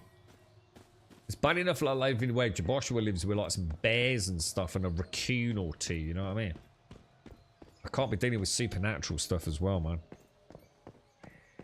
It's where the Fallout 76 universe is and all the tales like the Mothman. Hang on, what's the Mothman? Is that a real thing? I thought the Mothman was just something made up in freaking... Hang on a minute. I thought that was a Fallout 76 thing. I live in a large valley in the mountains. You live in a valley in the mountains, not up in the hills. Anything scary around here is, yeah, nothing. Yeah, but what happens if they start coming down because of global warming, mate? When they start discovering like all the snow's like not there anymore and they start coming down, mate. Start tapping at your windows in the middle of the night. One eyeball hanging out of socket, you know what I mean? Oh, dude. It's only a matter of time, mate. Property price is going to plummet automated. What, really? Fallout 76 is kind of like... Well, so hang on. Is there a real Mothman? Well, maybe not actually real, but you never know. Is the tale of the Mothman a real thing then? Yeah. What the fuck is a Mothman? In Appalachian Mountain lore. You got to be quite intrigued by this, dude. Same as the Hopkinsville Goblins. It sounds like you just made that up. That sounds like a fruity ale that some dude wearing really thick spectacles made and took to a beer farm. You know what I mean? Like one of these beer fests. Some dude called Hopkins. So the Mothman's actually a real legend. So what is he? Is he a man that looks like a moth or what? It'd be a bit of crap, isn't it? Moths ain't exactly dangerous, are they? You know what I mean? You know what I mean? Like, just leave him alone, mate. Yeah, just put a light on. It'll confuse him. The Mothman. Ooh, oh no. Yeah, just put a torch down there. That's wiggle it about. Look at him. He's all confused already. Look. Carry on drinking your beer, mate. Bloody Mothman. If I get eaten by a fucking Mothman tonight and you never hear from me again, right, I'm going to be very disappointed in you lot. Maybe there's rules to discussing the Mothman. Like, you're not supposed to say it 3 times or something, you know what I mean? You're scared of cornfields. So is everyone, dude. 100%, mate. Like, no one's walking in a cornfield, are they, mate? Like, ever. Because that would just be batshit crazy, right? Like, given the choice between walking through a cornfield or taking the route that's like 14 miles longer, you'd take the 40 miles longer. There's no way you're walking through a cornfield, right? Bad shit happens in cornfields, doesn't it? Nothing good ever happened in a cornfield. Not even the growing of corn. It's just bad, isn't it? Yeah. Fuck that, dude. Ain't no way I'm walking through goddamn no freaking cornfield. The old when they eat your face and are 8 feet tall. But a moth hasn't got teeth. A moth has just got a floppy proboscis, isn't it? It sort of like just licks things like a straw. I'm pretty sure you. I'm sure no matter how much you scale up a moth, it's probably not going to be a problem. And like I said, just flash a light a couple of times. Oh fuck it! Thwarted once again. These bastards and their flashing lights.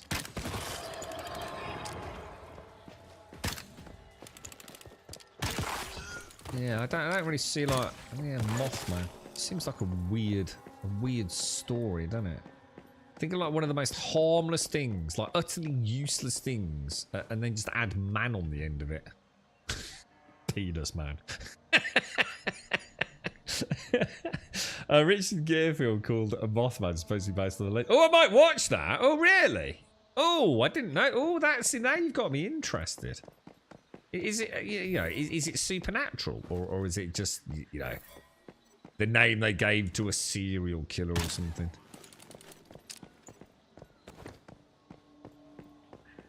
In American folklore, Mothman was a humanoid creature that was reportedly seen around Point Pleasant, West Virginia, from November the 15th, 1966 to December the 15th, 1967. Small window.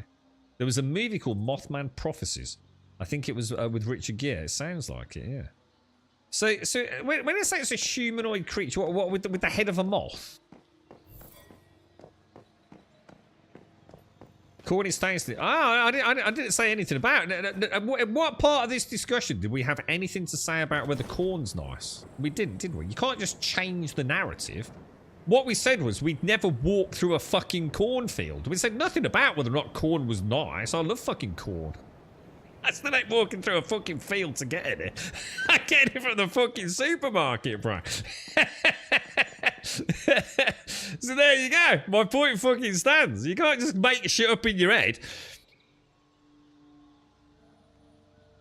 I don't even know what corn syrup is, Wentex. Corn syrup. Is that like a sugary? Is it just like a sugary thing you put on your pancakes? Or?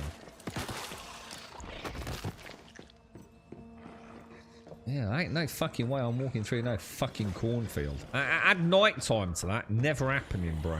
Not in a million freaking years, dude. Probably all sorts. Even if we didn't go supernatural, it's probably all rats and things running around out there. You know what I mean? Big fucking spiders and bears. I know in America an isolated fucking hurricane or something. I don't know. Yeah, fuck cornfields, right?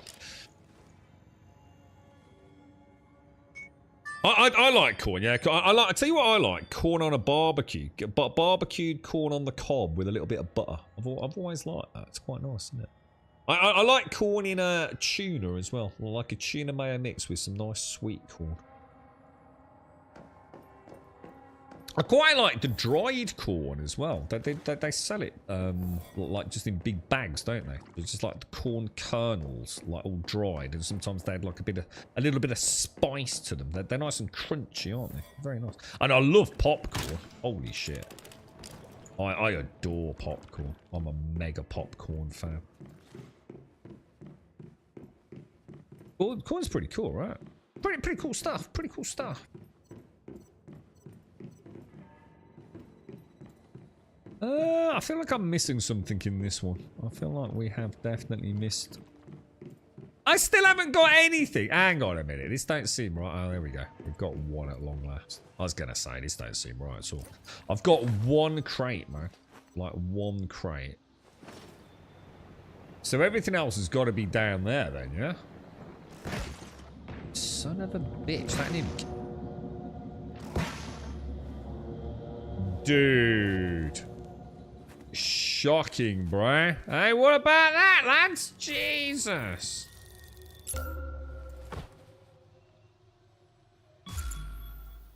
Well, that just sucks butt. Where was I? Oh, dude, really? I'll tell you what, let's go home. Let's lick our wounds and,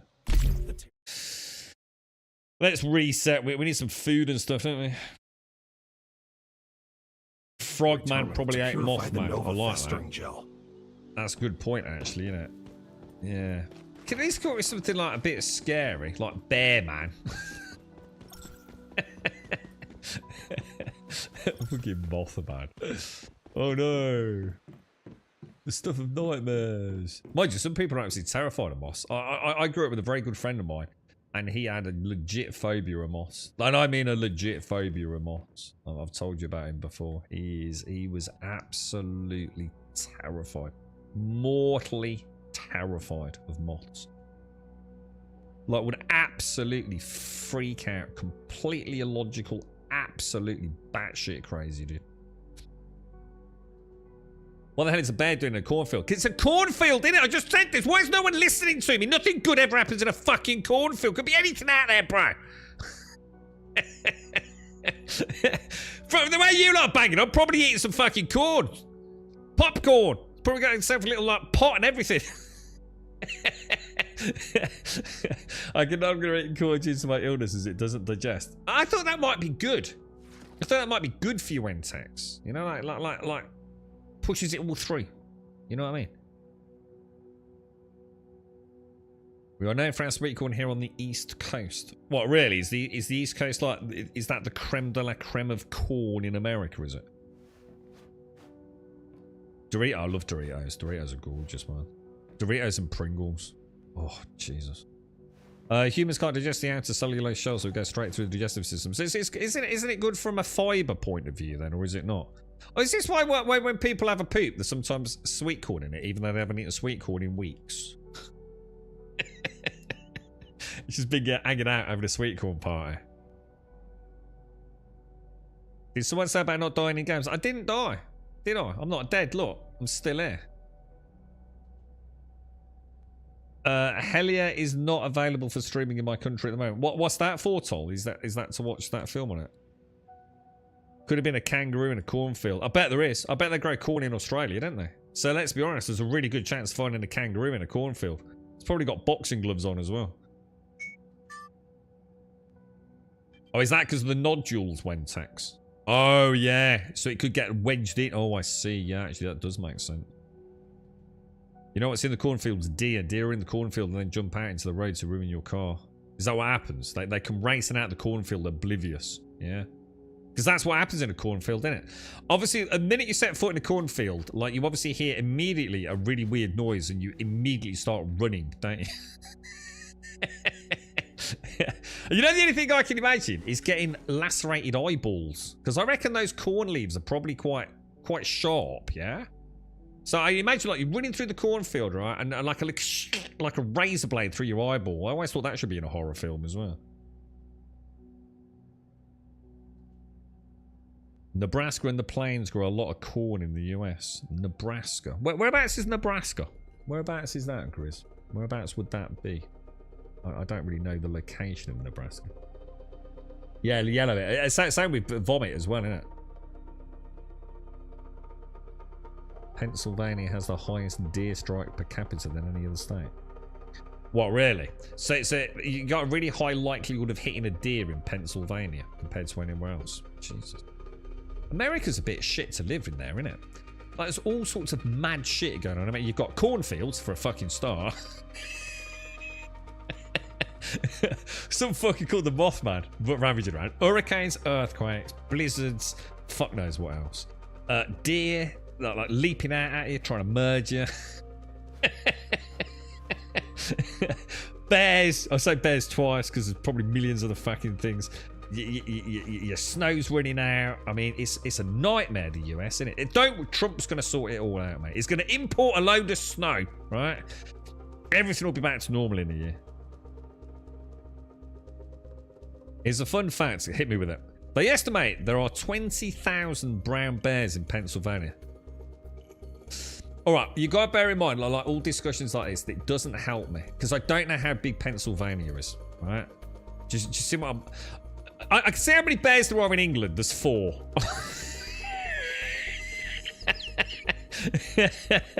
There's approximately 4 bears in the UK that are of an adequate size to cause you any problems. And they're probably all in a zoo, I would imagine.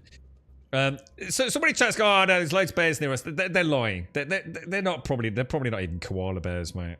You know what I mean? So 20,000 brown bears in any geographic area sounds terrifying to someone like me. But again, like I said, I don't know how big Pennsylvania is. Because I know Texas is quite big, isn't it? Texas is like unusually large, yeah? Don't forget Trump and Elon's. Forget their what? The crazy neighbor with the shotgun. Oh yeah, you've got a lot of guns. Yeah, and drugs, which don't mix. Don't do guns and drugs. Corn is the worst issue in the US right now. Definitely. Yeah. All them cornfields. You think all the people die in cornfields, mate, from like Mothman attacks? Fuck cardiac disease, mate. You want to start looking into the cornfields, mate.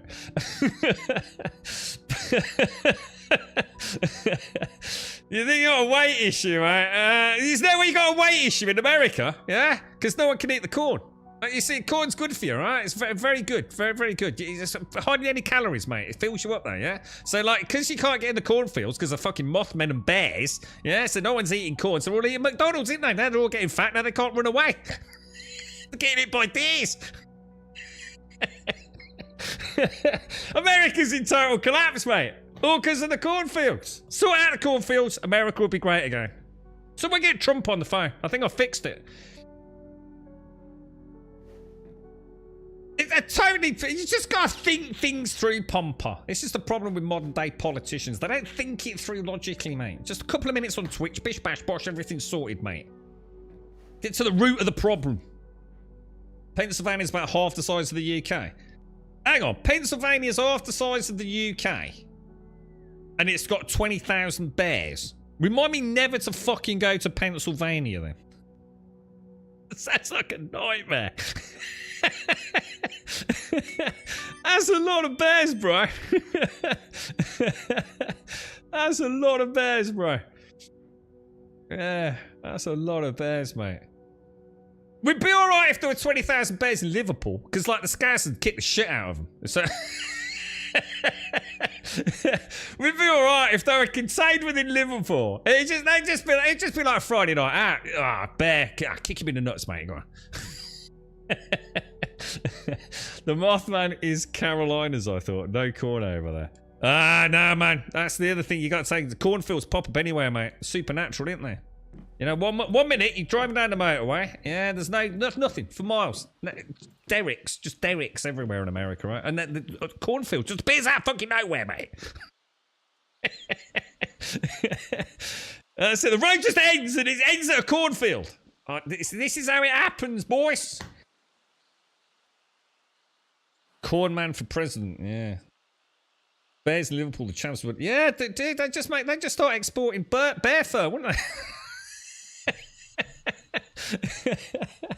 It'd be amazing.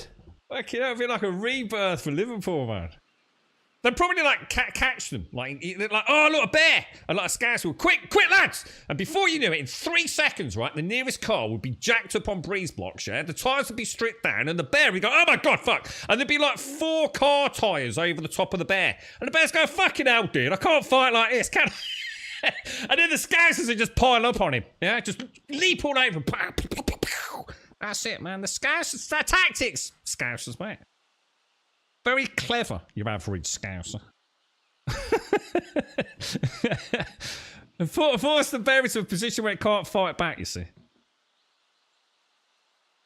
You want a con man who can spot all the political cons when selecting your president. You want a con man who can spot all the political... Yeah, I see what you're saying there, yeah. How's it going in America? How's he doing? Is he declared war on anyone? Solved any wars? How's he doing? Is he sorting you all out? Is he reduced your tax? Oh, did that big bill thing go through? I forgot about that. The big beautiful bill. Did it get passed or not? We were talking about it the other day, weren't we? Right, copper. Oh no, we want that, don't we? We'll get rid of that. Get rid of that. Copper rifle bullets. No. Let's get rid of all this. Get rid of that. I think I'm just going to chuck all this, to be honest. Okay. Let's bubble up some food if we've got any. Let's take that because you can't use it from output, can you? So state combo 3, 6. I got the hiccups. 6. Okay, that's looking good. Oh, I tell you what I should have done is when I should have bubbled up some copper on. We'll do. Oh, that's not good. Copper ingots. All right, we have a problem. Shall we get power? What do you think? Do you think I'm in a position to start looking at electric power from the, what are they called? The solar panels. I mean, fuses and stuff won't be a problem, will they? But got some new furs. So you, and you can go in there. Inventory management in this game is just so fucking sexy. It's just like zero effort in it. More games need to subscribe to this this model, I think. No. Yes. Yeah. There we go. 12.95. Perfect. Right. Now we need some ammo. Which means... I'm going to have to make some charcoal, aren't I? Iran. Iran... Oh, is that what it was about? Iran having nukes. Oh, yeah. They used them big... Oh, God. They used them big bunker buster things, didn't they? What was it? They're not B-52s. What are they called? Those big bomber planes America's got? Look all badass space age, like wedges, night stealth wedge death machines. What are they called? B-2s, yeah? The B-2 bomber. Those things are glorious, aren't they, man? Holy shit, bro. America has got some cool shit, bro.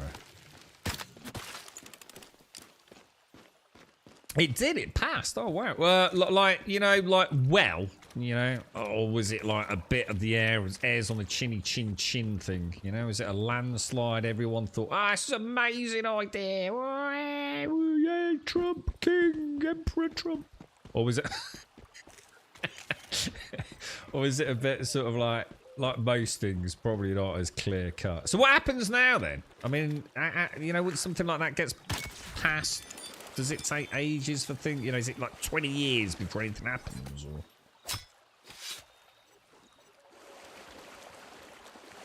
that's it, the B2 and the B2 stealth bombers. They do look amazing, don't they? Aren't they horrendously expensive to make? Like, absolutely, like, ridiculous amount of money.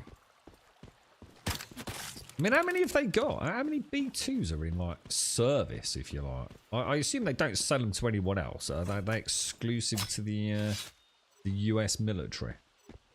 And how many of those things could they put in the air if they wanted to? I dread to fucking think. So it kind of squeezed through so many Democrats masquerading as Republicans to pass ease. Oh, is that what it is? They wear the badge, but don't really walk the walk kind of thing.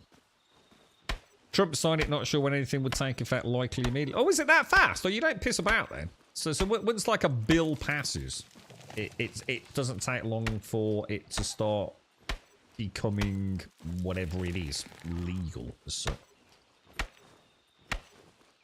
It's not like it's got to go through another whole bunch of bureaucracy and paperwork prior to implementation, no?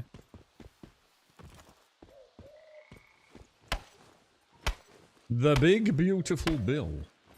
I mean, is it good? I mean, you know, from some of you, whether or not you support Trump or not. I mean, is it got the potential to fix some of the issues in America?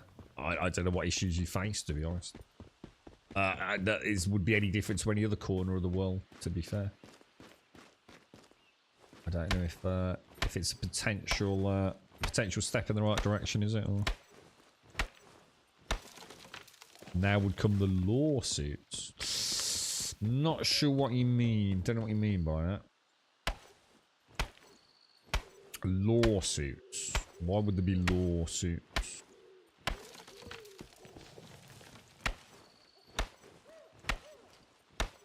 You've not read it, you can never get a straight answer. Oh, is it one of those? Yeah, so one of those things, like if I was to look it up on the internet, I'd hear like 5 different variants of what it really is. Yeah.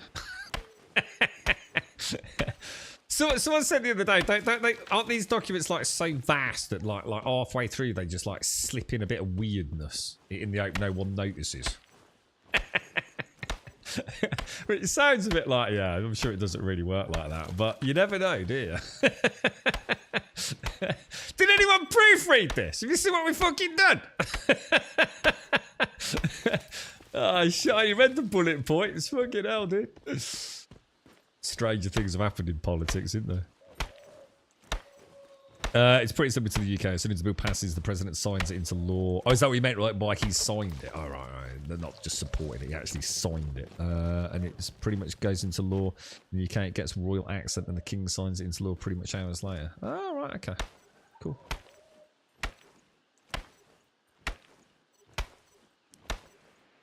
It'd be better if some of the provisions didn't get... So has it been amended then? Is that part of the process? Like, we agree with this, and this, but not that, and that.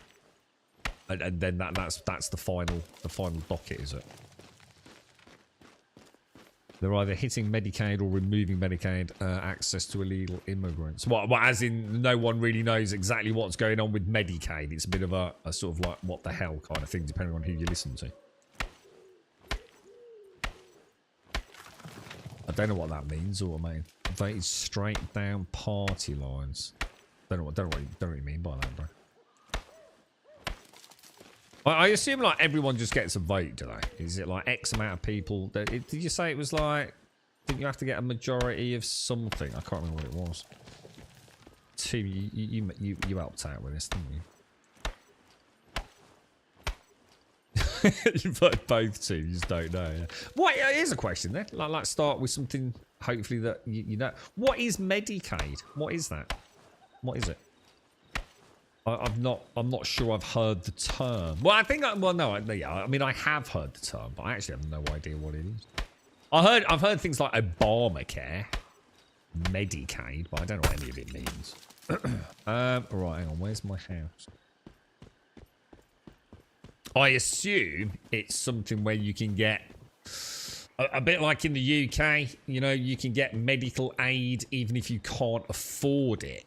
Obviously on the NHS we pretty much get free everything to some degree, as free as you believe everything's free. You know, you do pay for it obviously, but yeah, I mean, is it something like, you know, if you can't afford medical insurance and I don't know, like a child has broken their leg and, you know, Medicaid will, you know, make sure the child gets the aid they need. You know, is it, you know, just kind of that. I'm sure it's very, very complicated, but the bill goes through the Senate. If it passes the Senate, it goes to the House, and the House votes on it. Once it passes, it goes to the President to sign in law. So what do you mean? Which I get, but what did you mean when we said the bill was voted straight down party lines?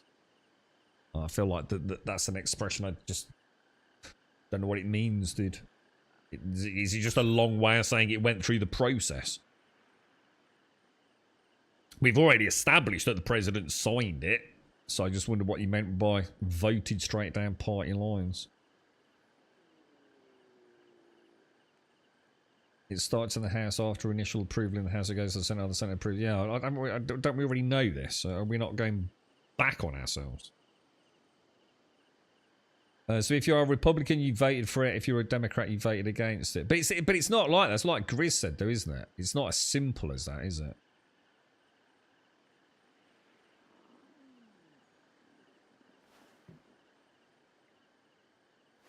Didn't you say like they were masquerading as being one or the other, but really voting the other way, Chris?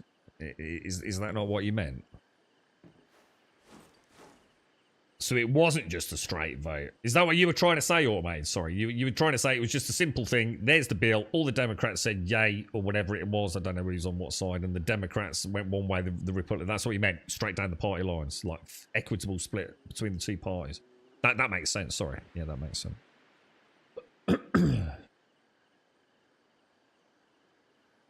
But then you've got the people that like, do they have to, you know, like when they do those votes over there, do you have to, is there a way to know? I mean, is it anonymous? Or does everyone know which way you voted? You know, do they have to have transparency, or do they deliberately not have transparency so that even if you disagree, you don't get, you know, attacked by your own party? Would that be a good thing or a bad thing? Should things like that be anonymous? That's actually an interesting question. I suppose if you're in a political party, you're expected to toe the party line, aren't you? But, you know, what if you really disagree with something that your own party stands for? But, you know, it's just the one thing. You know, in general, you still support them.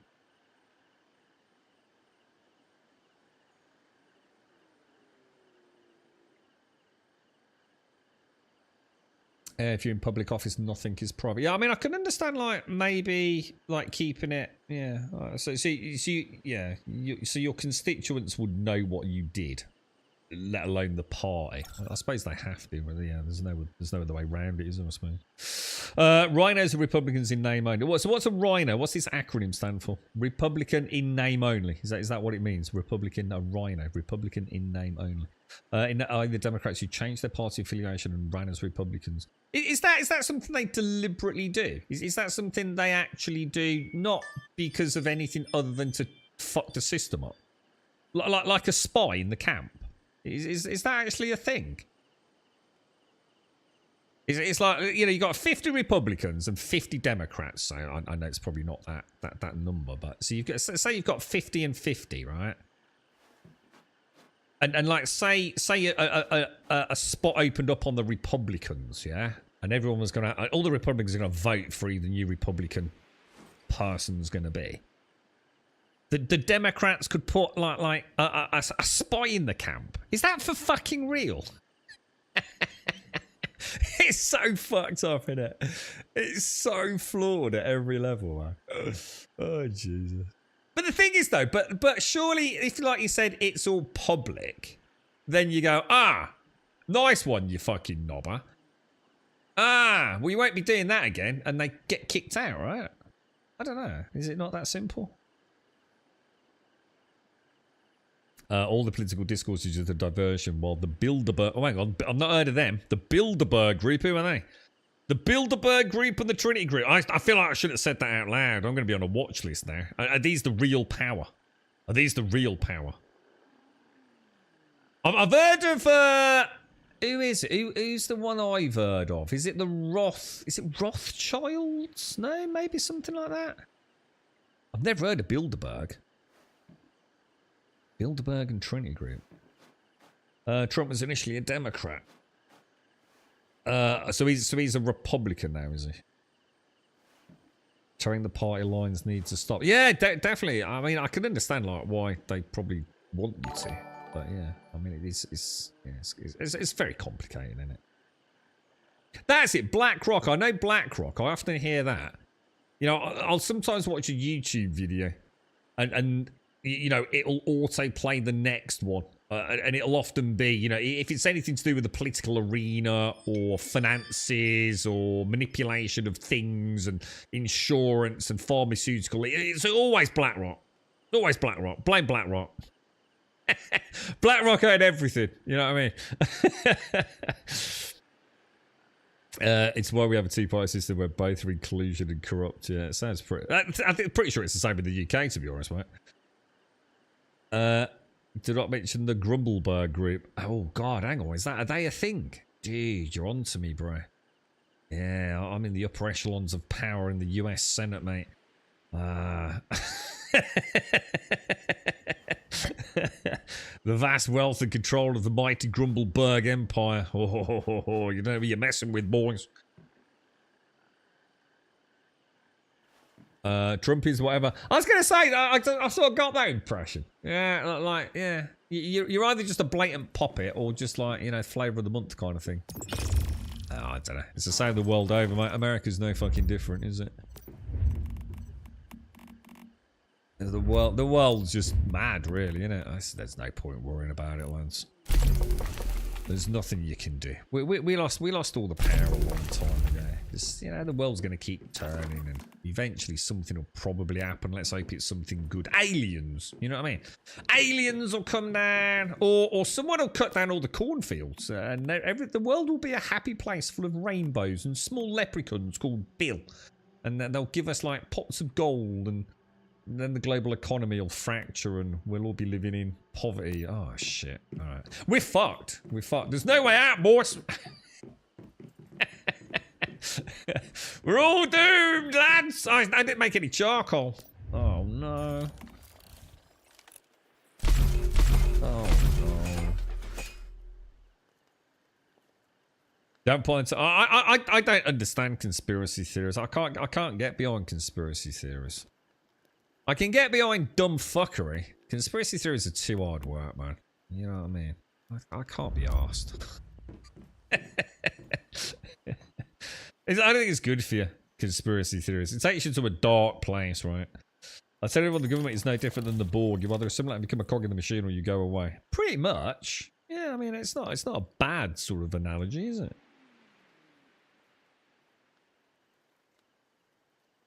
Yeah, he's running for president. Oh, is he running for because he's got in twice. Oh, yeah. So, did he... So, hang on. Who did he lose to, then? Did he lose to Biden? Or was that someone else? Will that ever happen, though, Darth? I mean, isn't there a financial element to... I don't know if it's the same in the UK, so please don't... It's like I know more about... Well, I suppose I ask more questions about US politics than I do UK politics. I'd always like to have thought that the American political system being much newer and could learn from the errors of, you know, Europe and, you know, the royal dynasties across Europe. I always thought like the American system would be more modern, more efficient, you know, I suppose, because it's a relatively new country, right? But yeah, that shows my naivety, really, doesn't it?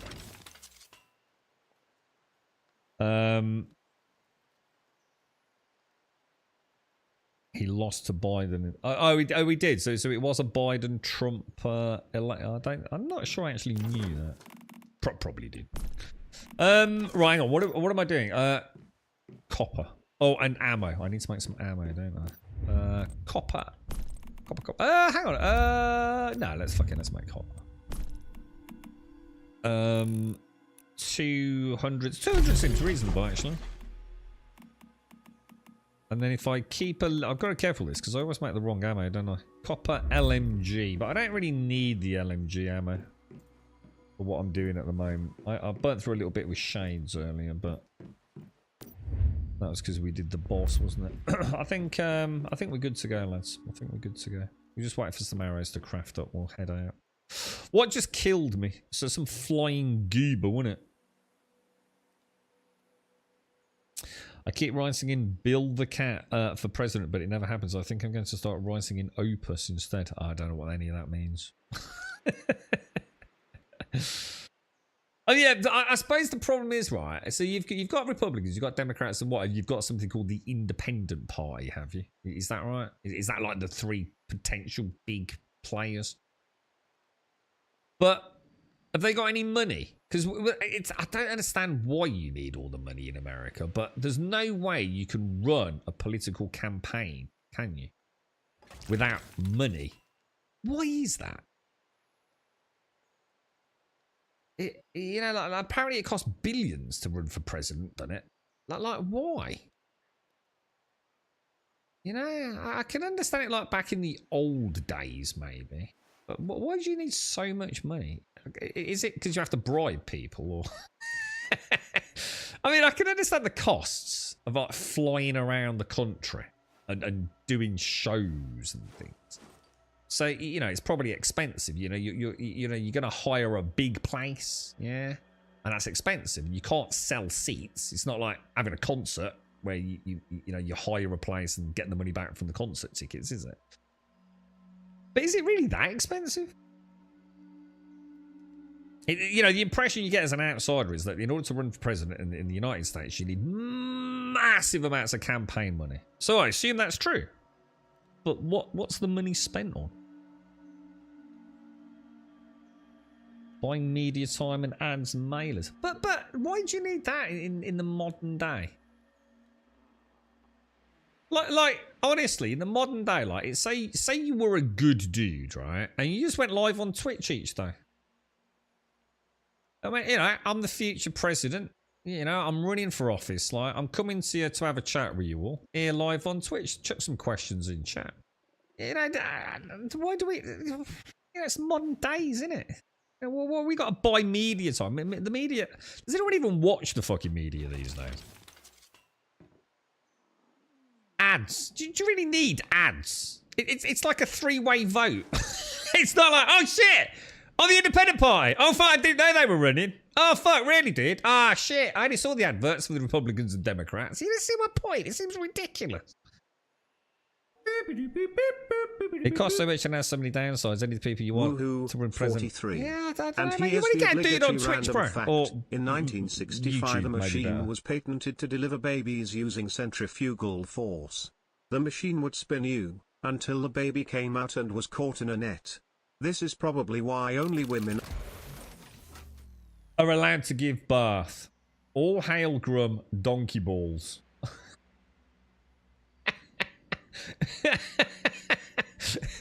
What the actual McDick muffins, Dr. Gnosis. Thank you for the 43, bro. I suddenly started listening to that. What? Oh, right, that's right. Shoot it out, yeah. Help with them labour pains. A little bit of centrifugal force, right? Oh, God. We also have to have a campaign staff in every state. Why? Just out of, I mean, it's a genuine question. Why do you need a campaign staff in every state? What do they do? What do the campaign staff do? I assume a lot, but therein lies what I don't understand. So actually, a lot of the money can come down to employment.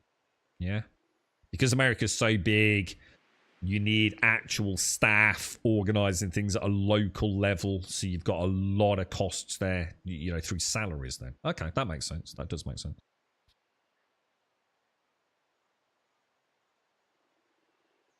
Largely, Trump used that strategy with the Joe Rogan interview. Oh, I didn't know Trump had been on Joe Rogan. The Democrats outspent Trump like 3-1. What, really did? Wow. Yeah, I suppose that's proof in the pudding, isn't it? Yeah, that's interesting. Yeah, I can. The staffing thing definitely makes sense. You know, 100%. So yeah, I mean, I don't know. I have no idea how it all works. It's a big country, so you know, you got to remember, I'm from England. You know, it's tiny compared to America. You know, the logistics of it is on another level. Where did I just not die? Obviously, because I don't die. Was it down here? I seem to have a pin there. Yeah, it must have been. So if I teleport in right here. Oh, please tell me I picked up those copper arrows, did I? I can't imagine that would be good for the baby, experiencing high centrifugal force. You know what I mean? Childbirth can already be a little bit, like, dicey with blood flow and things, can't it?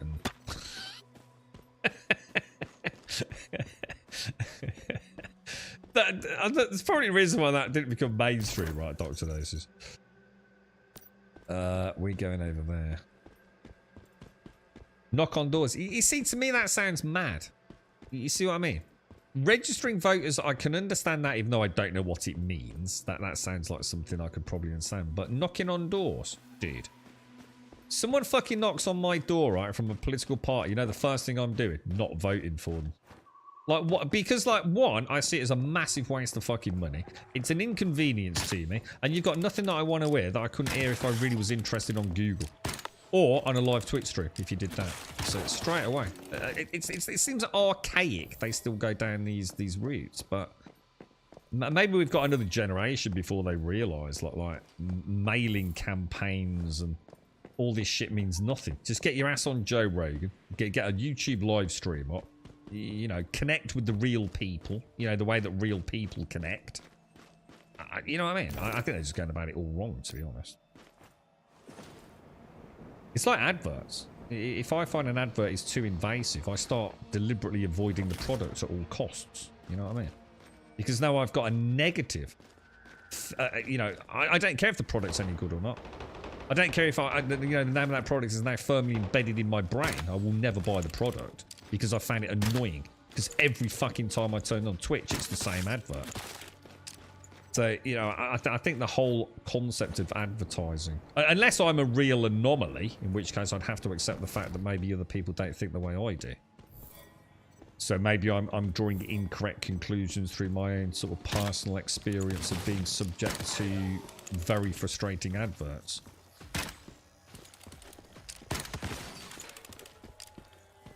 Damage to the baby, also very likely some excessive tearing to the mama. What did they literally just put him like on a... That's terrible. Did they actually think that was a good idea? Because, like, you know, like, childbirth is probably the most natural thing ever, right? Believe it or not, we got here from doing all that shit. So we thought, oh, we can make it better by spinning them around.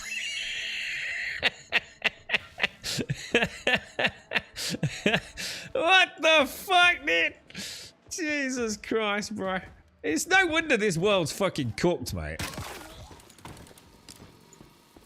You have to realise in most elections only a very small part of the population cares enough about politics to vote. The campaign. Yeah, that'd be interesting. I mean, how many people voted? I suppose you'll never know with America, though, do you? Because they always talk about diddling it and people that shouldn't voted and people voting multiple times. I seem to remember watching some dude on Twitter who crossed like 6 state lines and voted 6 times or something. How true that is, I have no idea, bro. But yeah, who knows, mate? Yeah. I think that's the problem. I think that's what you just have to accept, is that most people are just so tired of nothing ever really changing, right?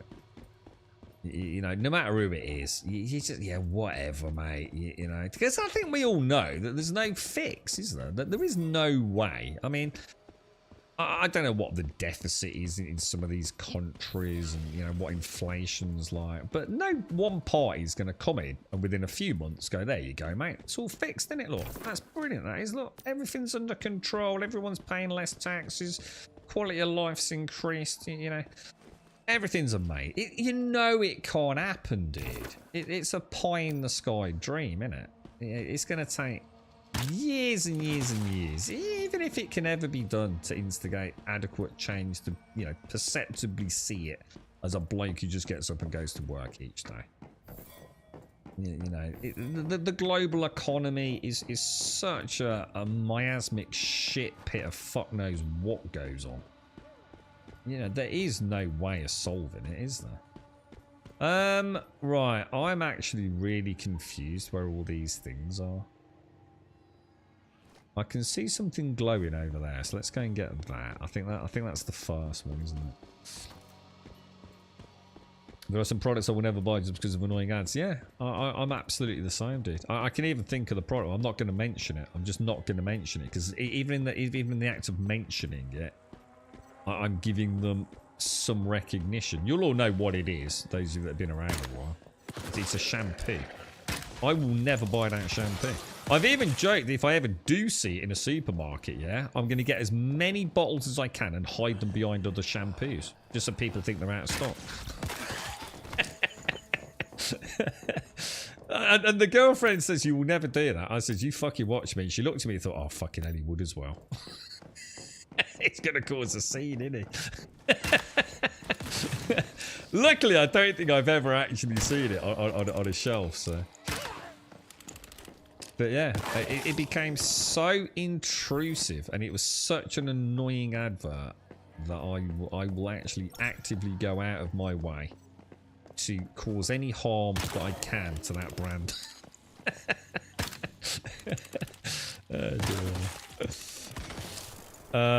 You don't like Trump. He has massive change.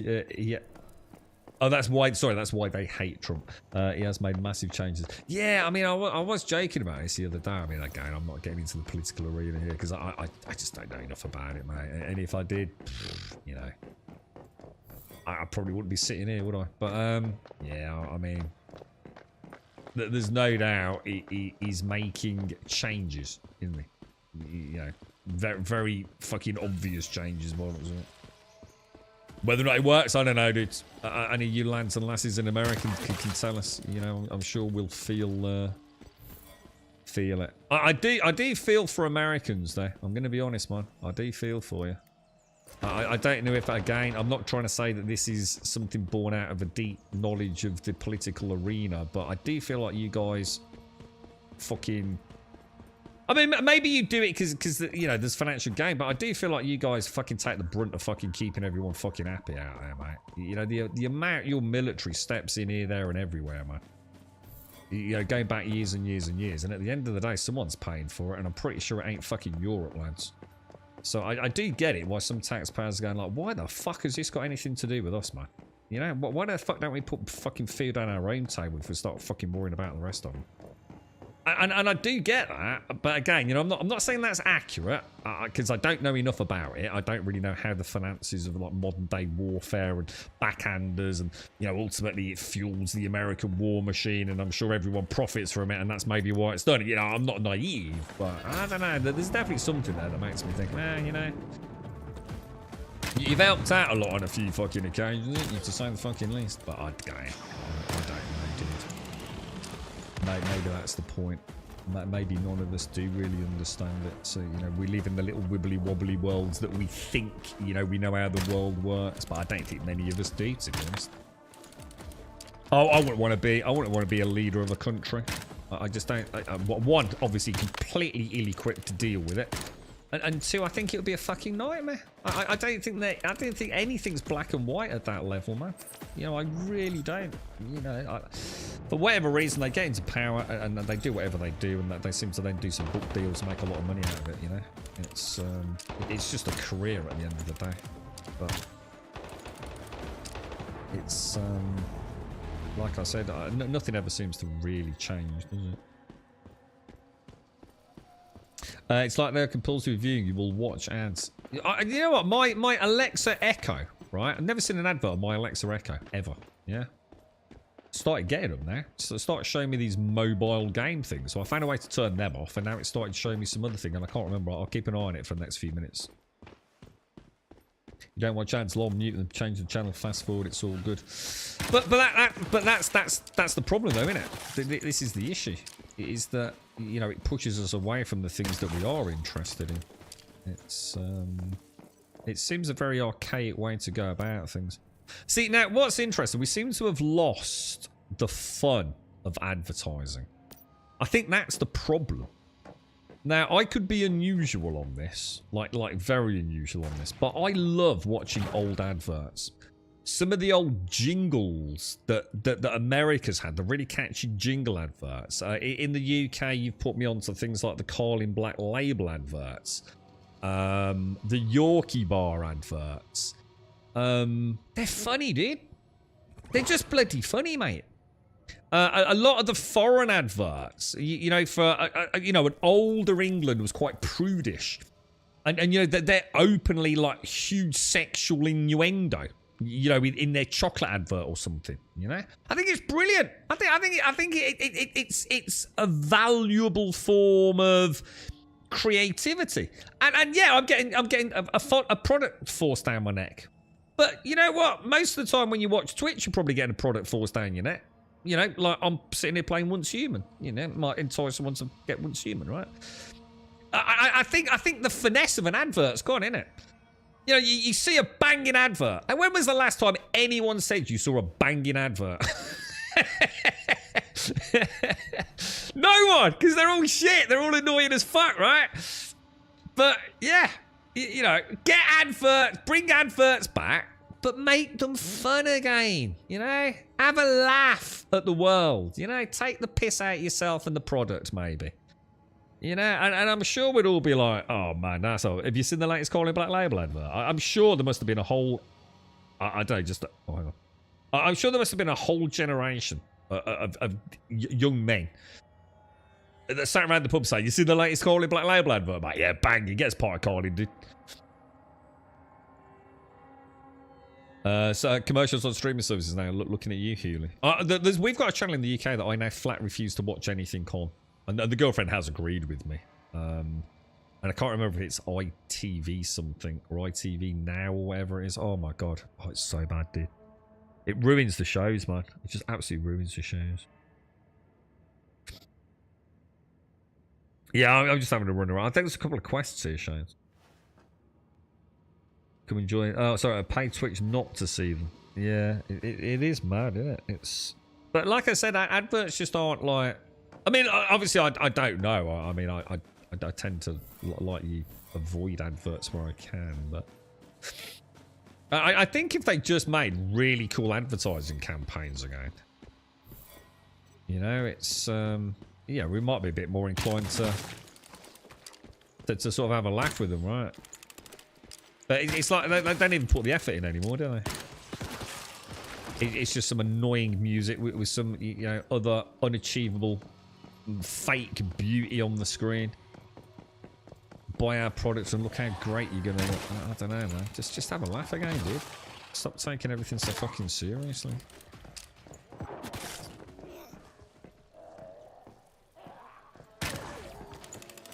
Alright, it's still got. Ooh, explosion. Those little pops are quite nice, aren't they? Isn't there one here where I have to go and like do the ducks or whatever it was?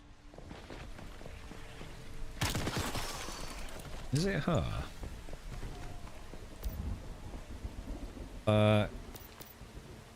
Game World Store. Yeah, I have to find the code or something, don't I? I got the hiccups. Clues in the cloning tool. Number 3 is the clue. Oh yeah, I remember it. I remember it now. And then we have to put the code in on the counter, don't we? Do I need to actually speak to her? There's a Game World Store right next to me.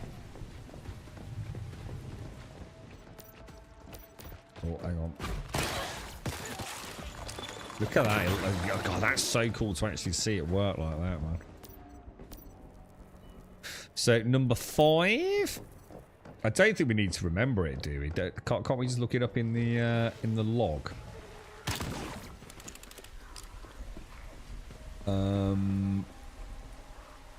Why is it not showing me the other? Oh, there it is.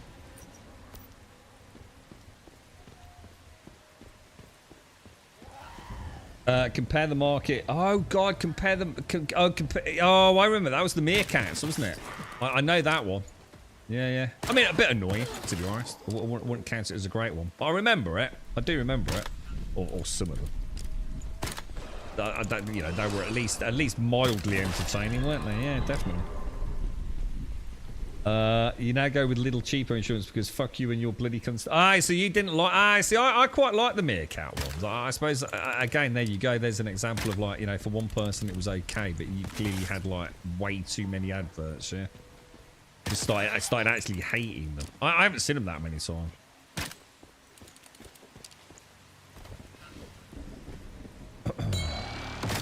I do know how to do it, Shades. I've done it thousands of times, mate.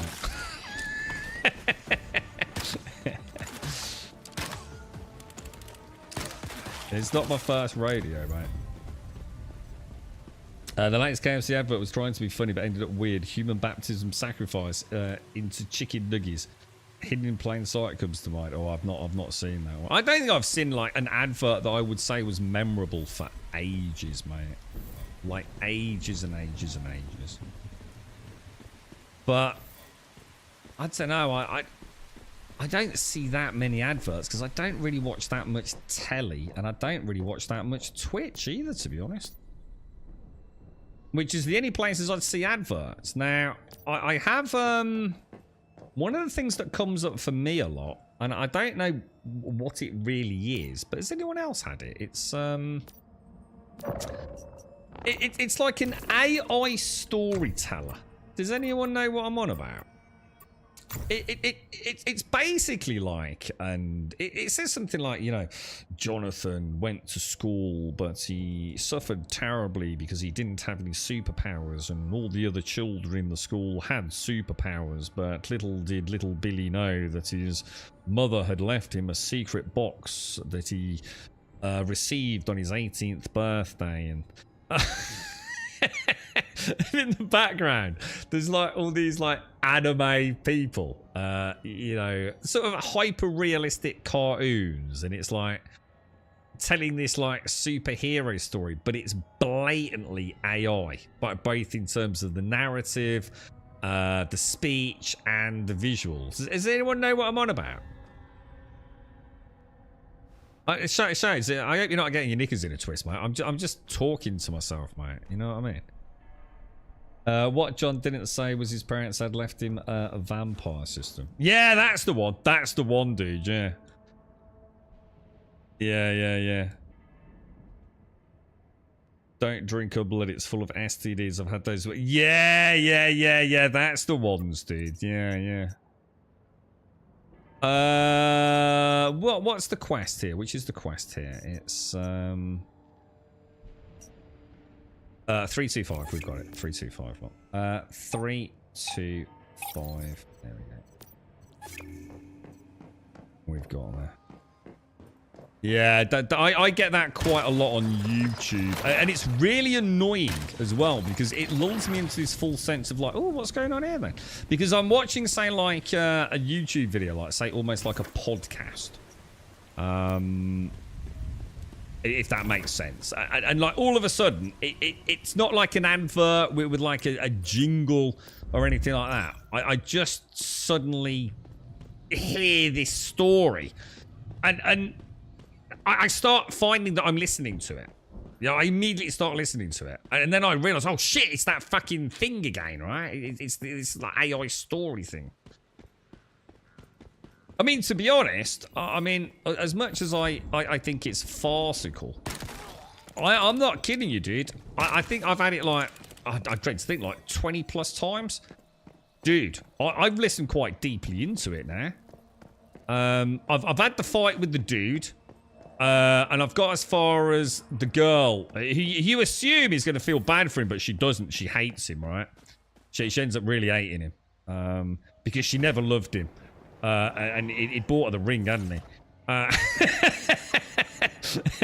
You know what I mean? I've listened to quite a lot of it, dude, to be honest.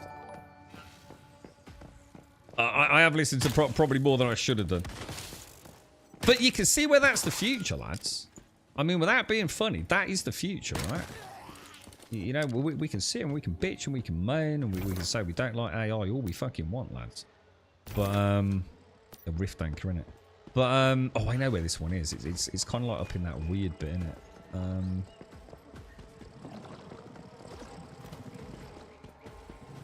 Yeah, it's, it's going to be so easy to tail a story for something that you want. You know, you're just going to log in one day and it's going to be like, oh, you know, what do I fancy listening to? Or, you know, like a horror story. I fancy a horror story. Like for today, you know, tell me a horror story about cornfields in the Appalachian Mountains, including some dude called the Mothman. You know, even if you did it in jest, right? But it's going to get to the point where it probably spins you a pretty cool yarn. It's probably got some really, really nice artwork. You know, be it AI is irrelevant. You know, if you find it subjectively pleasing. And, you know, you'll probably rate things at the end of it. And it will start tailoring these algorithmic sort of outputs to the things that you like. You know, some people might like it really gory.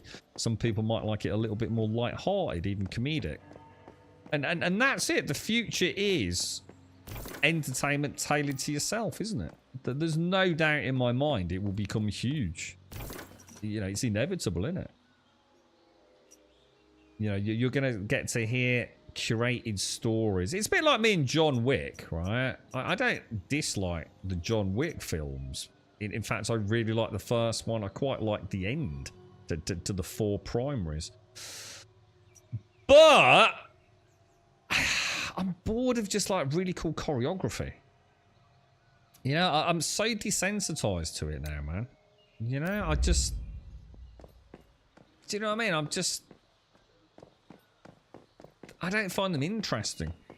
You know? But at some point, I have no doubt, unless I'm horribly wrong on this, but these things will be able to output complete digital movies in a matter of, like, if not minutes, certainly in a very short space of time, right? Sit down on the sofa with your loved one. You say, fancy watching a film tonight? Yeah, what do you fancy? A comedy. Right, what sort of comedy? You know, like a rom-com. Let's have a light-hearted rom-com with an alien in it. You click a button. 20 minutes later, you've got a full feature-length film. It's not gonna not happen, is it? It's gonna happen. Whether or not you use it, you know, I think it is the future, and we'll probably pay a fairly hefty premium for it. But you know, it's. I mean, maybe it'll be a good thing. You know, maybe it'll actually be like a really cool thing. You know, and there'll probably be a way to share your films with your friends. You know, we put in these inputs, and we honestly got such a good film out of it. Oh, it was so brilliant, dude. That it was like one of the best we've ever done. And you'll be able to like just jack it out on some streaming service for other people to watch, and you might even get rated on your film. You know, and then people say, oh, he's done some really good films, this fella. You know what I mean? I really like the way he's added this into the algorithm. You know, I really like that style, you know. And you can see it, can't you? You can totally see it. You had to get an ad blocker just for that advert, yeah. Yeah, it's... I mean, if it can already do it at that level, then... I don't think the next step forwards is really that hard to sort of like understand, is it, really? Yeah, it used to be a Chinese story about an emperor who pretends to be poor to see how a certain woman treats him. Now it's some weird Twilight vampire story. So there's like variants of it, are there? Yeah. How do they monetize it? What is it? I mean, I've never clicked to have a look. I mean, what is it? You know, is it actually that story with that animation going on, and you like buy it for like $5.99 so you can listen to the full story? I mean, is that simply what it is? Or is it a sales pitch for kind of what I'm talking about, where you curate it yourself, if that makes sense? Oh, I haven't got an axe, have I? Oops.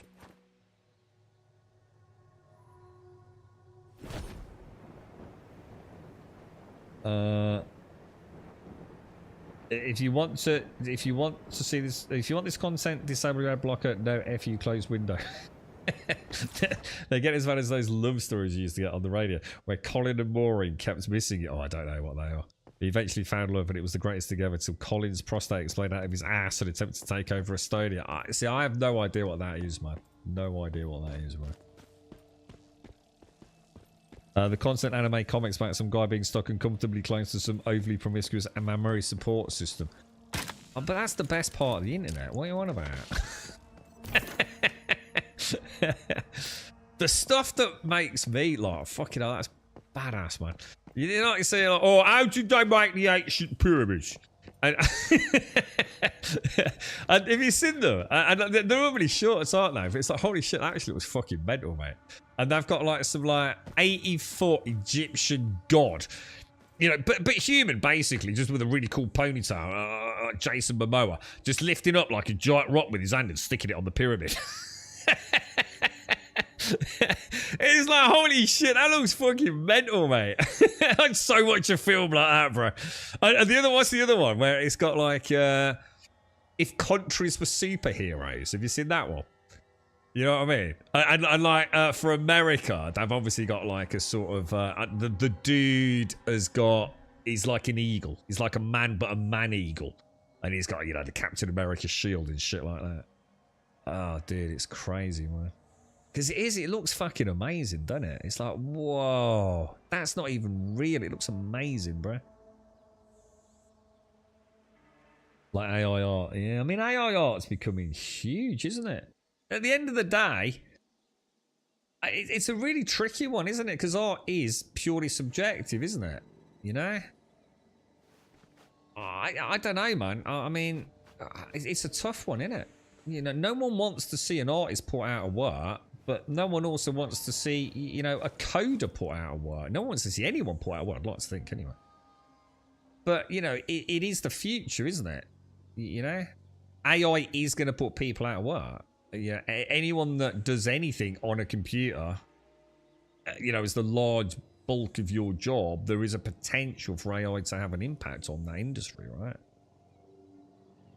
Yeah, it's not just about artwork. It's just that people get their knickers in a twist about art, don't they? Oh, got to protect the artists. But, you know, maybe those artists will embrace this and make even better art. I don't know, dude. You know, some people still only want, you know, oil paintings. You know, fingers and brushes. But how many people buy that these days anyway? Who's here ever bought a sculpture? Who has ever bought an oil painting? You know? Genuinely, have you ever contributed to an artist's career? I mean, some of you might have done, right? I don't think I ever have. Well, I suppose emotes and things, or with Twitch and stuff, I suppose, is as close as I've got. I think I bought a painting in the south of France once. Yeah. A few euros. I think it's still in the loft.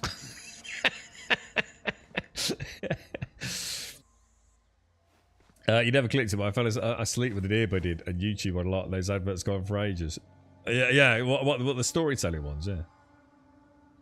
AI interpretation of women by country. Yeah, England, Scotland, Wales. It was massive land whales chomping Greg's. And I've not said anything like that. I've not said anything that's like more wacky side. They're normally like sex gods with rippling 20 packs. You know what I mean? And that's the women. If your boss ever got hold of your ChatGPT account, I'd be fucked, as it knows most of my systems better than I do. Yeah, well, there you go. You see, I mean, you know, maybe we just got to adapt. I mean, it ain't going nowhere, is it? You know, it's... and then Microsoft put something out recently. I don't know if Castle mentioned it or someone else mentioned it. Wasn't Microsoft testing the waters about like how people felt about AI in games production? I think it's one of the most ludicrous things to ask. You know, not a single person gives a fuck. You know it and I know it. You can pretend and sit on your little fucking white horse all you fucking want. If a really good game comes out, like a really fucking good game comes out, right? Everyone's banging on about it, and it actually is a really good game, right?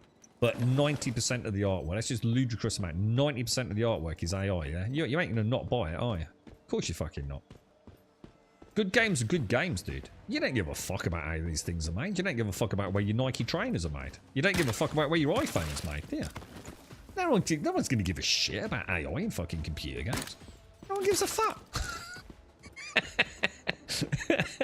Not a single fuck. Not one single person. It's just like, oh, it's a really good game. I'm going to buy it then. Fuck it. You know what I mean? Yeah, behind closed doors, they'll be, oh no, support the artist. But it's not how it's going to happen, is it? It's not how it's going to work out, man. I see Lego as sculpture. I think we're into somewhat straw man deviant conversation here. If that's how you blag it to the missus, fair enough, mate. I'm doing a bit of sculpting, darling. Hey, X-Wing Lego set arrived. Woo! Oh, he's got such a creative mind. He's always locked away doing sculptures. Yeah, to offset the layoffs. Oh yeah. So they sack loads of people. Yeah, so they sack loads of people, right? So the human workforce has been decimated. It's like, so how do you all feel about AI? Only Microsoft, right? Only Microsoft. Don't give a shit, right? They're either oblivious to what they look like, or they just don't care. I'm very inclined to believe the latter, right? Very inclined to believe the latter. X-Wing. No, I think there's a really cheap X-Wing one, dude. No, I think there's actually a really cheap X-Wing one, bro. Don't worry. You don't spend a lot of money. Check Argos. I thought the Microsoft situation was one of the highest up, suggesting that peeps is get laid off because of AI. Use ChatGPT to help them get over being made redundant. Oh god, what, really? What, is that actually a thing? Like, well, we could send you to a counselling service, or just use ChatGPT. That'll sort you out. Sort you out mentally. Oh god, it is. It's mad. It's just the tip of the iceberg, isn't it? And the thing is, people are not going. You know, as much as I'm having a laugh here, that's the reality of the situation, isn't it? You know, you ain't going to stop it, man. There's not going to be a boycott of AI games, is there? Not when the big one comes along. You know what I mean? When that first one comes along that has used a load of AI, man, and people just say, but it is a good game, dude. It's a really good game, man. People ain't going to care, are they? It only takes one. It only takes that one game, doesn't it? And then, oh, well, I bought that one.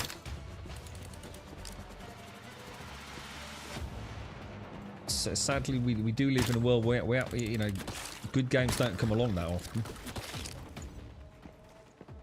You know, and you know, especially if it reduces the cost as well. I mean, I can't imagine that cost will be passed on to the consumer, but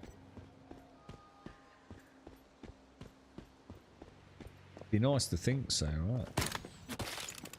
But very unlikely. They're still going to charge. I mean, I don't know how many of them do. I mean, you know, I'm sure we've all played games now. I bet very few of us haven't played something that's had some sort of AI element involved as part of its process, whether it be in the game itself or the marketing of it. And at some point, no one's going to know, are they? I know Steam is asking or demanding that devs put, you know, AI has been used in the development of this product stamp on things, but you know, it'll only be a generation. Even if you care, you know, I'm sure some of you will. There'll be a whole generation that won't. You'll be the last one standing. You know, kids will be growing up. I mean, look at them now. You know, kids growing up doing homework with ChatGPT, right? Asking ChatGPT to explain things that their teachers couldn't because the teachers are a bit fucking stupid, you know? Because let's be honest, there's bad teachers just like there's good teachers, right? And little Billy's got a really shit fucking chemistry teacher, but ChatGPT explains it and has time to explain it and to ask more nuanced questions that little Billy doesn't understand. And that generation's going to grow up going, wow, ChatGPT's fucking awesome. Why wouldn't I play a game that's used, you know, an AI as part of its construct? Where I work, they have tried to use an AI system to do some work, and it screws up so often that pretending to be the AI has become a large part of my job description along with 3 other people, just so that the bosses don't have to realize how much money they've wasted on something that doesn't work. Oh dear me. I mean, I suppose this is the point as well. I mean, we're talking about this stuff with systems that are barely even in their infancy, right? Like barely even out, right? I should imagine there's tons of people that still haven't even got a ChatGPT account or used it, right? But that ain't gonna stay like that for long, is it? Definitely not.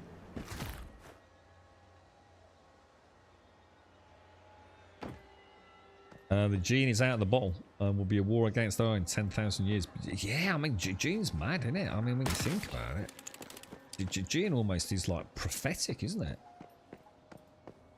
It all started somewhere. Yeah. I mean, you know, so some people are genuinely concerned, aren't they? And they don't come across as the sort of people that are like mad at us. You know, oh, conspiracy theory. There are some very, very, very well-informed people that work in, you know, that kind of sphere of current sort of economics who are deeply worried about the long, well, even the short-term implications of AI. Whether or not that's justified, I am not of an intellectual knowledge or capacity about this particular topic to understand anything about it. But the fact that some of them are concerned probably says a lot.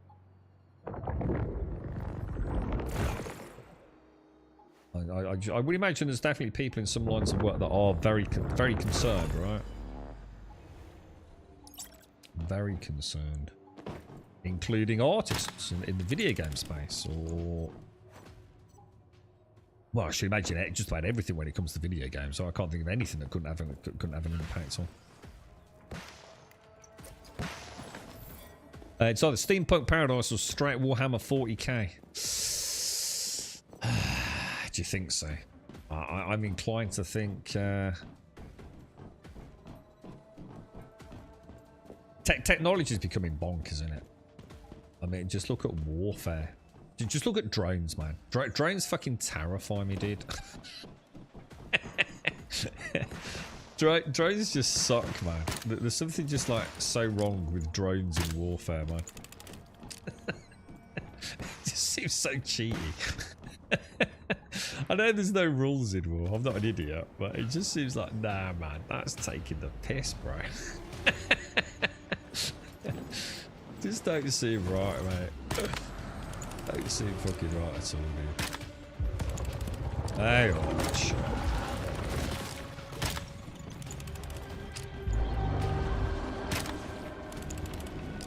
Nanobots, mate. It's only a matter of time now, isn't it? Nanobots, boys.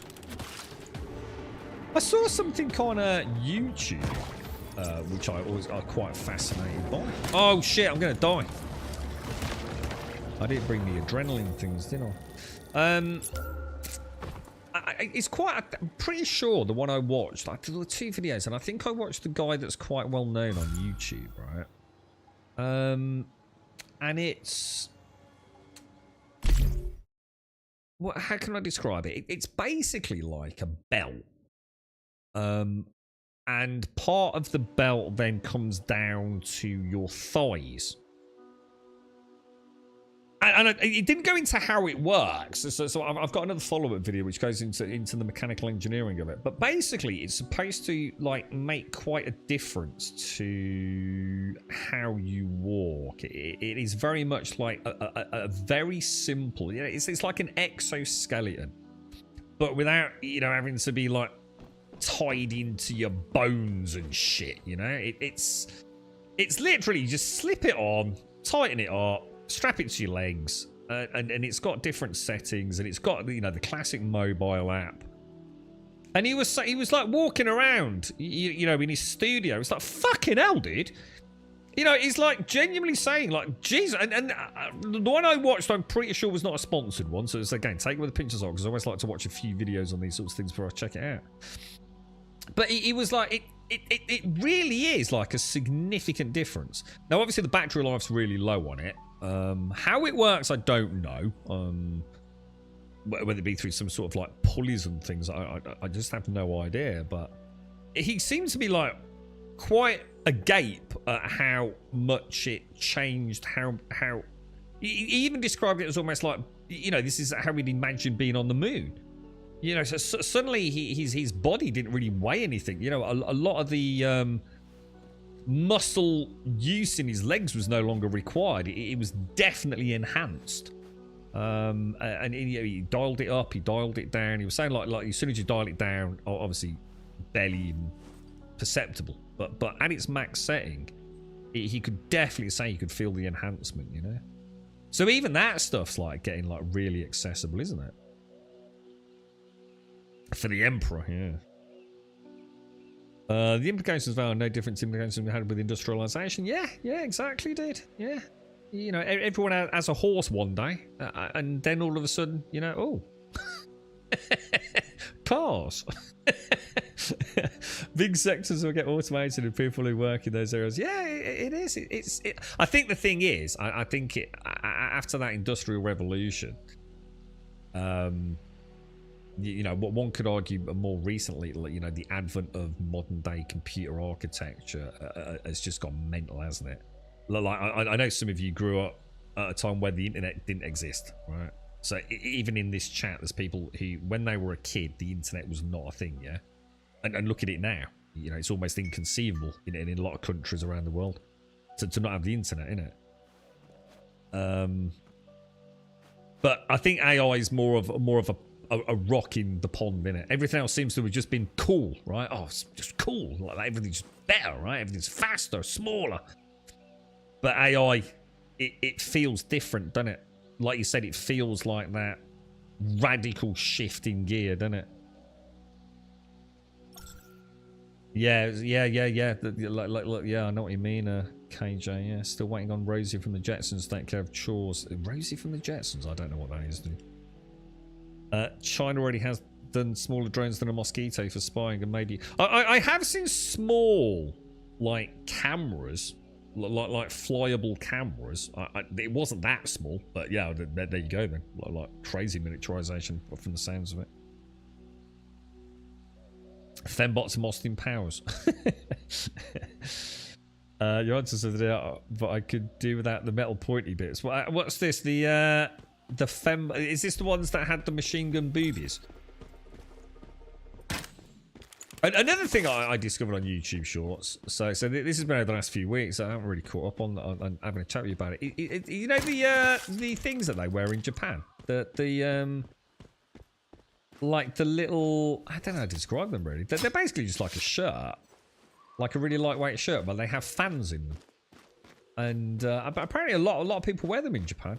They're just like... They're only about $30 as well. They're really cheap. And they've got like a battery pack, USB battery pack, and you put it on over your normal clothes, basically, or a t-shirt. And it just blows air in from the bottom, up through and out the top. And it just keeps airflow over your skin. Kind of thing. There was a dude like tested it out. He was actually in Japan, and he tested it out in the baking hot heat, and did a little bit of walking around for 15 minutes, and he got like a t-shirt that was just like soaked in sweat, and then he did the same thing with this thing on, and he still sweated a little bit, but nowhere near as much, man. Like, fucking amazing, really. Such a simple little idea, right? I thought, fucking hell, could do with those in the UK, man. I've been through too much training to know you never point a loaded gun at anyone, including yourself. I know that. And I know you're not supposed to put your finger on the trigger as well, are you?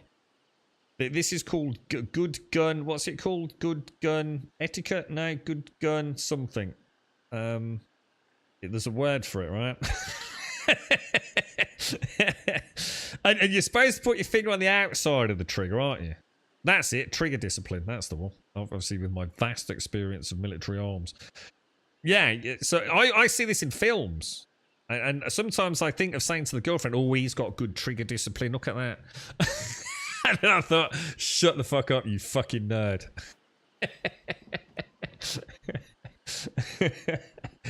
So yeah. And I often see it as well. Like, you know, like when they're pointing the gun at someone and they've got their finger right on the trigger. Like right on the trigger. Ooh. Oh, dude. You know what I mean? Like even just like, even if someone bangs a door now, you know, you can take your own head off now, mate. Ooh, gotta be careful, bro. Finger on the trigger only when you mean to shoot, right? Ooh, dearie me. Yeah, I'd make a good marksman, me. I think my armor's fucked, look. Right, repair. Can't believe you asked me about asking questions. I must ask 1,000 questions per stream, Shades. It's the only way. It's questions I'm asking myself, mate, half the time. It's the only way I can stay on track. Now you've got to go, oh, better ask a question. Shade's going to tell me off. It's a strategy I employ, I think. It's like, what was I doing next? You know, if anyone in chat can be fast enough to respond, it's like, oh, right, yeah. I was looking at a new carry piece, but it was $2,300. A sweet piece of kit, but my $500 piece gets the job done. Have you ever actually used your gun? Have you ever been in a scenario where you've been out and about, like buying your groceries that daily, and you've ever had to use your gun? Has anyone ever had to do it? That must be fucking terrifying, right? You know, that one time. Because it's always going to be, you know, if you don't need it and you've got it, that's great, right? That's the way, that's the best scenario, right? I had it, but I've never needed it. You know, that's probably a good thing, right? But has anyone ever actually, like, you know, just a normal dudette going to work, fucking had that moment where it's like, fuck me, I need to pull my fucking gun out here, dude. Because that's got to be a scary moment, right? I'm not sure how I'd feel about that, man. But I would love guns. I really would love guns. I love anything that's engineered. You know, anything that's precision engineered. You know, I think the sexiest thing in the world. So the girlfriend out listening. You know when you see a revolver, yeah, and they spin the chambery thing round, yeah, and that noise it makes. And you know when they then slide the bullet into the... You see it in the films all the time, don't they? Slide the bullets in. Oh, God, I bet that feels fucking mental, doesn't it? Or another one. The popping of the bullets into the magazine. They're clicking them in. Oh, I bet that feels good, dude. You've never had to pull your piece for defense yet. And that's a good thing, right? Yeah. I've had one pointing at... What? Really, Dr. Gnosis? I've had a few guns pointing at me. I have had a few guns pointing at me. And that's in the UK. I've been held up twice as well once. But yeah, I was held up once in a garage with a sawn-off shotgun. I've been held up twice as well. Once by shotgun, once by pistol. Yeah, both times I lost my items on me and walked away. Yeah, good stuff, man. Both in Baltimore City. So that's another one we've got to rule out then, yeah? So Pennsylvania, death by deer. Baltimore, wherever that is. Or is that in Pennsylvania? Where's that? I don't know where that is, mate. Yeah. Yeah, guns are a bit shit in the UK, to be honest, mate. I think there's something just... It's probably a bit different in America, but if you've seen a gun in the UK, you know your first thought is, what a fucking dick. You proper lose street cred if you got a gun, dude. It's like, what an asshole, bro. That's just shit, dude. Proper shit, mate. You know what I mean? Put the fucking gun down and come at me, bro. Maryland is it? I don't know where that is either, to be fair. The M1 the M1 Garand, is it? The M1 Garand.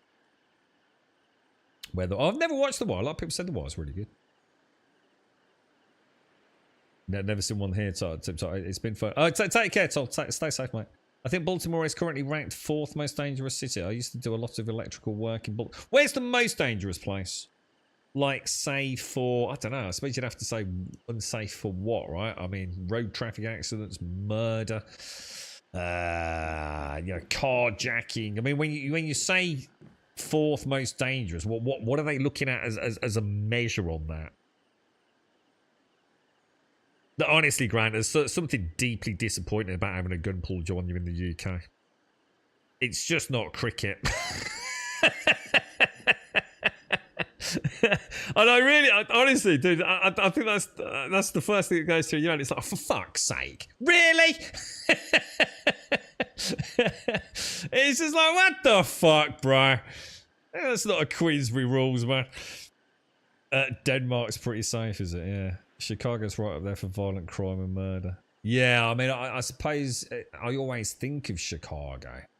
And what's the other one? Is it? No, what's the one I was thinking? Yeah, Chicago. I suppose because the only reason I think of it is because of it tends to always be gangsters. It seems to be, you know, where all the Hollywood films. Oh, Chicago, you know.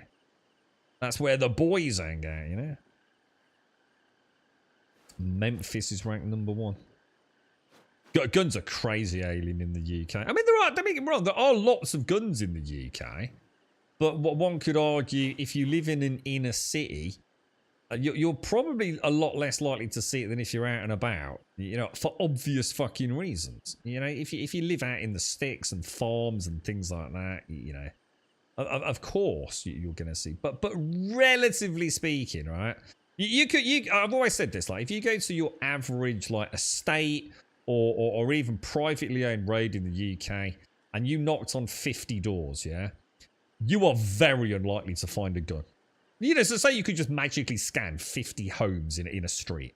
You are very unlikely to find a gun. Like, incredibly unlikely to find a gun, right?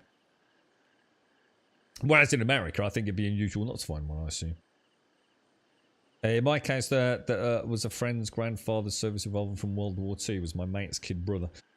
dicking about. Too young to realise it was loaded. Oh shit, point blank, couldn't miss. I just looked at it and thought, well, that sucks. Then their dad appeared out of nowhere and grabbed it. Oh, I bet fucking all hell broke loose, didn't it, man?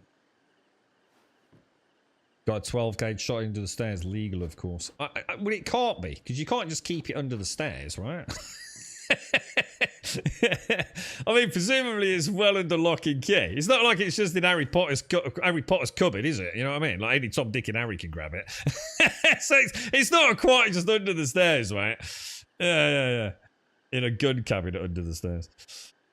Unless it's a pellet gun. Yeah, I mean, even that, you know, I mean, I think a lot of people grow up just thinking, I'd rather not have that shit in the house, you know what I mean? You know, whether it be, what are they, BB, what's that thing they do where they all run around pretending to have real guns in the UK? What do they call it? Airsoft? Is it airsoft? You know, you might find things like that. That'd be far more commonplace. But I'm talking about real guns, you know, in the UK. And I mean a real gun.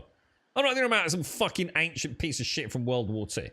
You know, I'm talking about a Glock or something like that. You know, if that's a common gun, I shouldn't say that. It's just I know what a Glock. Well, I don't know what a Glock is, but I know they're common, right? Or very well known. You ain't gonna walk down a street in fucking scan 50 ohms in like I don't know, Nottingham or maybe in Manchester. In Nottingham, you probably find like half a ton of fucking knives.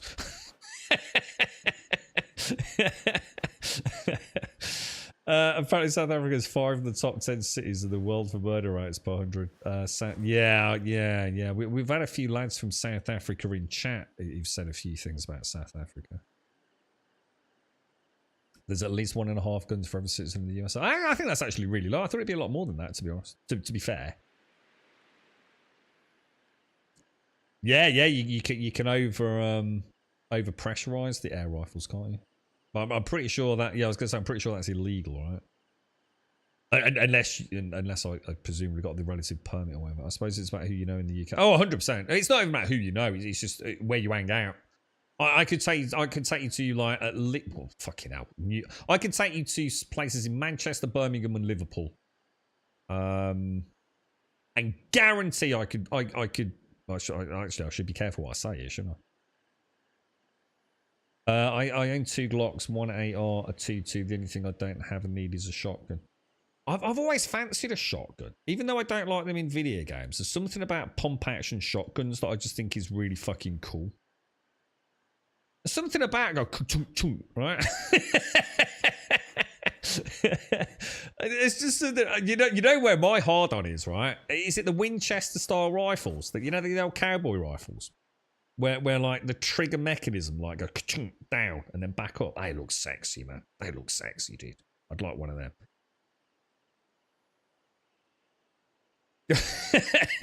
Backpedal fast there, Gimmer. Plausible deniability at this point. Going to a range is a great stress reliever, although a bit expensive because ammo is sky high. Oh yeah, because I always forget that ammo actually. What was that fucking thing Jaboshima posted in Discord? It was like an oil drum. I was like, what the fuck is this? And I zoomed on it. It was like 7.62 rounds or something. Oh, fucking hell, it's about $8,000 or something, wasn't it? Yeah. Skeet shooting. What's skeet shooting? Yeah, is that what it is? Like a Winchester repeater? Yeah, that's it. The old school air rifles put the spring out and put one pieces in between the springs and oh my god, is it that simple? Yeah.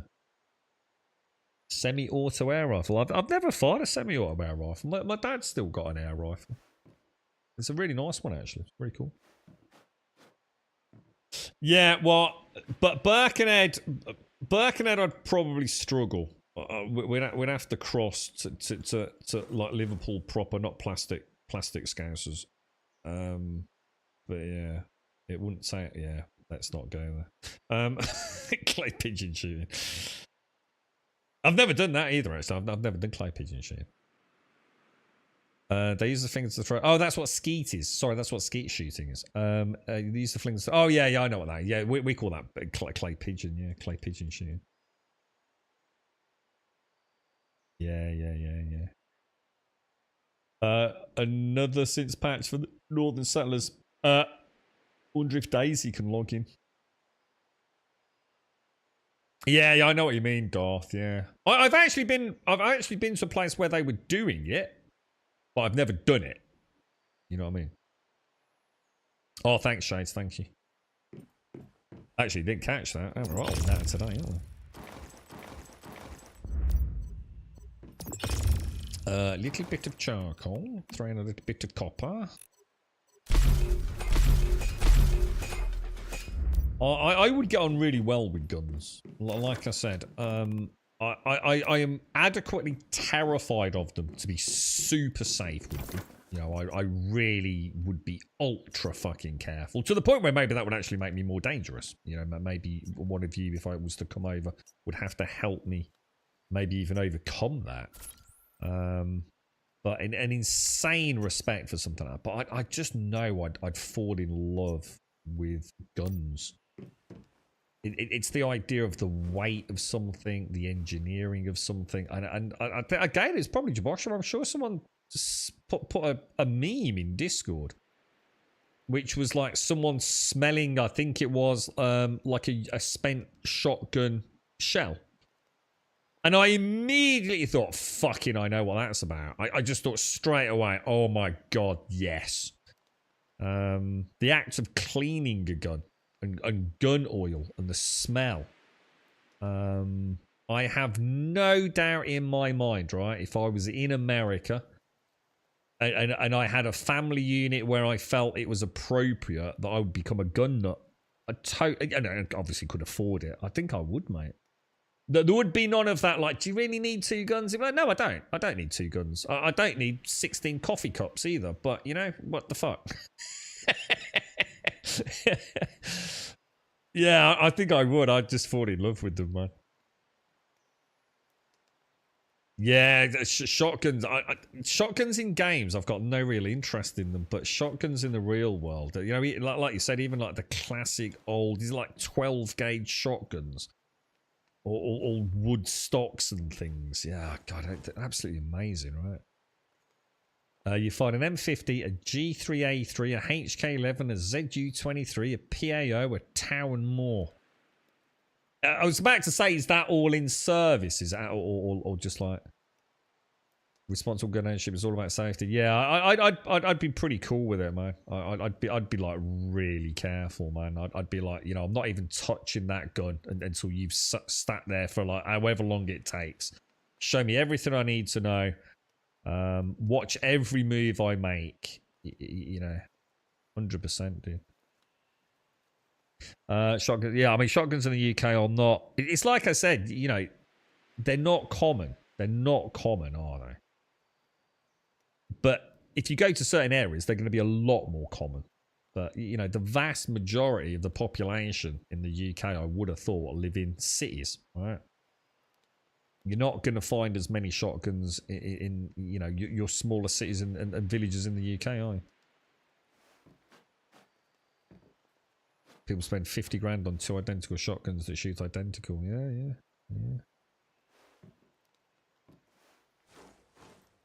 Yeah. Well, hang on. What was I doing? I think I died. Did I die? I did, didn't I? Sorry. Right, let's go back then. Little bugger. Look at that. That looks cool, man. I wonder what that is there. Is that a screenshot someone's actually taken, is it? And they've added it to the game's splash wallpapers or something.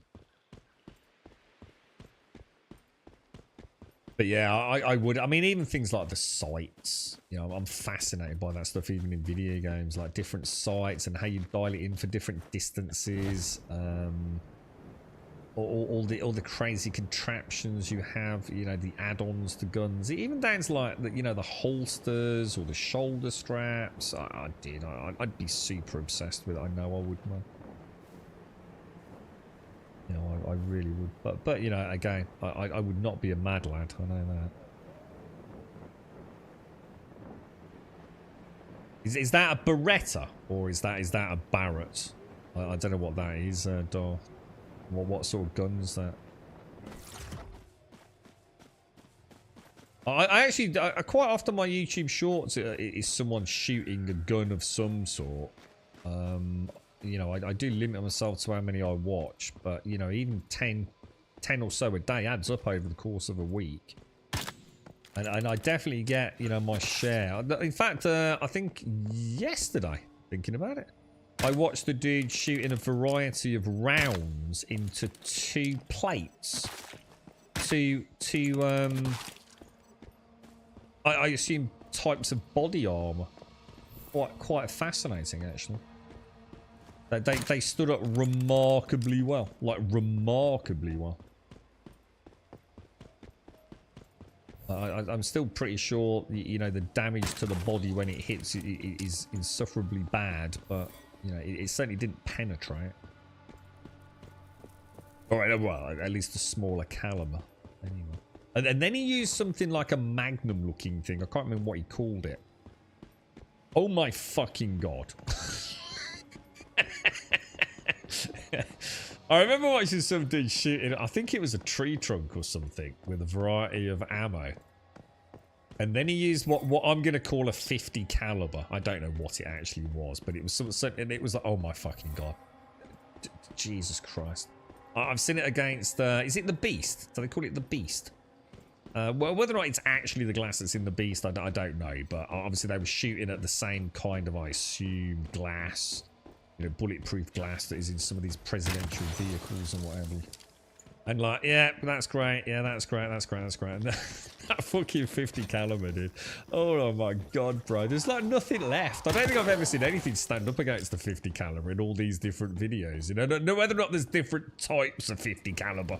You know, in terms of like, you know, bullet velocity and all the rest of it from different guns. I have no idea. But you know, when the channel brings out the 50 caliber, you know, bad shit's probably going to happen, doesn't it? You know what I mean?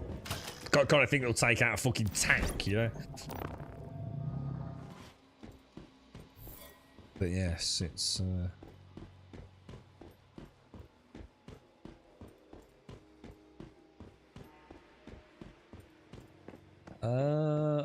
hang on a minute. I'll tell you what, let me go and get my corpse. Let me get my corpse. Armies. So what is that in Greece? Is it gas? So in Greece you have to serve in the military, do you? I didn't know that, bro. Or is that, obviously I don't want to get into exactly where you live, if that makes sense. Or is that just like in some areas perhaps? I don't know, mate.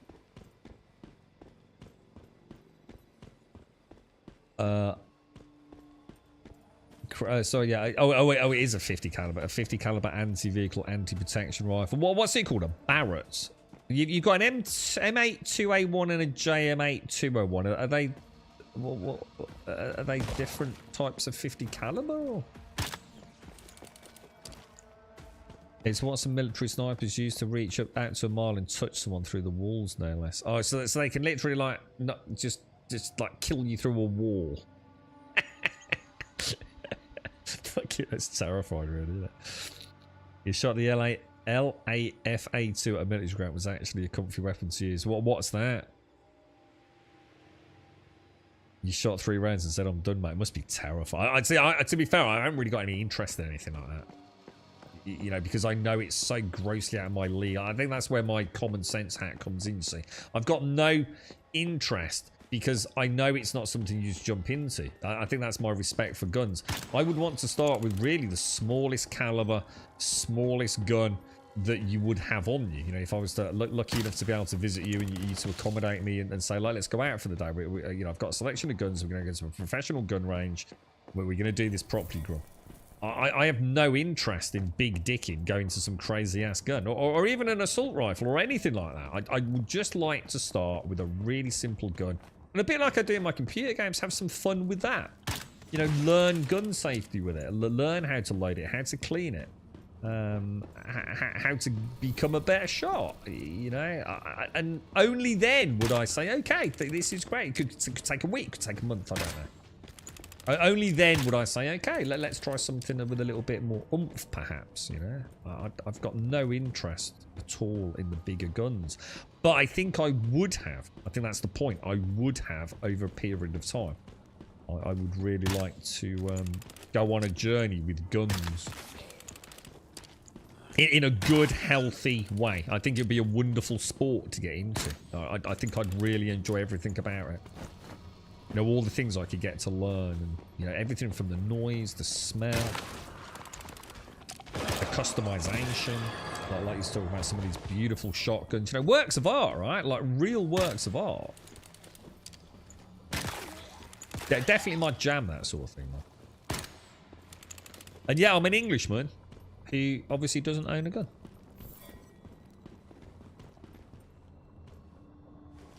Quite a few. Oh yeah, I know they do. I'm not saying I wasn't aware of that. I'm just saying I didn't know Greece did.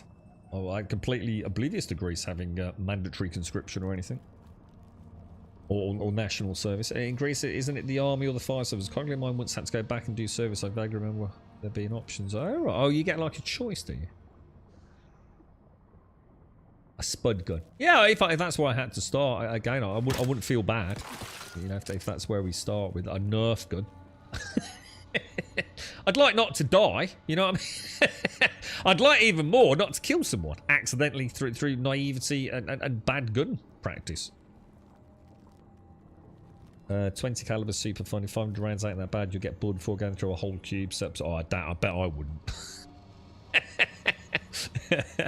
I think I'll find probably 2,000 rounds in an afternoon of a fucking air rifle, dude. Like I could barely fucking press the arm down by the end of it, mate. I wouldn't get bored, mate. Trust me. As long as I've got something to aim at, I definitely wouldn't get bored, mate. My lad is so into guns that he was at a tank fest last weekend talking shop with the old guys. Even identified some old World War I or II rifle and added that it was made for or in India. Because of the wood on the stock. My wife says he's probably already on some register somewhere. Do you want me to get after a coffee? No, I'm alright with my coffee, mate. Come on, I ain't going to get the jitters from a cup of coffee. I probably need a coffee to settle my nerves. Yeah, I'd make sure I had sleep. Yeah, actually, that would be important, actually. I'd need to be well rested. Yeah, and I'd probably get some food in me as well, to be honest. Before I even thought about it. Right, let's have I think there's one up here, isn't there? Or at least in the upper areas. It's quite hard to see, isn't it? It's a shame because this is where my jumpy skill on this server would actually be really handy for me. We'll go and get the is the rift over there? I think it is, isn't it? I don't think that's this one though. Let's go and get that as soon as we can see it. Remember the gun sounds like what are you on about? I'm just saying how fucking careful, but you want to have more fucking trust in me, dudes. You got a very low fucking opinion of me, mate. I would be the safest of safe people. Now, don't let me anywhere near a fucking hand grenade. That's all. Have you seen those military videos where what are those things where it's like a tube and they throw like a little rocket in it? Is it a mortar? Yeah. Have you seen the ones where they put the mortar in and it don't come out? and the ones where they lob a grenade and it goes like 3 foot away and everyone just fucking panics, mate. Oh my god, dude. Yeah, I wouldn't want to try anything like that.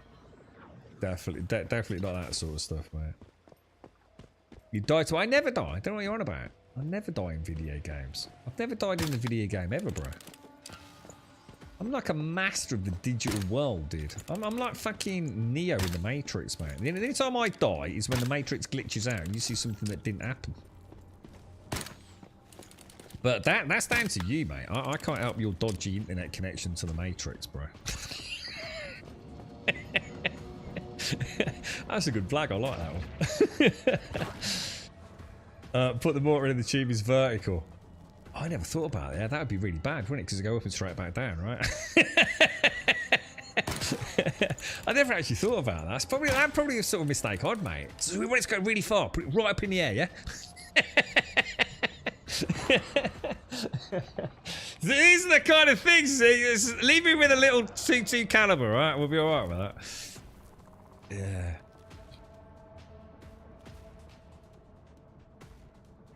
You're right, Starkey. How are you, Starkey? You okay, mate? The M1 Garand and the M1A1 Carbine are two of my all-time favourite weapons. A lot of people say about the Garand being like... Why is that? Why do people have a fascination with the Garand? Is it because... Or the Garand, however you pronounce it. Is it because of its history, or is it just a really, really cool gun? You know, is it just a really, really good gun? You know, a fun gun. I mean, I have no idea how one gun's more fun than another gun, but that's what I'd like to find out, yeah? So, oh, I really like this one. Oh, this, I like the sound of this one. But yes, I think I'd have a lot of fun with seeing you on a gun range. And for your nice big barbecue afterwards, that'd be nice, wouldn't it? Ribs, lots of ribs. Yeah, it's the pig. You see things that didn't happen.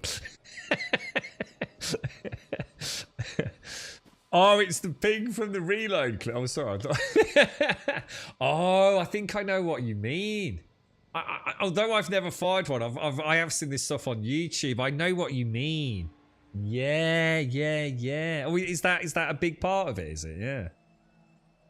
And it's really heavy as well. Yeah. Oh, I'll get the link. I can't watch links. I can click it and bookmark it. I mean, it'll probably start playing, but. Oh, hang on, M1 gram ping. Oh, I can probably play this. Hang on, let me see. Okay, because I use this weird chat system there. Hang on, let me turn it up.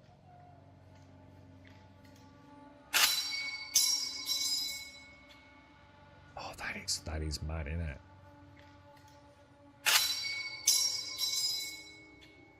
Oh, that's sexy, isn't it?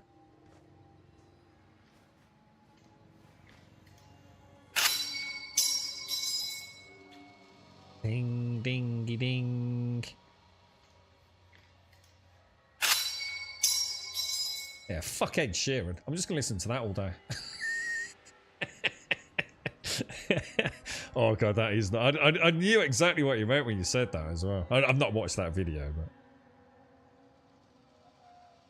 that's one strange looking dude. I didn't even pay attention. I noticed he got like a little karate hat on. What do you mean he's a strange looking dude? He's just a normal dude. I'm not entirely sure why he's got like a Japanese headband on or whatever it is, but yeah, each to their own.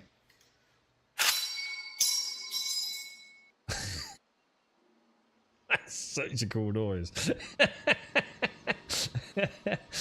It's a big bullet. So what does that fire? What does that fire? What does an M1 Garand use for its ammunition? Or is it unique? You know, it predates, you know, 5.56 and 7.62 or whatever the fuck it is. Okay, mystical crane. Let's have a ganders. Mystical crane. I really want it to be like daytime so I can jump about a little bit. Normally in the largest POI, right? Sod's law, man. It's all like misty as well. Daniel LaRusso. I was about to say Karate Kid. Is he the same lad that did the Cobra Kai thing? It's the same dude, right? I never really watched Cobra Kai. I think I watched like maybe the first season. I actually quite enjoyed it, but you know, just one thing led to another. I never carried on watching. There's quite a few seasons of it now. I don't think I ever really sort of delved deeply into it. All right, come on, let's find this one. It's 18 minutes past 3. So, Team said there'd been an update, Alarian. Are we still having login issues then, dude? Or not? Is Daisy in chat? Did she? Gas! Fuck me! Gas! Are you still there, dude? I shouted you out earlier, mate, but I don't think you were around. I think you popped in and said hello and then I didn't catch you. Are you there, dude?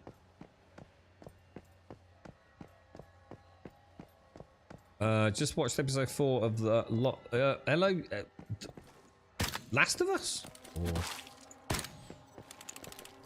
Are you in, Daisy? Oh, pleased to hear it, mate. Pleased to hear it. Are you back in your happy place? Or not? Is it going to take a bit of time, Daisy? Oh, what the hell?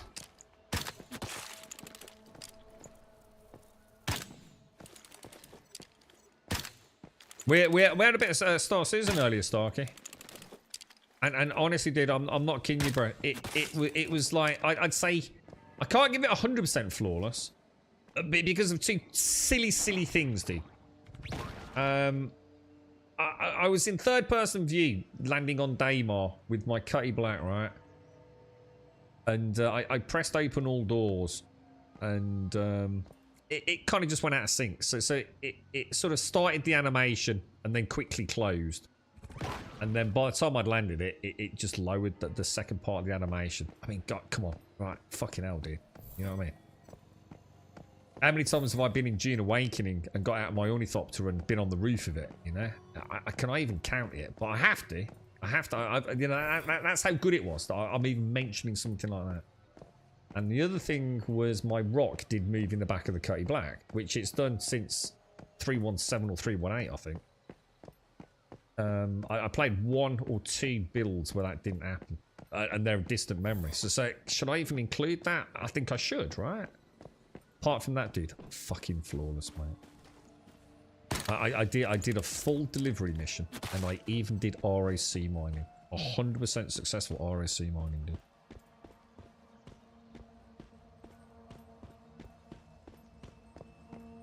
Oh, your wife tried to kill you. I was holding my hair out. Oh my god, have you actually been poorly, dude? Mate, oh man, I feel bad for you now, bro. You alright? I hate being sick, dude. I cry when I'm sick. I'm not ashamed to admit it. I literally, my eyes just stream, dude. It seems to be part of my gag reflex. I just start bawling. I fucking hate being sick, mate.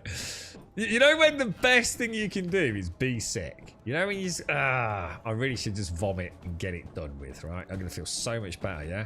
I'm the idiot that sits there for 3 days desperately hoping as it gradually just keeps getting worse and worse and worse and worse.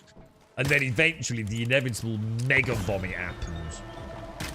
I hate being sick, dude. It's one of the worst things in the fucking world, mate. Hate it, dude. Absolutely hate it. Cut your hair, you ripper.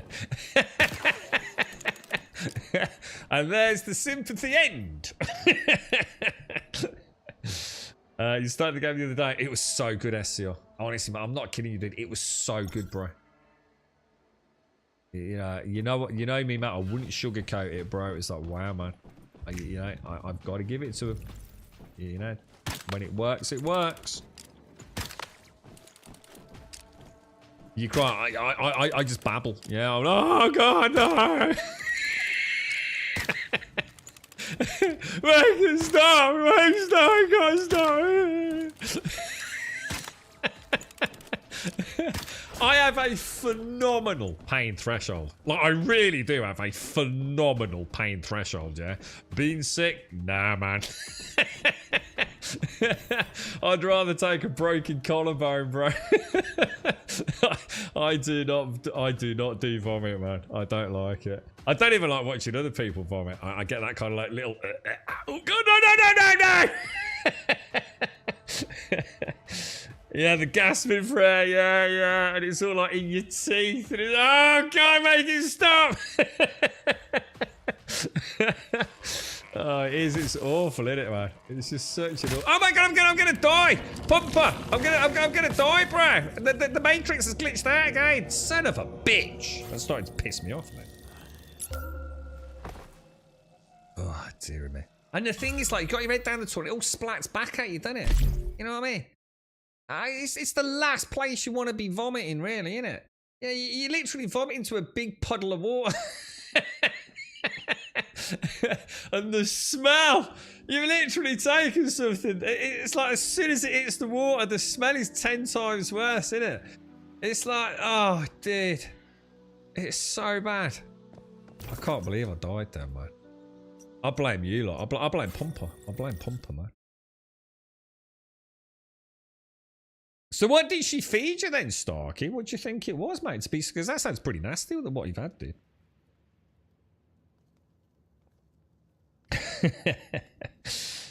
The giant telephone. Being a single man, being sick is quite nice. I just have a ton of water next to me. You're not supposed to have water when you're being sick, are you? Isn't that like the last thing you're supposed to have is water after you've been sick? Isn't that highly recommended as like one of the worst things you can drink? I know you're supposed to rehydrate, but I'm pretty sure just like tap water or bottled water is the one thing you're not supposed to have, isn't it? Doesn't it initiate the whole reflex thing? I mean, what I'm saying is it's not going to hurt you, but it actually isn't doing you any good in the conventional sense, is it? You're supposed to sip something. I can't remember what it is, man. There's all sorts of theories on it, isn't there? But there is some sort of, you know, chemical and metabolic reasoning behind it, I do believe.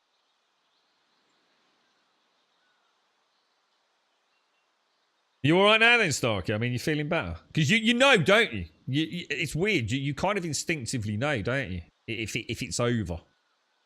You know, you don't want to admit it, but you know, after the first retch, the first dash to the toilet, and you feel quite drained, don't you? Because it's quite a physical thing as well. It's like quite powerful. You know, you're using a lot of muscles during it, aren't you?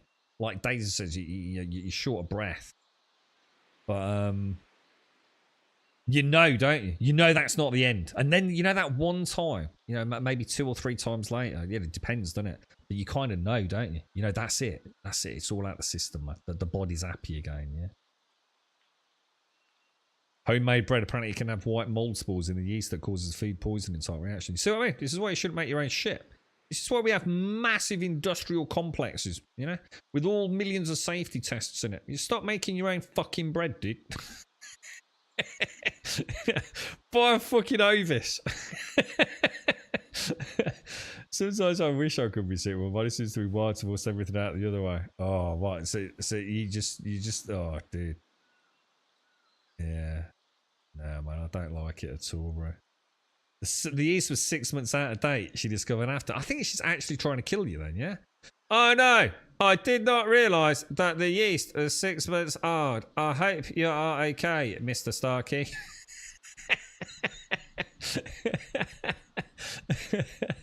I mean, how the fuck can you know it's 6 months old? How often does she make bread?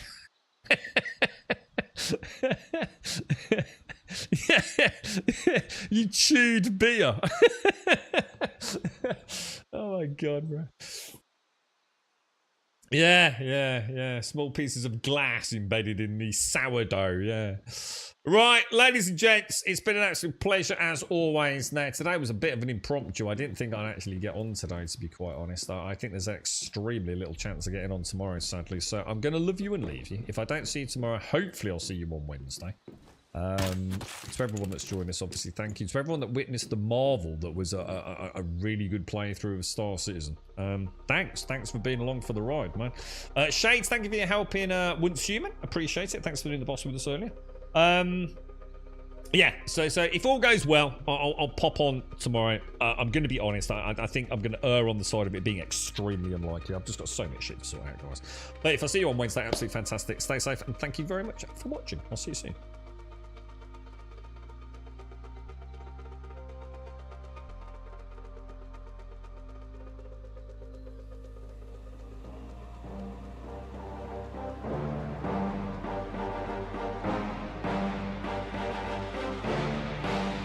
Oh yeah, and the plan will be when and providing start times are okay, I'd like to do a couple of hours of Star Citizen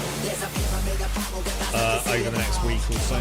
You know, you just have to see what stream times are. But I will probably start each day with a little bit of Star Citizen just to see how she's going, and then build up the courage to commit a bit. Because I really enjoyed that. Yeah, I really enjoyed us getting to play with the turrets. Sorry, I can't think of the word. Yeah, that was getting to be quite cool. You know, when SCR led us down to the alignment facility, I can't remember what they're called. Hathor alignment facilities, whatever they were. That was pretty good fun, man. So yeah, a little bit of getting back into it, muscle memory, and see how the game's faring. And then pop on some Wood Tube and a bit of June Awakening to fill in the gaps, I think.